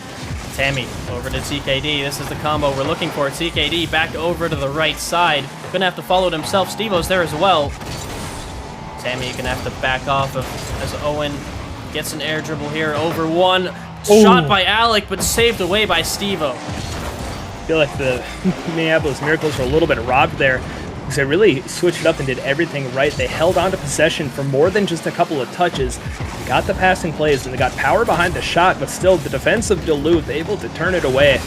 Keep us at this 1-1 game in game number 3. And this is going to be huge if Duluth can pull ahead to take the 3-game lead, but don't count out the Miracles yet. A great cut in from Alec.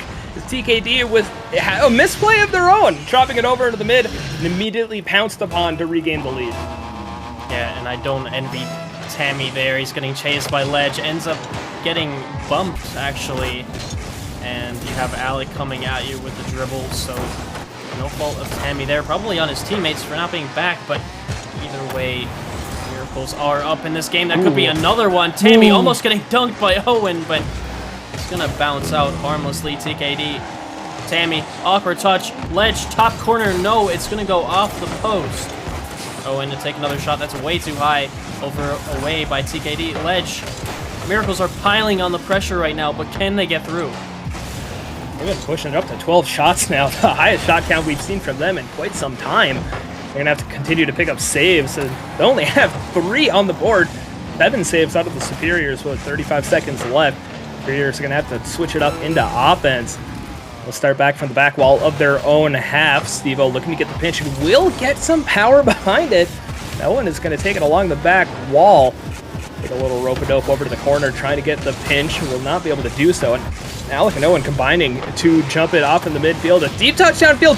Very dangerous by Ledge. And this one is getting pinched all the way back off the challenge. 9 seconds left. And we're back to a tie game. And if you're the third man challenging, you have to get a touch. You have to. There is no if, and, or but. And despite being just about an inch away, he does not get the touch. And that is a certain goal where, you know, maybe they could have taken this game and launched a counterattack in the series, but it is probably going to go to overtime unless they can do something crazy here.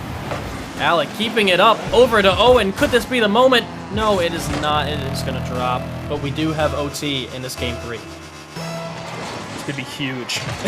That last play, and I don't want to bite into it too much because I'm sure they've already thought about it, but we need to continue playing anyways. Immediately off, the Miracles are going to try to do just that. To rotate around back through. Steve-O taking it out of the corner, trying to crush some hope. And Owen putting it a little bit away from the car. And Tammy's going to jump all upon it, putting it out of the back wall. TKD is going to get the shot. The Duluth Superiors will move on to a 3-0 series lead with a 3-2 win in overtime at game 3. Hater, what did I say about keeping your composure? You know, for the Miracles, Ledge, man, I hate to put it on you because, you know, it's a team game, but, you know, that composure, it seems to be lacking from the Miracles. And Superiors, you know, they had the composure to score right there and to score in OC, and now their composure has gotten them a 3-0 lead in this series, 1 game away from securing LAN. 1 game away, and I don't want to jump on that challenge again. It's a team game. It was an entirety of what had happened. I've done that challenge so many times myself. Oh, me too. Granted, you know, a little different stakes as we're playing for that ticket, that seat at the table at LAN of the Duluth Superiors, 1 game away from being there. And Minneapolis Miracles, they will have to reverse sweep, and reverse sweeps in best of 7s have happened. This is not out of nowhere, and they have been bringing these games so close. They've been fighting so well back and forth.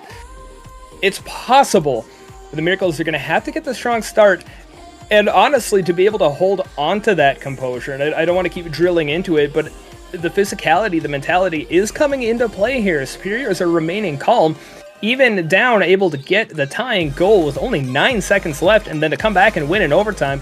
They're going to have all the momentum in the world riding on their shoulders, but that also means the pressure both is and isn't on them. They're the ones that have to step up. Miracles, they have what it takes. They do. I have not given up hope on them by any means, but they do have a tough road ahead. It's all going to start here with game 4.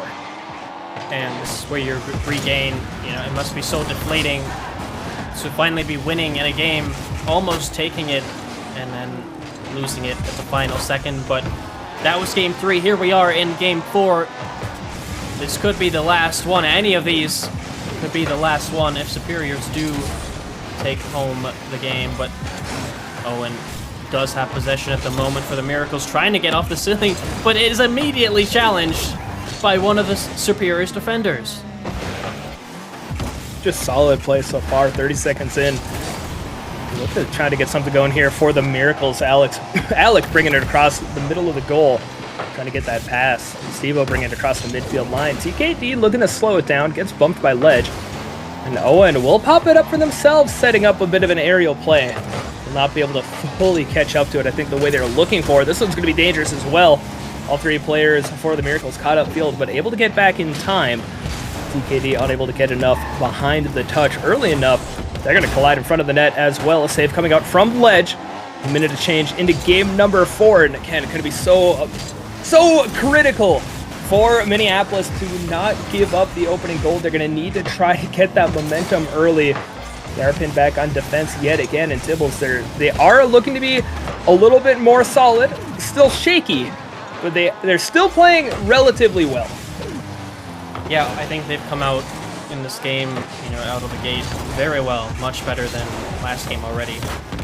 Already having more possession, I would say, more chances. Putting some pressure on the Superiors so they don't feel so comfortable in this game, but there's going to be a weak lob shot. Steve-O easily able to get that out. Alec takes a shot as well, but thankfully Tammy's back to collect it. TKD could have passed to Tammy, I believe, but just going to opt to bang it instead. Edge collecting near his own back line. 50's off to the side. Great touch from Steve-O. Owen looking at pass one. Tammy there, and the midfield challenges from Superiors are doing all the work for them right now. It's doing very well indeed. Another redirect attempt coming up from Minneapolis. They keep, ever since I called it out in the previous series, I swear I've seen that exact redirect like 5 times since. But halfway through game number 4, now the team able to find the back of the net, much more critical for one than the other. 5 shots from the Miracles, 2 saves as well. As Duluth has not had quite the accuracy that they have had in the previous series, or the previous games. They may not need it if they get it at point-blank range. Owen picking up the save. TKD taking from the ceiling, taking the low, taking the double touch, and TKD will put Duluth Superiors in position to book their tickets as they take the lead. 2:10 left, still time for the Miracles, but the Superiors finally break through with a goal of their own. And a beautiful first touch off the ceiling, placing it perfectly out of the reach of the defenders under the crossbar. And that was the magic from TKD that I've been looking for this whole series.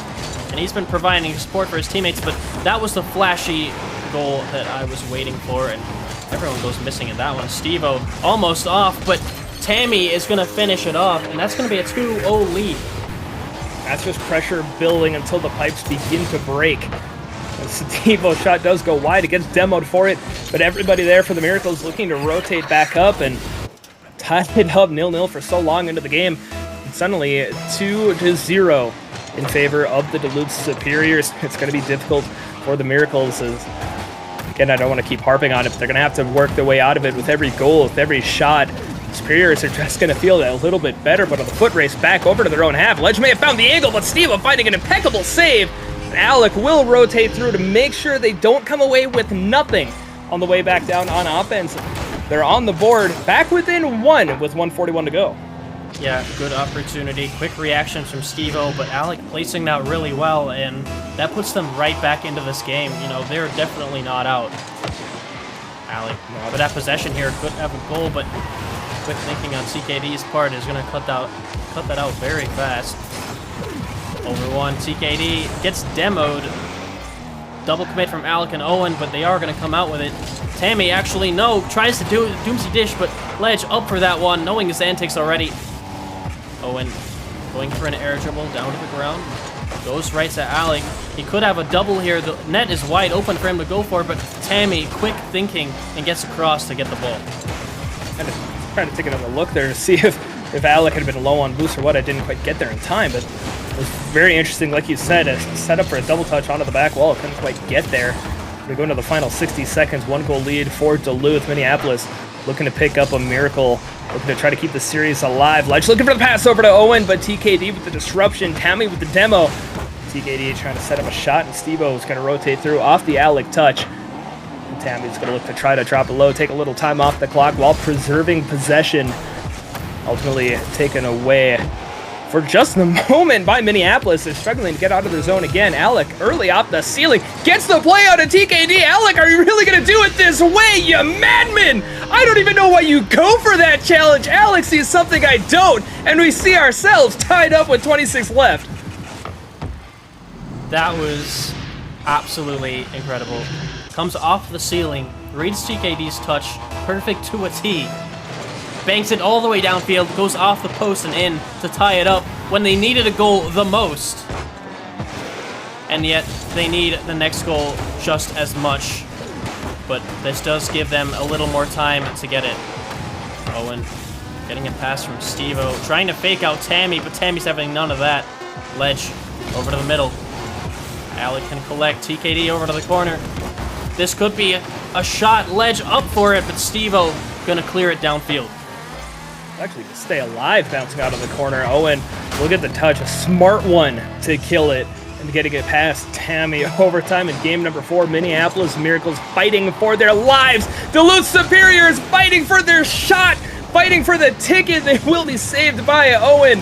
But knocking their way out of the net.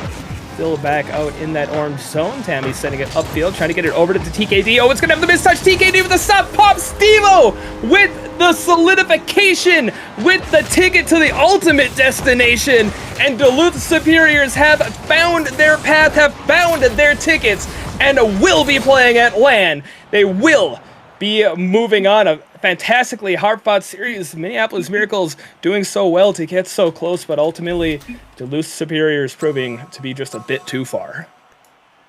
Yeah, and I think we could all see it coming. You know, they did well to bring it to overtime, and what a story that would have been with the reverse sweep, but Superiors, they take it in 4, and I gotta say, you know, in my opinion, they are completely deserving of this spot in LAN.